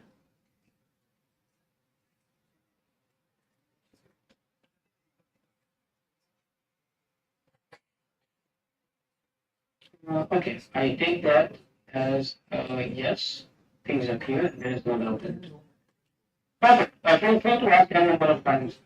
So don't restrict yourself. If you have any kind of question, doesn't matter if it is too easy, if it is too difficult, whatsoever, I try my level best to make you understand whatever I know. So whatever is it that is in my scope, and I know it, I try my level best to make you understand. So, super. So till now we are ready with it. Now, recall the things we discussed in the panic detection. Like we said, in the panic configuration, the field remains water inundated during the course of the panic harvesting. Like in the harvesting period, of course, the crops are grown up, but overall, the field should be water inundated. So one thing is, let us work in that direction that somehow we detect that this area is water inundated for some time, then that may be a paddy field. So this is one approach that we can take. So what we're going to use for that? So let's have Sentinel-2 and Sentinel-1 images. And how simple it is to have them in your script is mere that's all. If I say Sentinel-2, it will give you all the available raster tracks with Sentinel-2, and you can import anything out of these in your script, and that's all. You now have the access of all the Sentinel-2 collection available on the Google servers. This is as simple as that. But there should be an intelligent guess which particular collection you want to make use of. For example, there are two things as I'm seeing here. Harmonized Sentinel-2 MSI, and one is Sentinel-2 MSI level 1C and level 2A. So there are some cloud probabilities as well. The thing is, if you are unsure of what to use, just hit a click, just a left click, and you'll have all the details of what this particular collection is and from which date to which date it is available. For example, this Sentinel-2 MSI which is at level 1C. You'll get to know what level 1C is in just a minute. Is available from 2015 to present date. So if the next date range is not mentioned, it means it is still ongoing and it is present for you to use. Now the thing is, should we use the harmonized version, or should we use this level C or level 2A? What should we use? So if you see here, it says just a second. It says, it reads that Sentinel-2 data contain 13 unit 16 spectral band representing TO reflectance scaled by 10,000, and see its handbook for any further question answers if you have. Other than that, they have 3 quality assessment bands, where QA60 is a specific band that can be used to know if the pixel is cloud or not. It means it is not a raw data from Sentinel-2. It has been processed a bit and is kept on Google server. And what has been done in the processing is like they have added these 3 QA bands, and out of which QA60 is one such band which you can make use of to know if the pixel is cloud or not. So it means you need not worry about the clouds. You can just mask all the pixels which are cloud. Same cloud removal. You're just masking all the pixels which are cloud and then work on the satellite image like this. And even it has the details of, there's the full explanation of how the cloud masks are computed and everything. So just hit it, it will give you a link and it will tell how these things are computed. So Sentinel is, as you know, is the Copernicus program. It's under Copernicus program by the European Space Agency, and it has a standard document, which is its user's handbook, which tells all these details of what 1C is, what level 2 is. So if you see level 1C tile, level 2. So level 1C, so level 2A, let's read. So it's an ortho-rectified product providing bottom of atmosphere reflectances. So if you want to work on bottom of atmosphere reflectances, just go with Sentinel-2 level 2A. In case of level 1C, it reads that, just a second.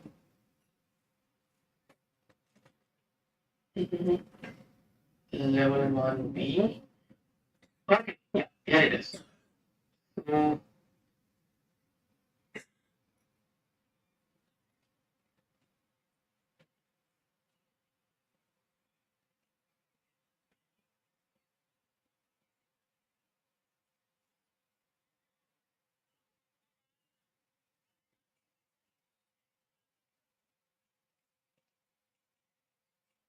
I know it's difficult to have a look at this whole user handbook, but just to give you an answer, level 1C is like, it will give you the top.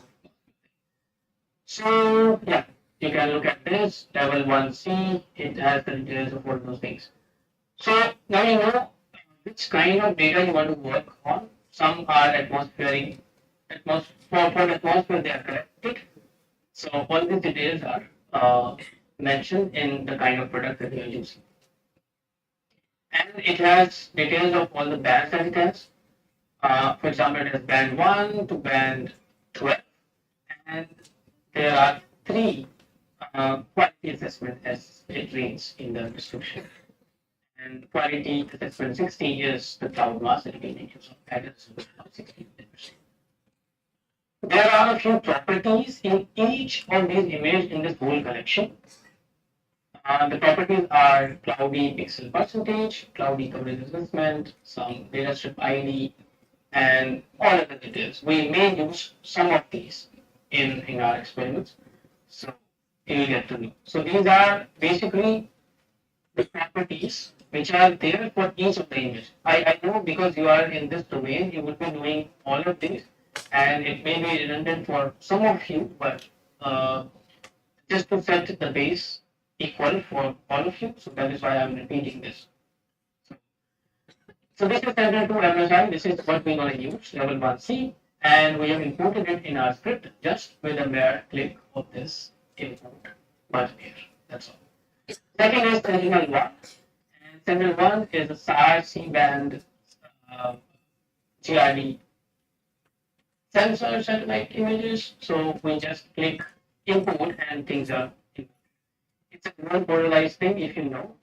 So what it says is it has single bands and dual bands as well. So VV, HH, VV plus VH, and HH plus HV.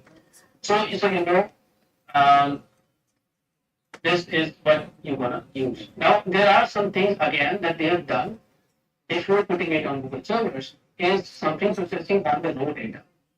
What are the pre-processing that they've done? Each scene in this whole collection is processed with Sentinel-1 toolbox.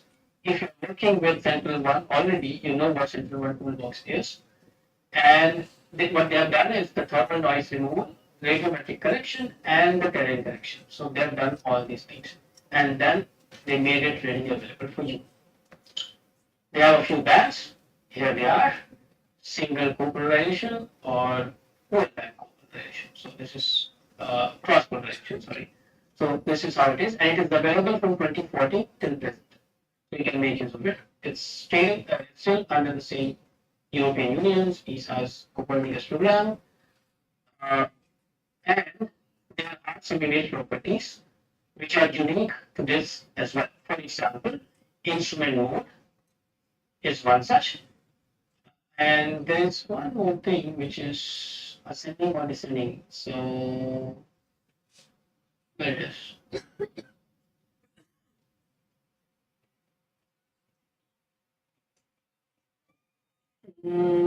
Just a second. I think it comes in instrument mode only. Wait, yeah, I think it comes in instrument mode. So the thing is, it reads if the image was captured in while the ascending phase of the satellite or in the descending phase. So this is something that is also useful in some of the applications that you work on. So other things as well, like orbit number. So you can use some of these. And there are some terms of use as well, as stated by European specialists. So this is what we used with just a mere click of import, and we got them imported in our. So now what we have is we have three things. First, we have a feature collection, which is a table named Vietnam, having boundaries of 10 provinces. We have an image collection called Sentinel-2. It's called S2, which has all the Sentinel-2 images available for the globe, not for this region, but for everywhere on the Earth. Then Sentinel-1 named S1, and that has Sentinel-1 images from 2014 for the whole globe. Now, the first thing that we did was we selected Vietnam. We selected a particular province from this collection of 10 province boundaries, and how we did that is using the filter, and we set filter.eq equals property name and the value that we want. So it gave us the boundary of longest from this whole collection, and that is what we added on the map. And this is what you will see. This is what you're seeing on the map. Now, we need some more things. For example, we need to images from Sentinel-2 collection and Sentinel-1 collection only for this region, because this is our area of interest. This is where we will work. How to do that?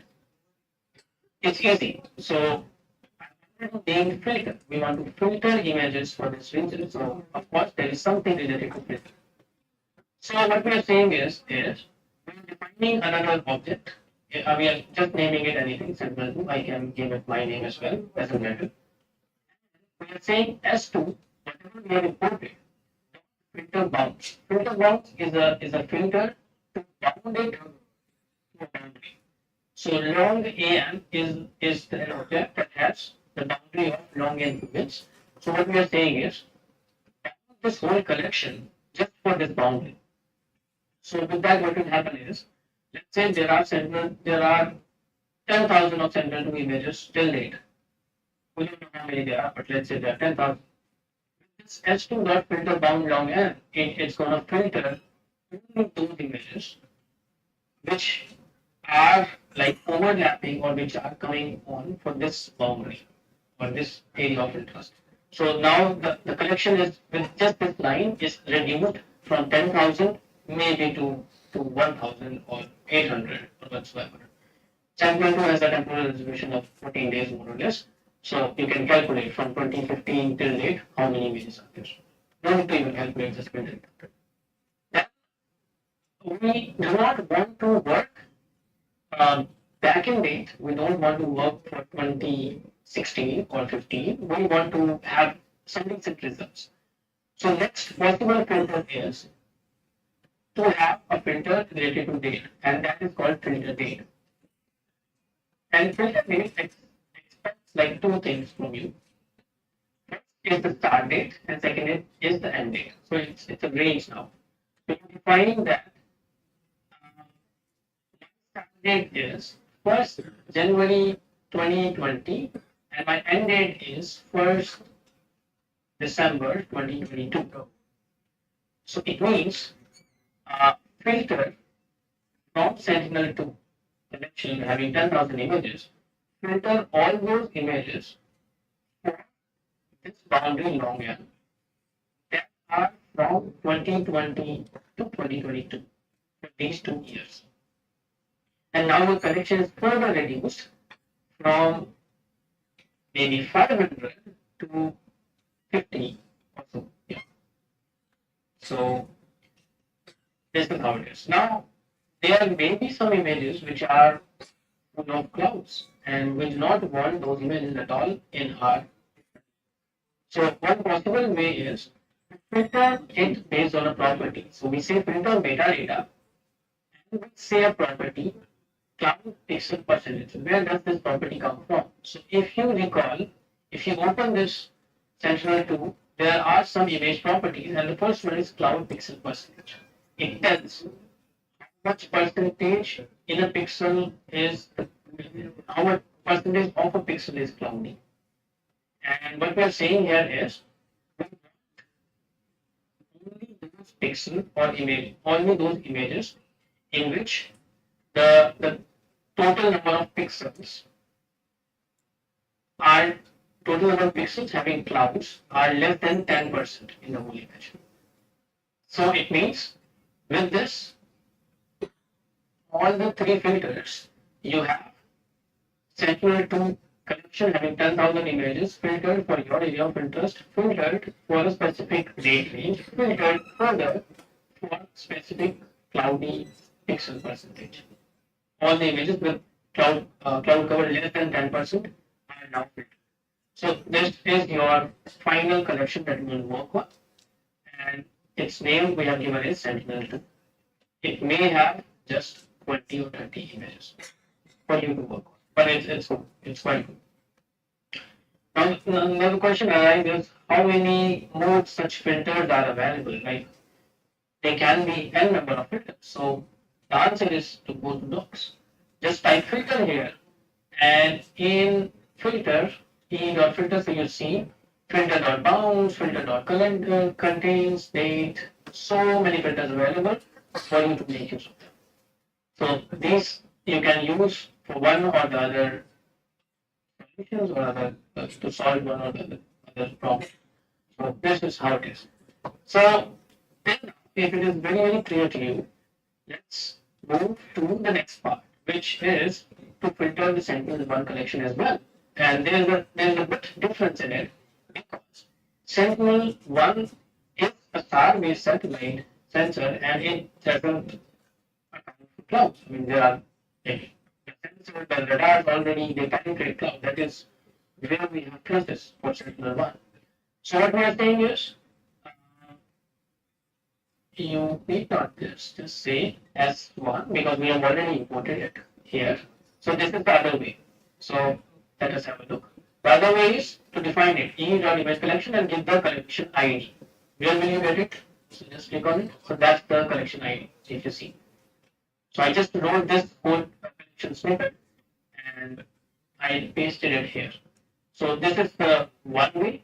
Another way is import it and then give it a name S1 and then say S1 dot whatever filters you want to apply.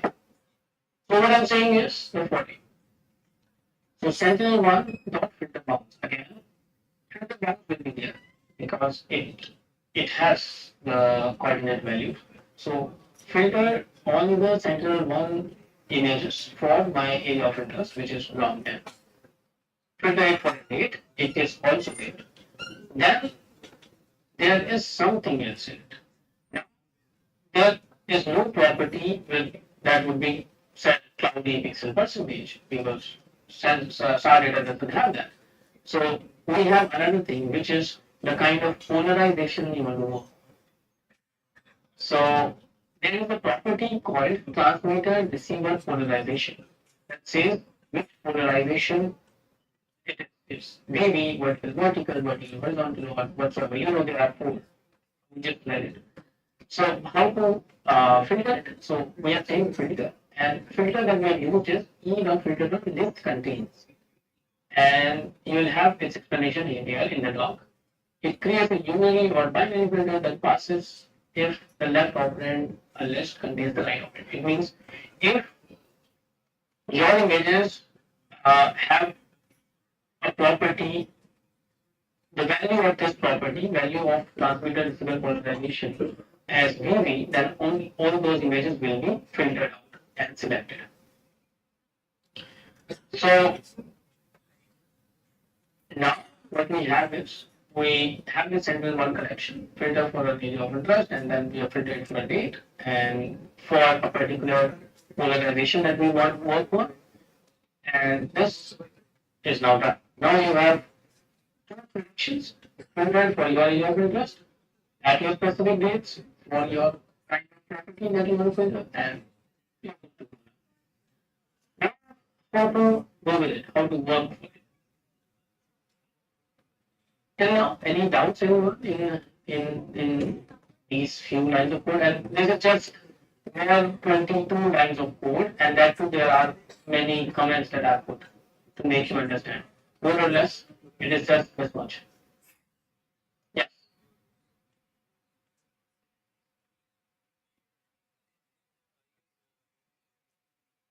No worries. How much time do we have?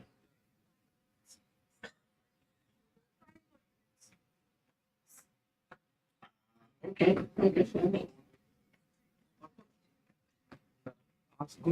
Okay. No problem.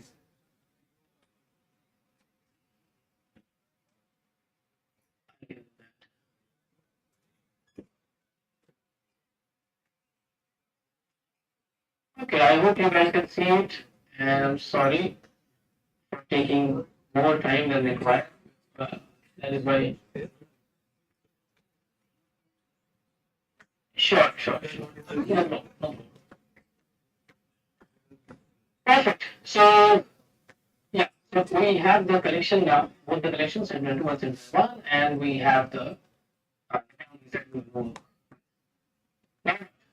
now the thing is, we will compute a few indexes based out on Sentinel 2 to do different things. The things are, first, we're going to compute normalized difference pair index that will give us information of the pair ground. We're going to have normalized difference vegetation index that will give us information about the vegetation. And then we're going to work with normalized difference water index to filter out the water pixels in our area of interest.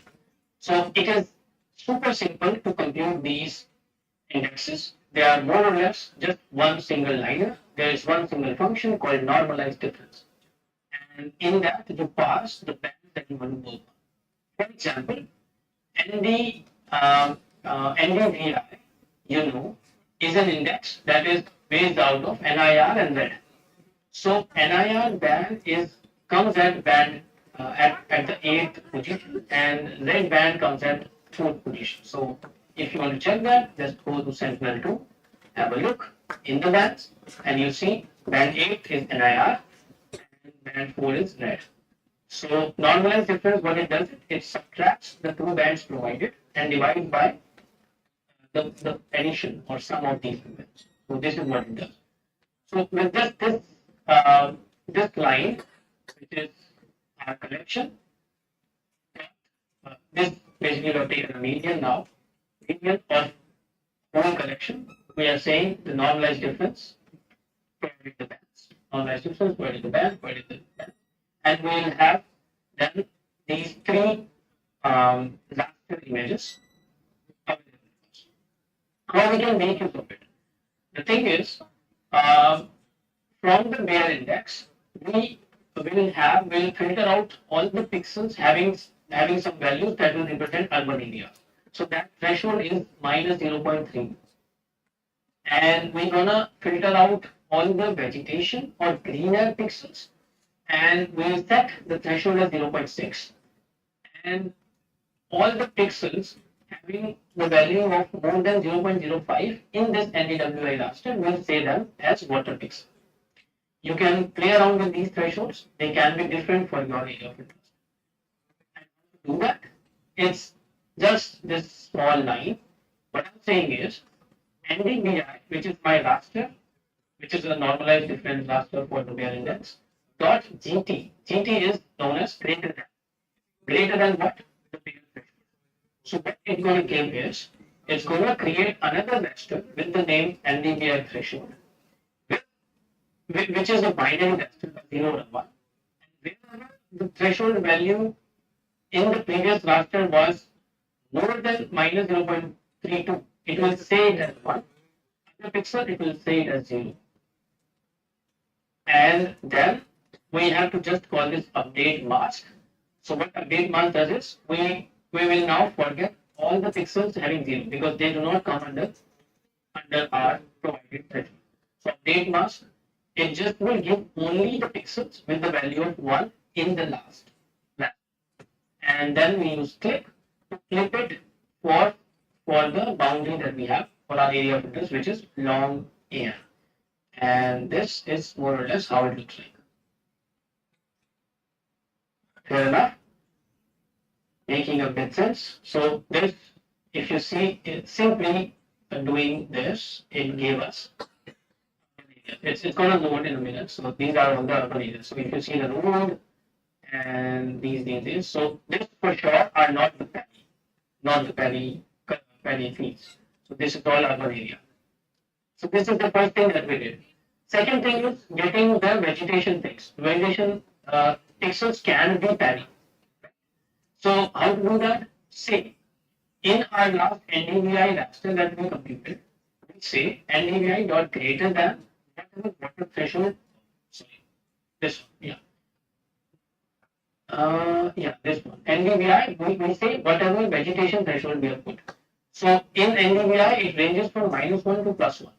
And more closer to 1 you are, more greener the pixel is. So for example, forest will be more than 0.7 or 0.8. So here we have given a threshold of 0.6. We just want all the super green pixels to be out of it. They cannot be a paddy thing. Right? They are trees or they are forests or whatsoever. So we are saying here NDVI dot greater than vegetation threshold, and NDVI TH now is a raster having values 0 or 1. 1 means they are forest, 0 means they are not forest. And we are calling update mask. Forget all those 0 pixels. Now we have my NDVI raster that has only the pixels which were 1 in the last. I mean only the pixels with forest. That's all. And we have added it to map. This is how it looks like here. So these are the things which are super green. So we are not bothered about these green. I hope you can see it. Yes. Yeah. Now what? Now the thing is to talk about the water. What we can do. So same NDWI we created right here. What we say is NDWI.GT sum threshold, we said 0.05, and this line will create a raster between values as 0 or 1. 0 means these are less than the threshold, 1 means the pixel values are greater than 0.05, the threshold that you set. We'll use update clause and we'll just add it to the map. And this is how the pixels look like. See how cool they are. The whole stream is now blue in color, if you can see. Yeah. So these also cannot be paddy. The whole stream cannot be paddy.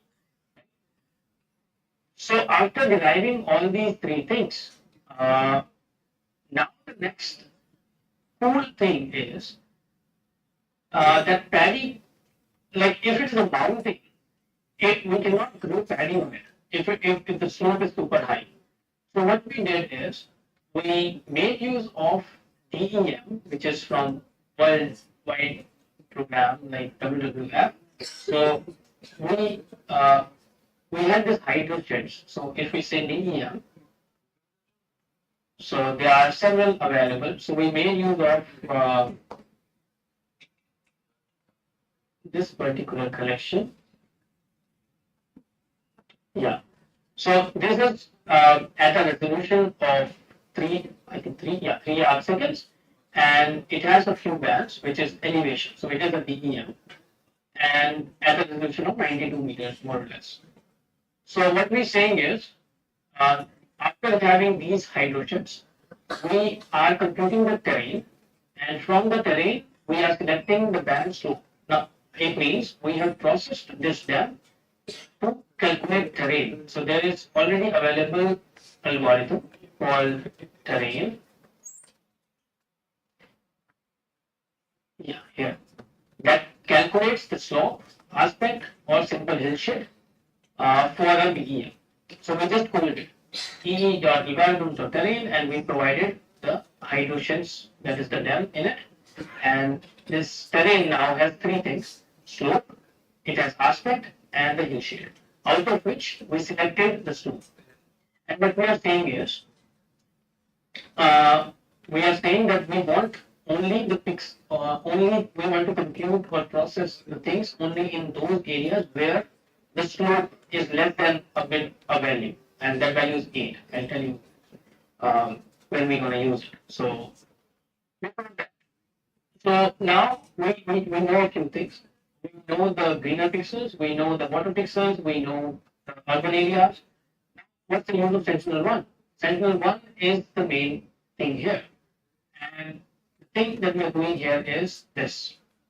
We are getting an estimate of what could be the wet areas in the whole year, what could be the dry areas in the whole year.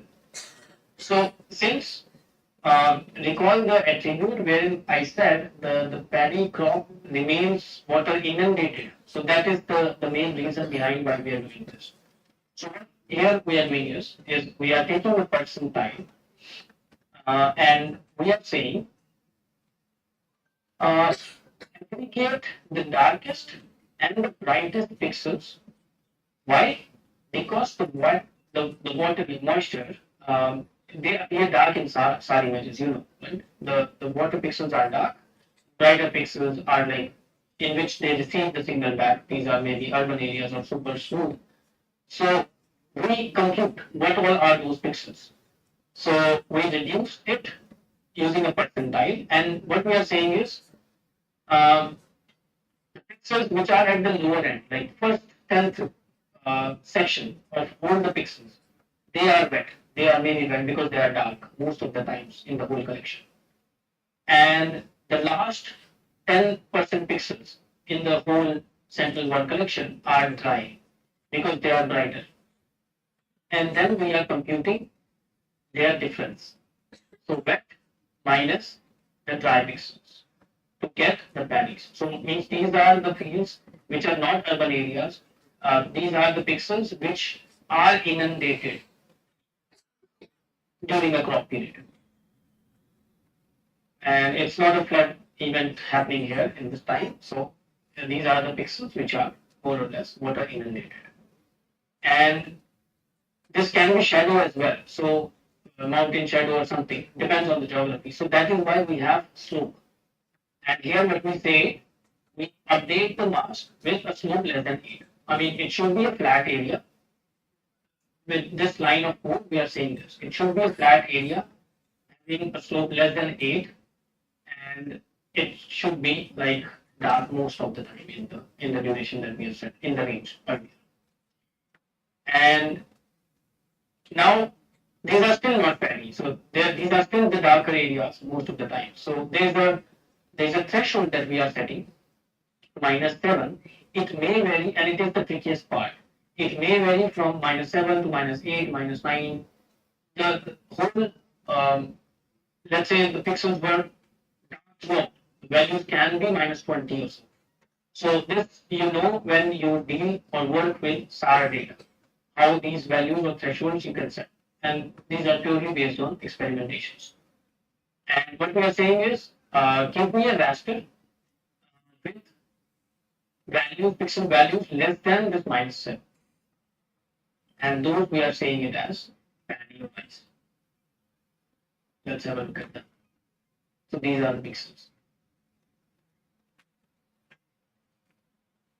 So no urban area, nothing but all penny fields classified as with a mere a threshold on after deriving this wet and dry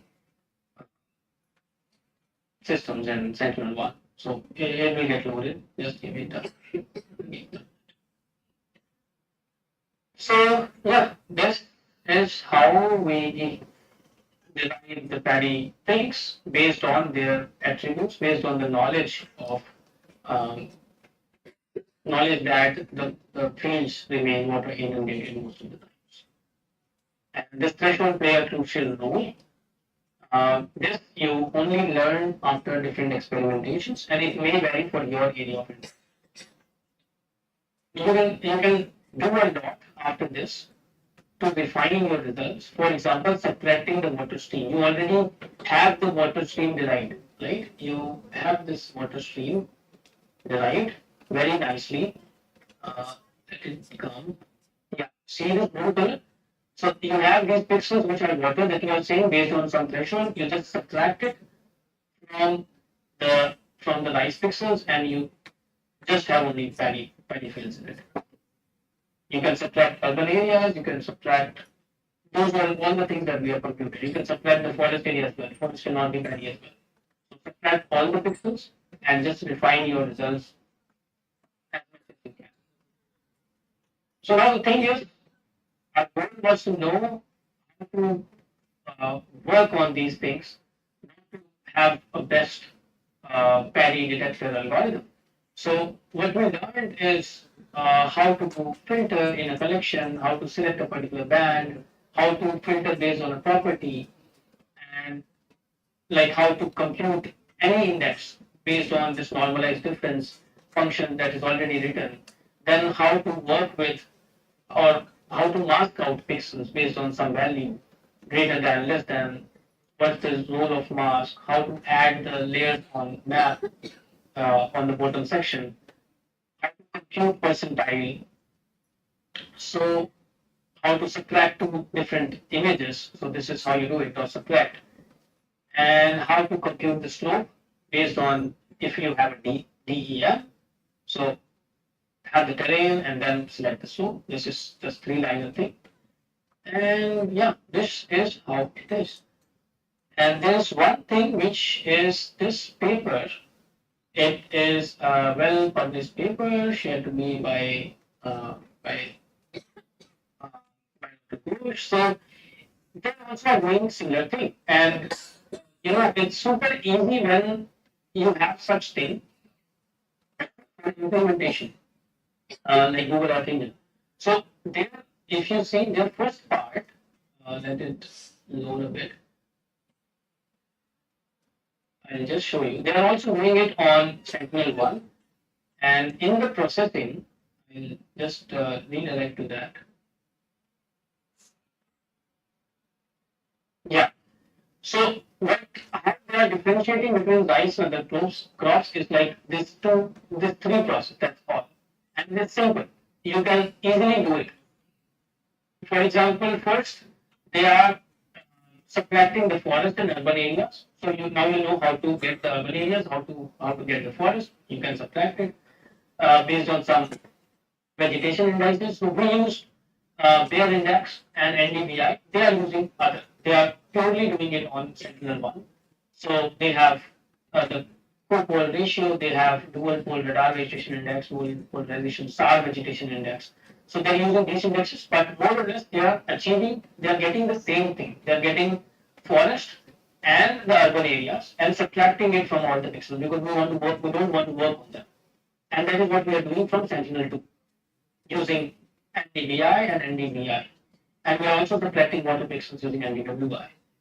Now, the main part is how can we say a pixel as a paddy pixel or a rice pixel is what is the process 2 in this paper.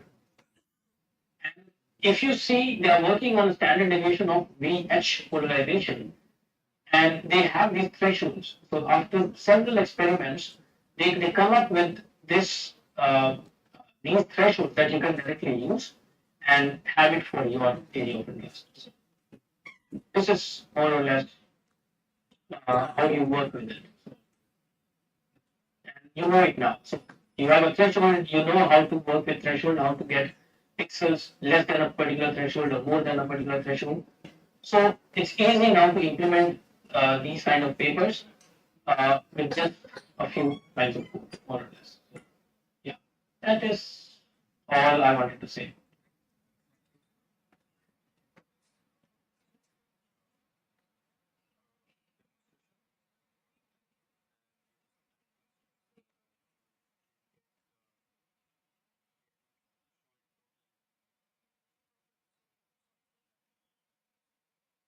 No worries, no worries. I was there maybe in your evening snacks. So yeah, now you guys are free. That's okay. That's okay. Please share my email ID with the guys who haven't had that. Okay?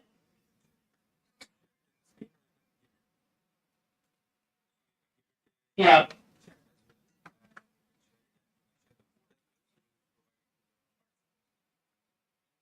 Sure. I'll email you. Yeah. Yeah. Yes. Yes. Yes. Yes. Perfect. Thanks. Have a round of applause for. Please share the code with you after this so you can try it. Perfect. Perfect. Thank you so much, guys. Thanks for getting me. Bye.